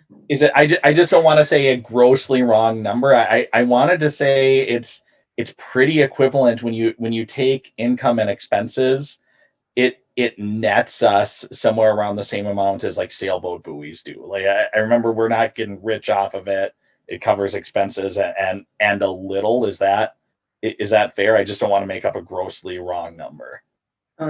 That would be correct. I don't know if Heidi Pope is on the call, but she might be able to answer that question better than myself. Okay. Commissioner Bourne, maybe you want to continue. I don't believe that. Thank you. I'll just say, if Commissioner Vitaw or Vice President Vitaw wanted to, I would support an amendment to eliminate all of our Rec Plus fees, and that would eliminate the need for some neighbors that are making calls and others. But But why have a hypothetical what may happen, as Commissioner Vita is wisely pointing out, a hypothetical, dilute what Commissioner Severson says is happening. There are folks at Weber that can't afford this, and this is something we can do now. The $113,000, I think, is the same allocation that we put towards Harrison to make that free. I'm sorry that Vice President Vita doesn't remember that we did that. But it was a really significant thing, and I was really proud that we could all come around and support that. If Commissioner Vita wanted to join me in making all of our Rec Plus free, and we just saw about $1 million in unspent, in available but unspent money this year that we were already willing to delay in the previous resolution, we could just cancel all of our Rec Plus fees through the duration of the pandemic. I would support that, but I can't support. I'm wrapping up, President Cogill. Thank you, Commissioner. I can't support I can't support undermining the incredible work that Councilmember Cunningham has done to point this out, and the work that Commissioner Severson has done, and I can't undermine the families that are really in need right now. Thank you, Commissioner Bourne. So to the amendment, the second, to Vice President Vita's amendment, Commissioner Meyer.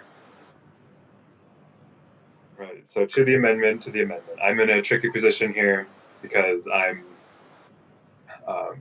objecting to it, the way that this resolution was put forward, and the specific dollar amounts, when it should have been a broader staff directive to come up with options and taking into context how much money we actually have in January.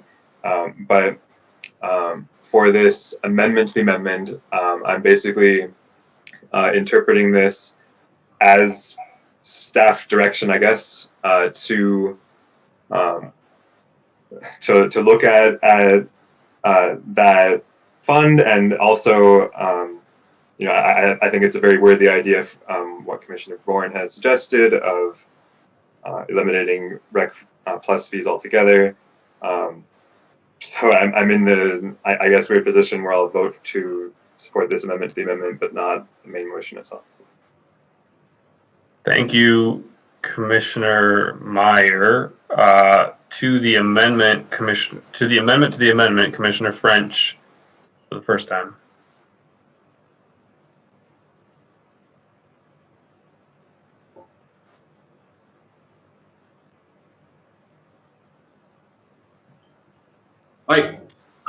I remember being a kid, I used to watch this show. I didn't like the show. My mom used to watch it. It was called MASH. And there's a spot where when they bring the wounded in, and it was called triage. It was a huge word. I didn't know what it means. So I was like, I'm gonna go look it up in the dictionary one day. Triage. It means you help the folks that need it the most, for the most part. So it's like saying, like, this needs to go all over the city. If my house is burning and I call the fire department and they say, hey, every house needs water right now, I'm gonna have a problem. There are certain neighborhoods in the city that are burning. Every house doesn't need water. So that's why we need to be specific on where we put resources at. That's why we need to be intentional on where we put resources at. Thank you, President Cole. Thank you, Commissioner French. To the amendment for the second time, Commissioner Severson, followed by Vice President Vita. This would be my first time speaking to the amendment, just for clarification purposes. I appreciate what Vice President Vita has put forward, but as somebody who is intertwined and knows these programs pretty well, my ultimate goal is not for Weber to be free all the time. My ultimate goal is to try to make sure that there is an opportunity for families who are struggling in the neighborhoods currently because of the pandemic, to have the opportunity to find jobs or find extra work and keep the kids in program. And remember, folks, this is a program from 2 to 6 p.m. This isn't an all-day thing. During this pandemic, it's from 2 to 6 p.m., okay? So the other thing is that's important to note that I tried to work hard on a different solution. And the reality is, Vice President Vital, what I really think we need to see happen in North Minneapolis is we need 2 Rec Plus sites, one on the lower end and one on the northern end to serve our whole community. And with outreach and understanding of that, this program is great and our parks are safe, I think we can fill them up. My biggest concern, Commissioner Vital, is the fact that they want to close the site at Weber because they're saying they don't have enough kids. Well, we don't have enough kids because people can't afford it because they don't have the jobs right now. So I would ask us to vote no on the amendment to the amendment, but yes for the amendment to help serve the community. And I too agree with Commissioner Bourne. Councilmember Cunningham has been very helpful, and we've had a lot of conversations. And I'm happy to partner with him and try to figure out solutions for our community. So thank you for allowing me to speak for the first time, President Cogill. Thank you, Commissioner Severson. Vice President Vital. Oh, thank you, President Cogill. I am so impressed by all these, conversations with Councilmember Cunningham. This is wonderful that, folks are working and talking. I'm concerned though about Commissioner Bourne's, idea to make it free for everyone. I don't think that can happen because families will lose their child care assistance if they have free programming. They're at risk for losing it. So and we can check in with staff about that. Maybe Assistant Superintendent Cox can weigh in on that, but I don't think having free child care for families just all across the board is an option. Is Assistant Superintendent Cox on the? Yes, Vice President Vital. Thank you. I actually would like to clarify some language. I think it's really important that we can, if this is a route that the board would like to take, I would encourage you to consider making the scholarship dollars more robust. If you make the programs entirely free, families who come to the program with child care assistance from the county jeopardize that. You cannot maintain child care assistance and attend a free program at the same time. Why does that matter? That matters because if a family chooses to leave our program, either because they move to another neighborhood, the hours no longer work, or whatever, they've already lost their benefits. And so that's why we take the approach that we take. We welcome people who have child care assistance, so we help them maintain it. And for those who don't, we provide scholarship dollars. Thank you for clarifying. And then just one last thing. I do appreciate, again, this conversation around Weber Park, but folks who reach out to me about childcare or these kind of services have told me that they did not use the Weber Rec Plus program because it is out of the way. And that the Harrison one was not, favorable for them and their children because where their house is located. Most of us know that North Side is kind of divided into the highs and the lows. And if you live somewhere kind of in the middle, Weber Park is, pretty far from some folks on the North Side. Thank you. Thank you, Vice President Vital. Commissioner Bourne for the second time to the amendment. Thank you, President Cogill. Again, I think pay what you can is very different from free. And if we make our models pay what you can, some folks can pay nothing, and that's okay. Other folks can pay 200% of our rate to help somebody else, and that's okay too. That people are being charged, and then in case if they're getting assistance somewhere, then they can afford to pay the amount that they're getting assistance for. So, and again, we can find a lot of bureaucratic reasons not to help these families out. And the thing that gets concerning to me is my mom had to fill out some forms that said she was poor when she was a kid. And boy, did that discourage her from enrolling me in the services that I needed to probably grow into a better adult than I am today. Because some families have some pride and don't really want to fill out always the special paperwork, and then the kids that see the other parents fill out the special paperwork. I think President Cogill, if I'm not mistaken, was a Rec Plus kid.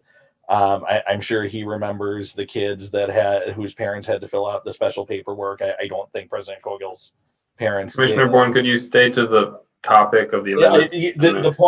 The point is why we make things free, or why we don't, or why we make them pay what you can.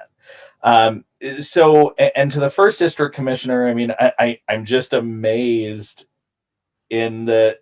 Again, all I can say is we tried it your way. We tried these dispersed investments, and I heard you not support the North Side commissioner in what he knows is happening on the North Side after a lifetime of service there last year. And again, look what happened when we tried it your way, Commissioner Meyer.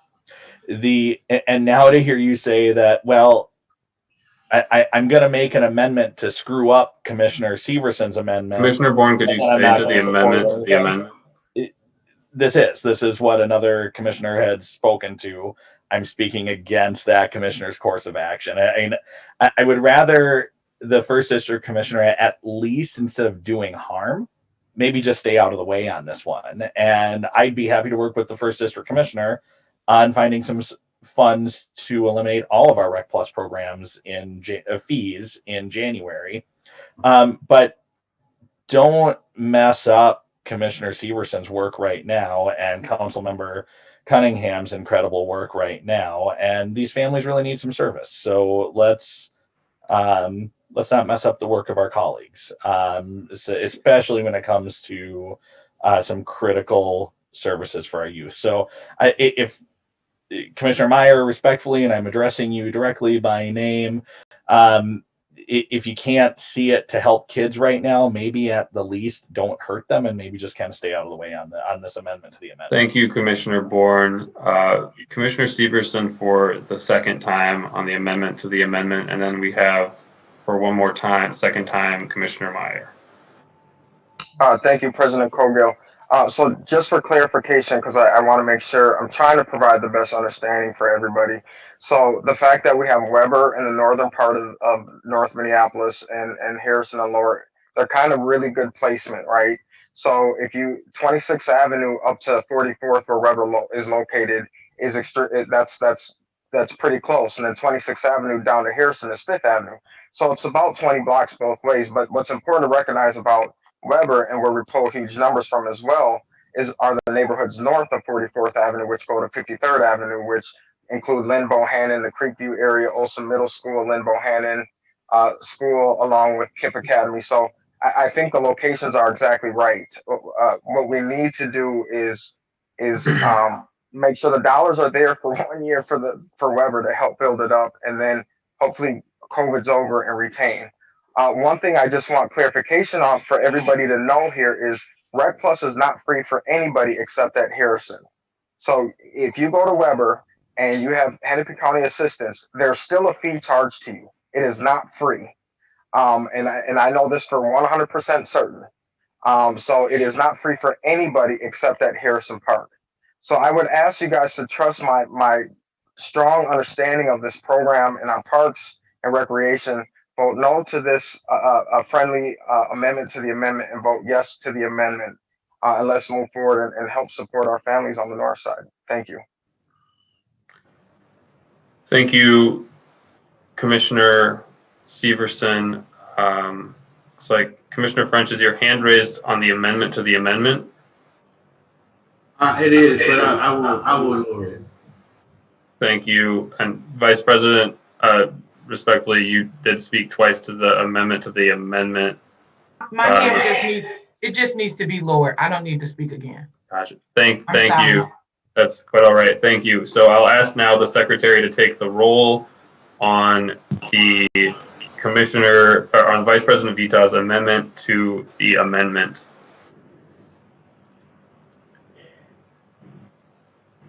Commissioner Bourne. No. Commissioner Musich. Aye. Commissioner Severson. No. Commissioner Meyer. Aye. Commissioner Hassan. Pass. Commissioner French.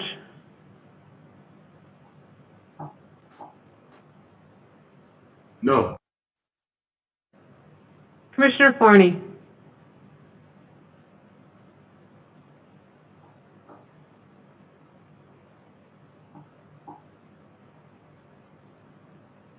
Commissioner Forney. Aye. Vice President Vita. Yes to all underserved families. President Cogill. No. Commissioner Hassan. No.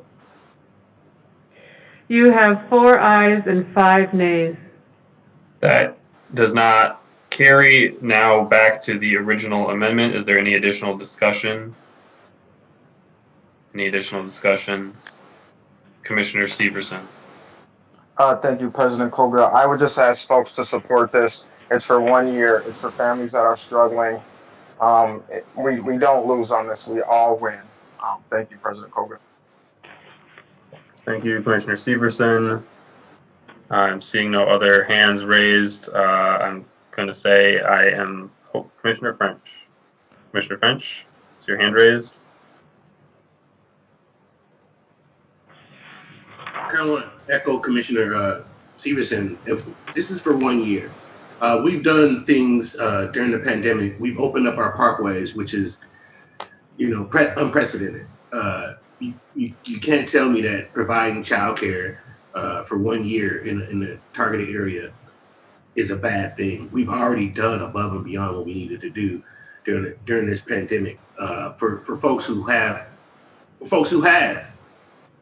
what are we doing for folks who have not, or less than? And so let's be clear. If we're going to be doing stuff extra because of the pandemic, let's make sure certain folks who never get anything extra can benefit from the resources that we distributed that weren't normally distributed. Thank you. Thank you, Commissioner French. Commissioner Bourne, I believe this is for the second time to the original amendment. This is to the amendment, not to the main motion. Yep.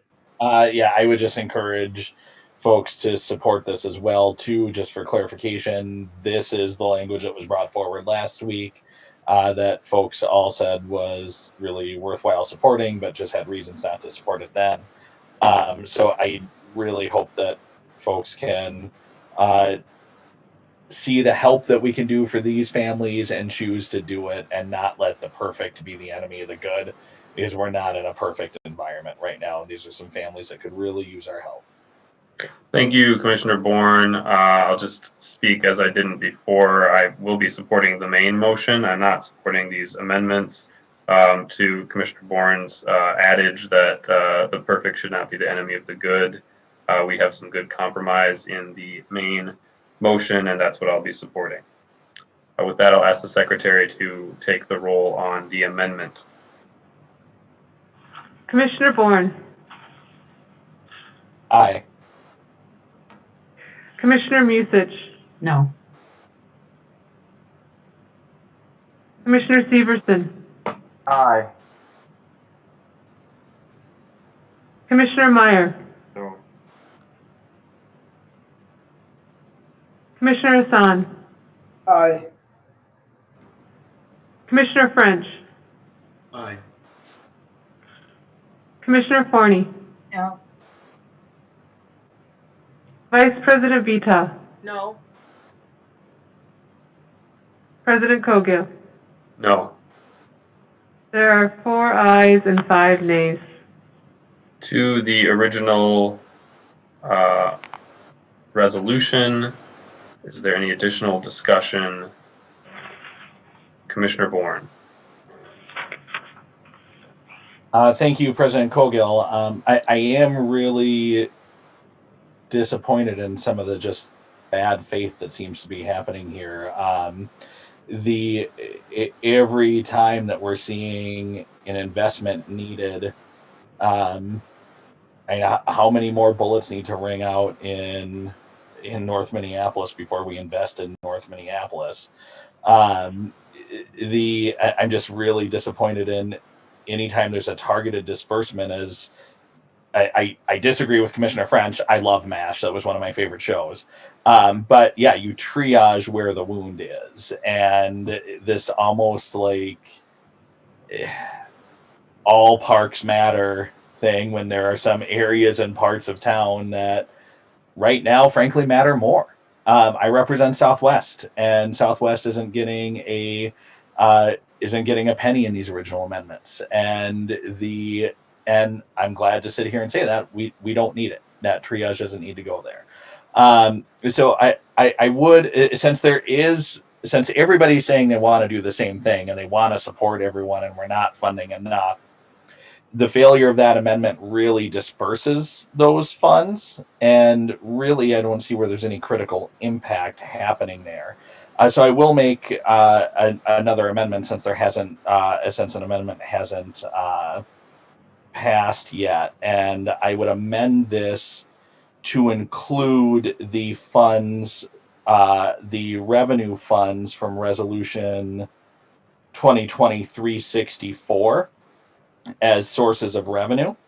So I think that's one-time spending of about $1 million, that instead of using administrative expenses on things that we've already delayed, we would put towards critical youth funding. And then if we distribute that across the city, we're having a critical impact. And we've already said it was okay to delay those expenses for 1 year. So let's have $1 million impact on our youth this year. So I'm going to make an amendment to take the revenue sources from Resolution 2020-365 or 364, excuse me, and distribute them equally across the city between the Walt Dietzig Youth Innovation Fund for one half of those funds, and the other half of those funds towards the daycare assistance fund. Resolution has been made and seconded. My question is, how can we allocate dollars from something we haven't passed? I'm talking about the dollar numbers. We're telling staff to identify sources of income, and so they have identified a source of income that they would like to spend on those expenses. That was the resolution we had before us. So take that same dollar amount that they have already identified, and instead of putting it into the land acquisition fund and making some early payments on debt that we've already agreed can be pushed out, to use that for emergency youth violence prevention funds, split between Rec Plus for the entire city and an increase of the Walt Dietzig Innovation Fund in the entire city. I can't imagine that anyone would not support this. Thank you. Point of clarification, Commissioner Bourne, we're considering this as an amendment to the main motion, correct? Correct. And just to clarify that the main motion stipulates that the Rec Plus program funding goes to North Minneapolis. It is not the entire city. I don't believe that's. Oh, you're right. Commissioner Vita's amendment correct. Failed. So for clarification, I would. I think I would divide that across the city. I think North Minneapolis still would get the lion's share of that in a division. Okay, I'm gonna ask the motion maker to clarify again his motion and what the text of this amendment is. Yep. So let me go back to 2020-364.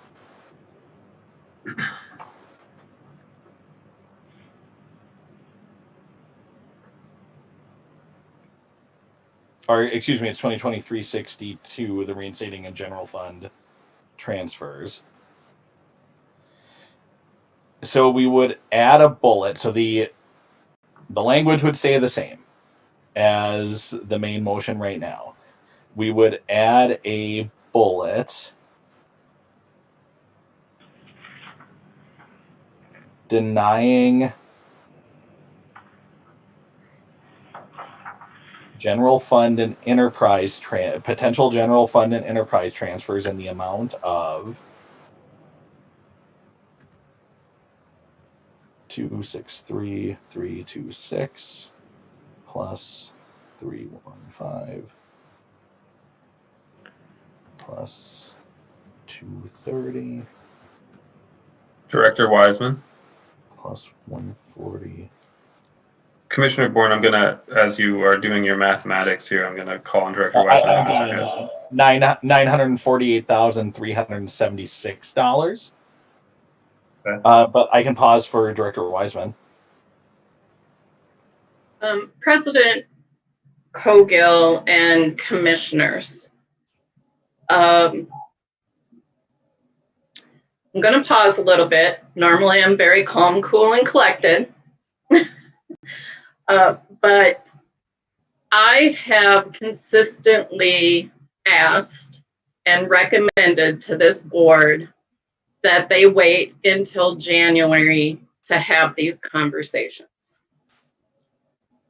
I believe that when we have these conversations, I really appreciate all the information that has been shared tonight, and I've been taking a lot of notes. And I truly believe that staff and the commissioners can have a robust, planned, strategic conversation about investment for youth violence prevention and intervention, COVID relief for Rec Plus or any other parkway closures, all of those things. And I would just strongly recommend that this board allow staff to work through all of the varying things that we have heard tonight and come back with a slate of items and a slate of recommendations, as well as the general fund excess fund balance that would be available to pay for these various items. Thank you, Director Wiseman. We do have an amendment or I'd like to move to table this until January. I'm sorry, I'm in the middle of making an amendment. This is really unusual, President Cogill. Thank you, Vice President Vita. I'll just rule that out of order until Commissioner Bourne finishes his amendment. Thank you. And I'm looking forward to Director Wiseman's response in January too, but I'd like to see this as my preferred source of funding. So it's denial of the general fund and enterprise transfers in the amount of $948,376 and allocating those funds to one-time expenses targeting youth violence prevention through an allocation of an additional $474,188 to the DTSIC Innovation Fund and $474,188 to the Rec Plus Scholarship Fund. So the rest of the resolution stays. So those other dollar amounts still stays. This is $900 and some thousand in addition to that resolution. And I believe Commissioner French seconded it. The resolution has just been fully made. Is there a second to the resolution that Commissioner Board just enumerated? The resolution has been moved and seconded. Is there discussion to the resolution? Or the amendment has been moved and seconded. Is there a discussion to the amendment? Vice President Vita. No discussion to the amendment. Thank you, Vice President. Commissioner Bourne. To the amendment. Thank you. If the superintendent has some information pertinent to the amendment, I guess I'd like to hear that before I speak to the first time. Thank you, President Cogill and Commissioner Bourne. I was going to basically echo what Director Wiseman said. We, as staff, we're more than happy to bring forward a plan if we're putting this money towards programming, and we say that we're going to be doing 400,000 plus whatever towards DTSIC. We have to be able to put into plan the staffing, the levels, the direction. We need time to do that. as professionals in the organization, we agree, we take direction from the board, but we need the time to be able to say what is going to work and what isn't going to work, what the challenges will be, where do we have staffing levels, there's many things that go into that. That's why the discussion about it coming to January would have been a better or more robust conversation around this so that we could, as staff, prepare and get the information that you as commissioners need. So I echo again what Director Weissman said, in her statement. The robust discussion that we could have had in January would have been beneficial for staff to be able to bring to the board very detailed and programmatic initiatives to address the dollars that are being put out. Because you can put as much dollars you want to it, but can we do it? Can we perform? Can we do the work? And we want to be able to plan that. So I just respectfully echo Director Weissman. Thank you, Superintendent. I'm a little confused though from the structure of the original motion, to set aside the amendment for a second. This resolution does tell staff, and I think that that's a little bit of Commissioner Meyer's confusion too. This resolution doesn't do anything tonight. This tells staff to come back and present us with some plans in January. So I'm not entirely seeing where that's different. And again, just a few moments ago, this $970,000 was a staff recommendation to spend tonight, to allocate tonight, and not to wait until January. So as a commissioner, I'm saying if we have a source of $974,000 to spend tonight, I'd like to see that spent towards kids, but I'm willing to still wait until January. But I'm just saying that I think that $974,000 should go there because it already has been identified as something that staff is ready to cut checks for now and make transfers now. So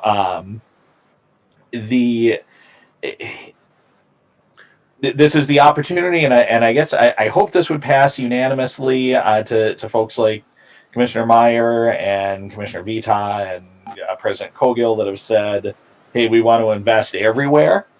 This is doing it. This is enough to have the type of impact that you're consistently denying over and over and over again in some of these communities that need triage support.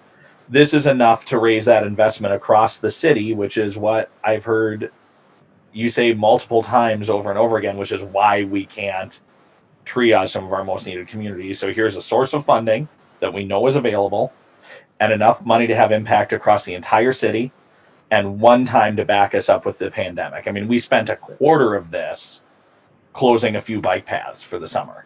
So and we found the money to do that. So we're not talking about a lot to solve. We've been talking about the surge in youth violence. We've been talking about the impacts of this pandemic and the barriers that people are facing. So again, if we can spend a quarter of this on some bike paths when it wasn't budgeted and we could bend over backwards for that, here's $974,000 to do what I was elected to do and what I think all of us on this board were elected to do. I'd like to make a motion to table the full motion. Second. Thank you, Commissioner Bourne. Thank you, Vice President Vita. A motion has been made to table the full motion. It's been seconded. I just want to ask the parliamentarian if that is to check that. President Cogill. I understand that. I just want to make sure it's in order since we're on an amendment. Is that correct? Is it in order? That motion is in order. It's not debatable. Thank you for the clarification. The motion has been made to table. I'll ask the secretary to take the roll. Commissioner Bourne. I'm voting no to putting off resources for our youth. Commissioner Musich. Aye. Commissioner Severson. No. Commissioner Meyer. Aye. Commissioner Hassan. No. Commissioner French. Pass. Commissioner Forney. Aye. Vice President Vita. I'm voting yes to allowing staff the opportunity to come back with some great ideas around youth development. President Cogill. No.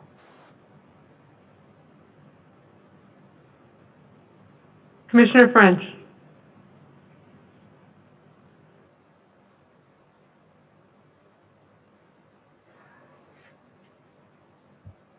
Was that a no, Commissioner? Yes. No? Sorry. Yes to it was a no? Yes. Okay. Yes is a yes. Yes is yes, yes.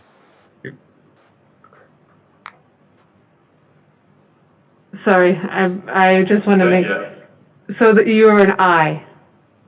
Aye. For tabling. Correct, okay. 5 ayes, 4 nays. The resolution has been tabled. Thank you, commissioners. Moving on with the agenda, we're moving into petitions and communications. I will go through each commissioner on this, starting with Commissioner Bourne. I will pass. Commissioner Musich. Thank you, President Cogill. Can everyone hear me okay? Yes. Okay, great. And you can see me. I'm sorry, I don't have Zoom up right now because I pulled up another document. Yes. Okay, great. So as the board's appointee to the audit committee at the city, I reached out to the interim city auditor, Ryan Patrick, to discuss Commissioner French's request to have a more formal inquiry be explored by the audit committee. He indicated that in situations where rumor is driving inquiry by elected officials, that there's typically an informal inquiry conducted by the department head at the park board. That would be Superintendent Bangora that would fill that role for us, which is, I believe, what is occurring currently. If the board deems that to be insufficient, other options are possible. So the audit department currently is engaging a contractor. The audit department at the city is currently engaging a contractor to produce an after action report on the city response to the civil unrest this summer. That'll be taking place during 2021. And that may produce documentation of what occurred with the emptying of the Sheraton Hotel and relocation of individuals to Powderhorn Park, and which individuals, elected officials, and or organizations were involved in that. There's also an opportunity that any member of the public or board can submit an abuse of authority complaint to the city ethics officer. But in order for that complaint to be investigated by the city ethics office, a detailed set of allegations and evidence supporting those allegations would need to be produced. Rumor is not considered evidence. The third option is that the board, if it chose to do so, the park board wanted to advocate for the adding of a new item to the audit plan that has been that gets voted on by the audit committee. The city, we would need to articulate the risk and probability of this situation occurring again to determine what policy and procedural changes may be needed at a city and park board level. This would require obviously demonstrating that what occurred is an ongoing risk to the city of occurring again in the same or similar manner, and would also require support of the majority of the audit committee to add to the plan. The agenda for 2021's audits has already been set. So if we were to request that, the audit would not begin until 2022. So that was the information I was able to procure. If anyone has any additional questions on that, feel free to reach out to me directly. I'd be happy to try to answer them. Thank you. That's all I have. Thank you, Commissioner Musich. Commissioner Hassan.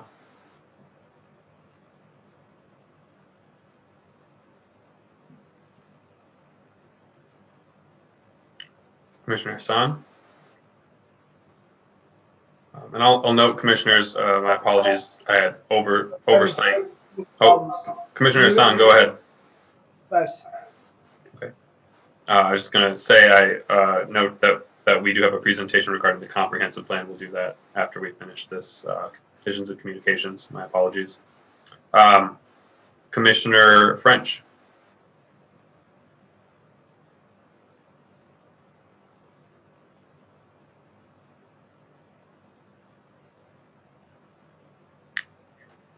Commissioner French, did you have anything to say? Okay.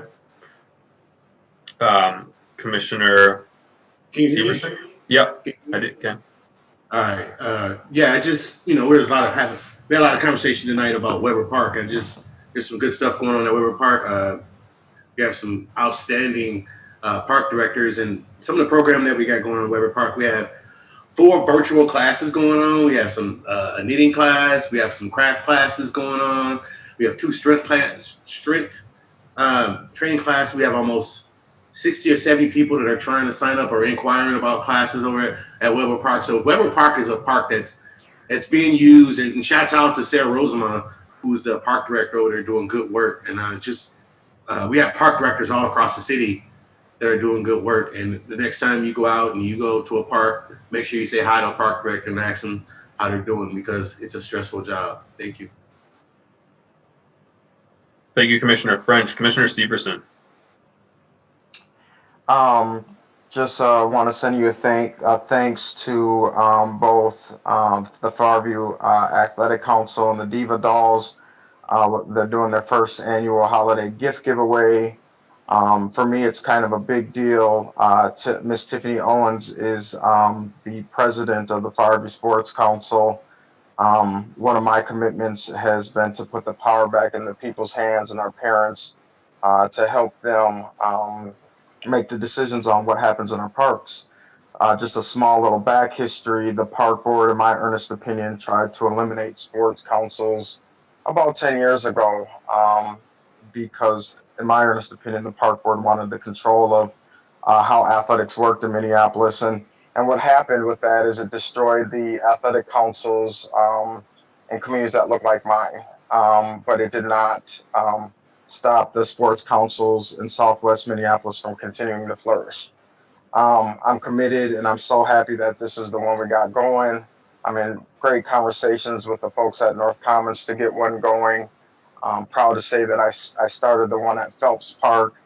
It's important that we put the power back in our parents and the people's hands so that they're our next park board commissioner. So the first annual holiday gift giveaway, December 19th at Farview Park. Unfortunate part, it's going to have to be outside per the governor's orders. We want to keep everybody safe. Last but not least, I will say I'm really disappointed that I couldn't convince the majority of our board to help our families in North Minneapolis. I feel like a failure because, to me, this is a no-lose situation, and it shouldn't be political. This should be a simple, we're helping families in North Minneapolis who are struggling to make ends meet because Rec Plus is not free, and childcare is expensive. And I'm really sad because this was a win for all of us this evening, and I surely wish I could have convinced you folks, the majority of folks, to support this because it's what we needed at Weber Park. Thank you. Thank you, Commissioner Severson. Commissioner Meyer. I just noting the time would like to ask staff to let us know which committees or at least which items can be postponed and which ones are time sensitive, including the comp plan discussion. I'm hoping that we can postpone that to a later time since it's almost 10 p.m. Thank you, Commissioner Meyer. Vice President, I see Commissioner Musich has her hand raised. I can say that the Operations and Environment Committee will not be meeting. Our speaker this evening has used up all of his time for the year and will be unable to join us this evening. So he'll come back in January and hopefully not have to wait so long to speak to us. Thanks. Thank you, Commissioner Musich. Commissioner, Vice President Vita. Thank you, President Cogill. I believe this is our last scheduled meeting of the year. What a year it has been. I first want to say that, I appreciate Commissioner Bourne's links for the studies. So the difference is Rec Plus is an early childhood program. I mean, it's not an early childhood program, and those studies really talk about early childhood programs as related to youth violence. So those are two very different things. That just for clarification purposes, when you all receive those links, you'll see the difference. Secondly, I just want to say thank you to all the staff for everything that you've done this year. This has been a very difficult year. This has been a year of innovation and really thinking outside of the box and, figuring things out on the fly. The days were changing. I mean, we wake up and there's a new announcement from the governor or, just anything. We just didn't know what to expect this year. So I appreciate everyone's flexibility at MPRB in the year 2020. I said it earlier, I've had the opportunity to work very closely with the superintendent on many issues this year, and I appreciate that relationship. I appreciate the opportunity for us to have dialogue always. And also Chief Ojado, this year he and I had an opportunity to talk a lot about park policing, and I think this year I've spent more time with the park police and got a better understanding of the day-to-day operations and just the job overall, community needs, or what community ideas around park policing. So I've appreciated working with Chief Ojado as well. Again, to all the staff, thank you so very much. And then lastly, to President Cogill, thank you so much.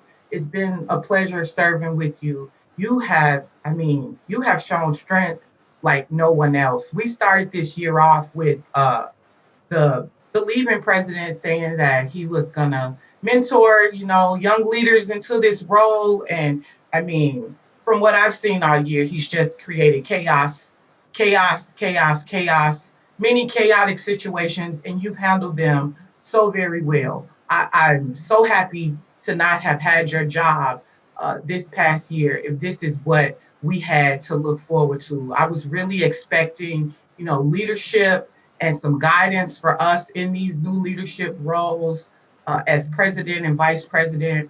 I'm hoping that next year will be very different, that we've learned that some of us may go back and look back at some of these meetings and see how things were during these meetings and how embarrassing some of this stuff can be, not just for us as elected officials, but for the organization as a whole, for staff, for commissioners, for decision makers all together. So thank you, President Cogill. Thank you so much for your leadership. Thank you for your poise. Thank you for your grace. It has been tremendous. It has just been so good and refreshing to have you as a leader and to have you, keep that smile on your face no matter what's going on, because I'm not that person. So thank you so much. I really appreciate it. Thank you, Vice President Vita. Thank you to all the commissioners this evening. I know it's very late and there are additional items that we're going through. I just want to say that it's been a hard and difficult and challenging year, but it's been worth every moment of it. I said this last time, I appreciate every single commissioner on this board. I appreciate the robust discussions that we've had, and the only thing that I really wish is that we had had more opportunities to get pizza and drinks after meetings this year. That's the main thing that I really miss about this difficult COVID reality here. I also want to say thank you to the Vice President for being supportive of me and being supportive of this organization, the integrity of this organization through a difficult year, even across our differences, being able to have those debates and discussions and work collaboratively is a critical principle of this organization and a critical principle of democracy, and it's greatly appreciated. I look forward to working with everybody next year. With that, I'm seeing that the secretary also had a petition or communication. Secretary Ringgold. President Cogill, thank you for recognizing me, and actually I also had an opportunity to look back just to make sure. At this moment, commissioners, you should all have the email that Commissioner Board had sent with the links in it. It looks like A, I was slow to get it to you, and then B, the first attempt on me sending it tonight probably didn't go through to you. So you should have it now. Again, my apology for not seeing that earlier today. Thank you, Secretary Ringgold.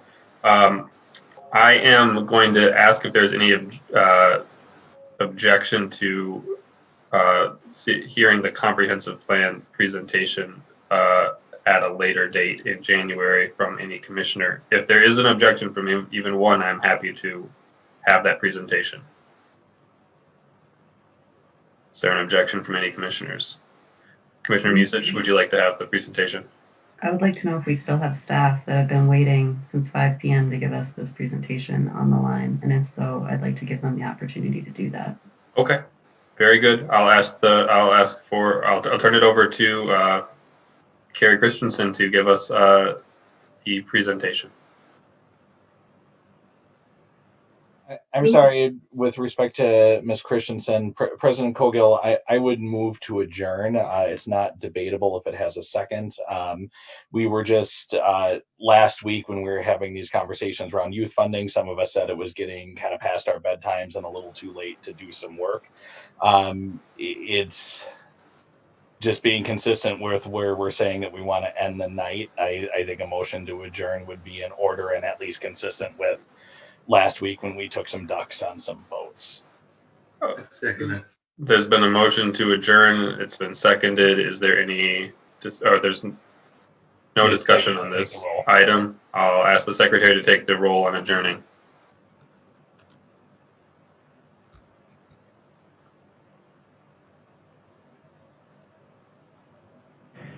Commissioner Bourne. Aye. Commissioner Musich. No. Commissioner Severson. Aye. Commissioner Meyer. Aye. Commissioner Hassan. Aye. Aye. Commissioner French. Aye. Commissioner Forney. No. Vice President Vita. No. President Cogill. No. You have 5 ayes and 4 nays. We're adjourned. I'll turn it over to Chair Forney for the Administration and Finance Committee. I'd like to convene the Administration and Finance Committee here at 10:02. Would the Secretary please call the roll?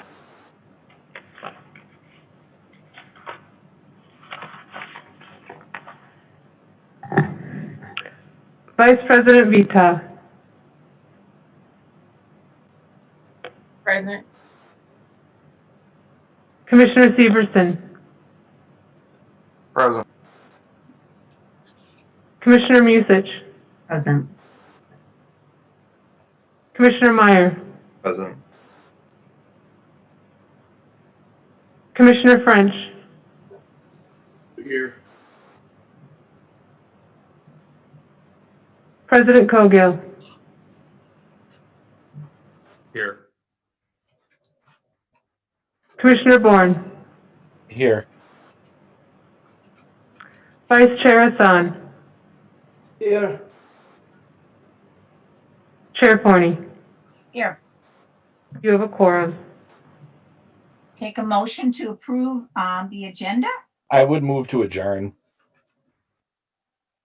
Second. Any discussion on the item? It's not debatable, Chair Forney. Secretary, please call the roll. Vice President Vita. No. Commissioner Severson.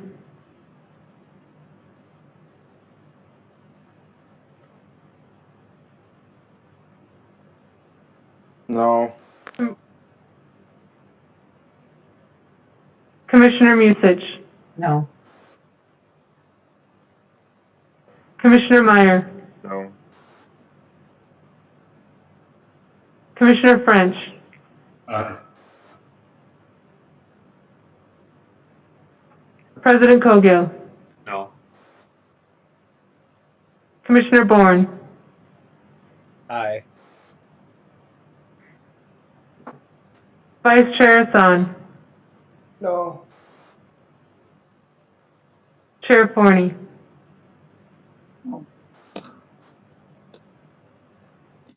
We couldn't Chair hear you, Forney. Chair Forney. Oh, no, sorry.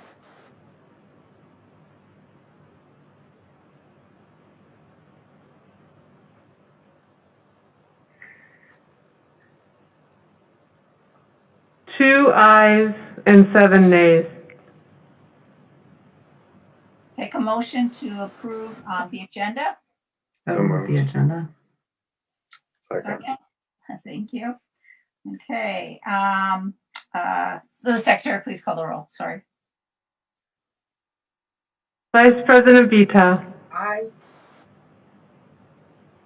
Commissioner Severson. Aye. Commissioner Musich. Aye. Commissioner Meyer. Aye. Commissioner French. Aye. President Cogill. Aye. Commissioner Bourne. Aye. Vice Chair Hassan. Aye. Chair Forney. Aye. You have 9 ayes. Thank you. I'll take a motion to, oh, wait a second. There aren't any minutes, right? I move resolution 2020-364, a resolution approving a concessions agreement with the Sous Chef LLC to operate as the food and catering vendor at Waterworks in Mill Ruins Park. Thank you. Any discussion on this item?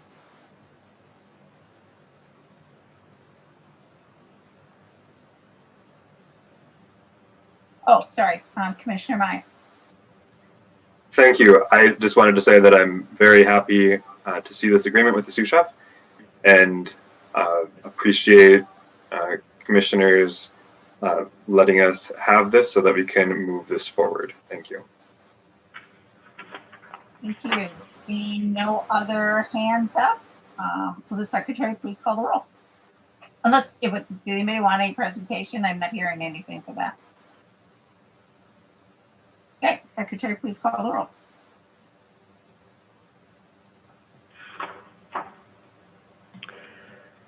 Commissioner Bourne. Aye. Commissioner Musich. Aye. Commissioner Severson. Aye. Commissioner Meyer. Aye. Commissioner French. Aye. Vice President Vita. Aye. President Cogill. Aye. Vice Chair Hassan. Aye. Chair Forney.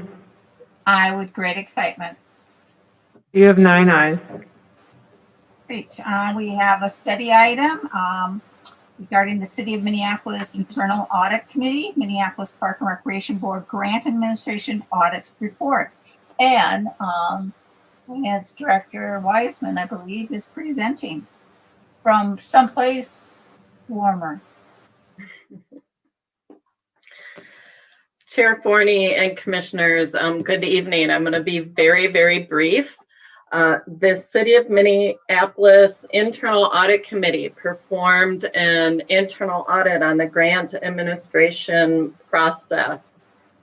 We go through various audits during a year. We do internal audits internally. Our finance department performs internal audits. We have the state of Minnesota that performs audits. We have the federal government that performs audits.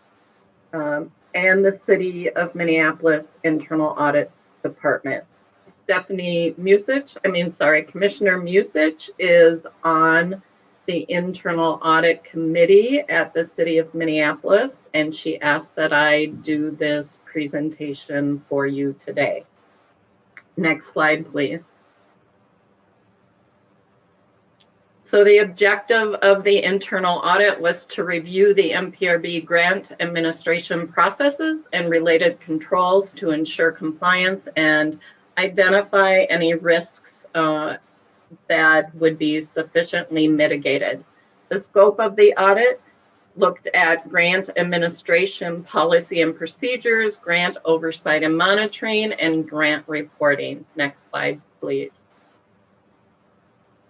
As this board knows, we have a lot of grants that the Minneapolis Park and Recreation Board receives, and we have many stakeholders. Next slide, please.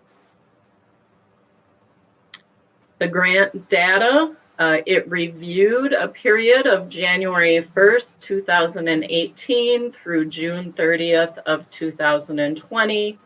During this period, approximately $51 million was awarded in grants, and we broadly categorized those grants between capital grants and programming grants. And for the period in the scope of the audit, there were approximately 129 grants. 87 of those grants were capital grants and 42 were recreation grants. Capital grants represented approximately 99% of the total award. Next slide, please. For the capital grants, we had $51 million. The average grant award is over $500,000. The median grant award was $189,000, and the most frequent grantor is Metropolitan Council. For the recreation grants, the number of grants was 42. The total grant award was a little over $300,000. These are smaller grants. The average grant awarded was a little over $8,000, with the median grant awarded of just under $6,000, and the most frequent grantor is Hennepin County, and as we know, the youth sports grants. Next slide, please. So the results of the audit, I will say that we have identified most of these issues. As you know, we have hired a capital project accountant that is working very closely with planning, as well as a accountant within the finance department that works closely with the recreation department. So the first item is the grant closeout reporting requirements are not always followed, documented, and available for review. So during the performance of the audit, there were 9 grants that closed out during the performance of the audit. Of those, there were 4 that the auditor was not able to find the grant closeout documentation. What is happening with our grants, especially with Hennepin County grants, is those closeout documents are not required of us. So they're not being requested. And we have contacted Hennepin County, and we have talked to the internal auditor about potentially changing the grant agreements to remove those requirements. If the grantor is actually not going to be requiring those of us, then they shouldn't be in the grant agreements themselves. So we have started those conversations with those grantors to get those requirements removed from those grant agreements, since they are not requiring that information from us. The second item is the procedures for grant administration and oversight. We have staff that have been doing this work for several years, and the internal auditor is saying that we need to document those processes so that if those positions or those people in those positions move on, that they're able to transfer that information to another person. Cross-training within the department as well is a recommendation, and we are definitely taking those into consideration. And then finally, system limitations. So this is with our accounting system, which is the city accounting system. So this is not unique to the park board. It is also a limitation on the city side as well. That it is difficult within our accounting system to identify specific grants, especially for projects that have multiple grants. And it's a limitation of the actual accounting system. So the internal auditor's recommendation on that one is to work with the city of Minneapolis and the city of Minneapolis IT department to come up with solutions to those items. So that's the end of my report. If anyone has any questions.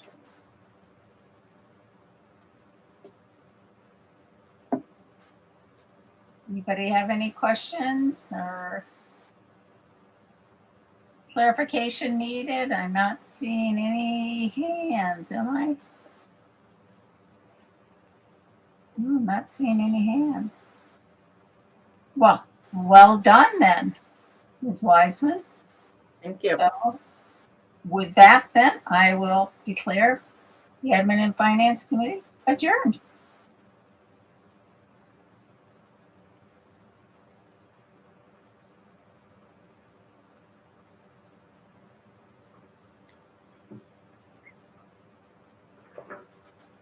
I don't think planning was next on the list, but I won't be calling the planning committee to order because I've been informed that the item on there is not time sensitive and can be postponed.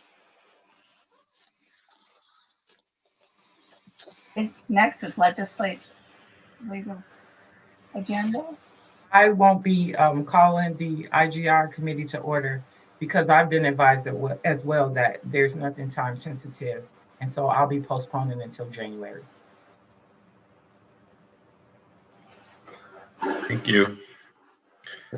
That marks all of our meetings adjourned. Good night, everyone. Good night. Happy holidays. Good night. And to you. Happy Festivus.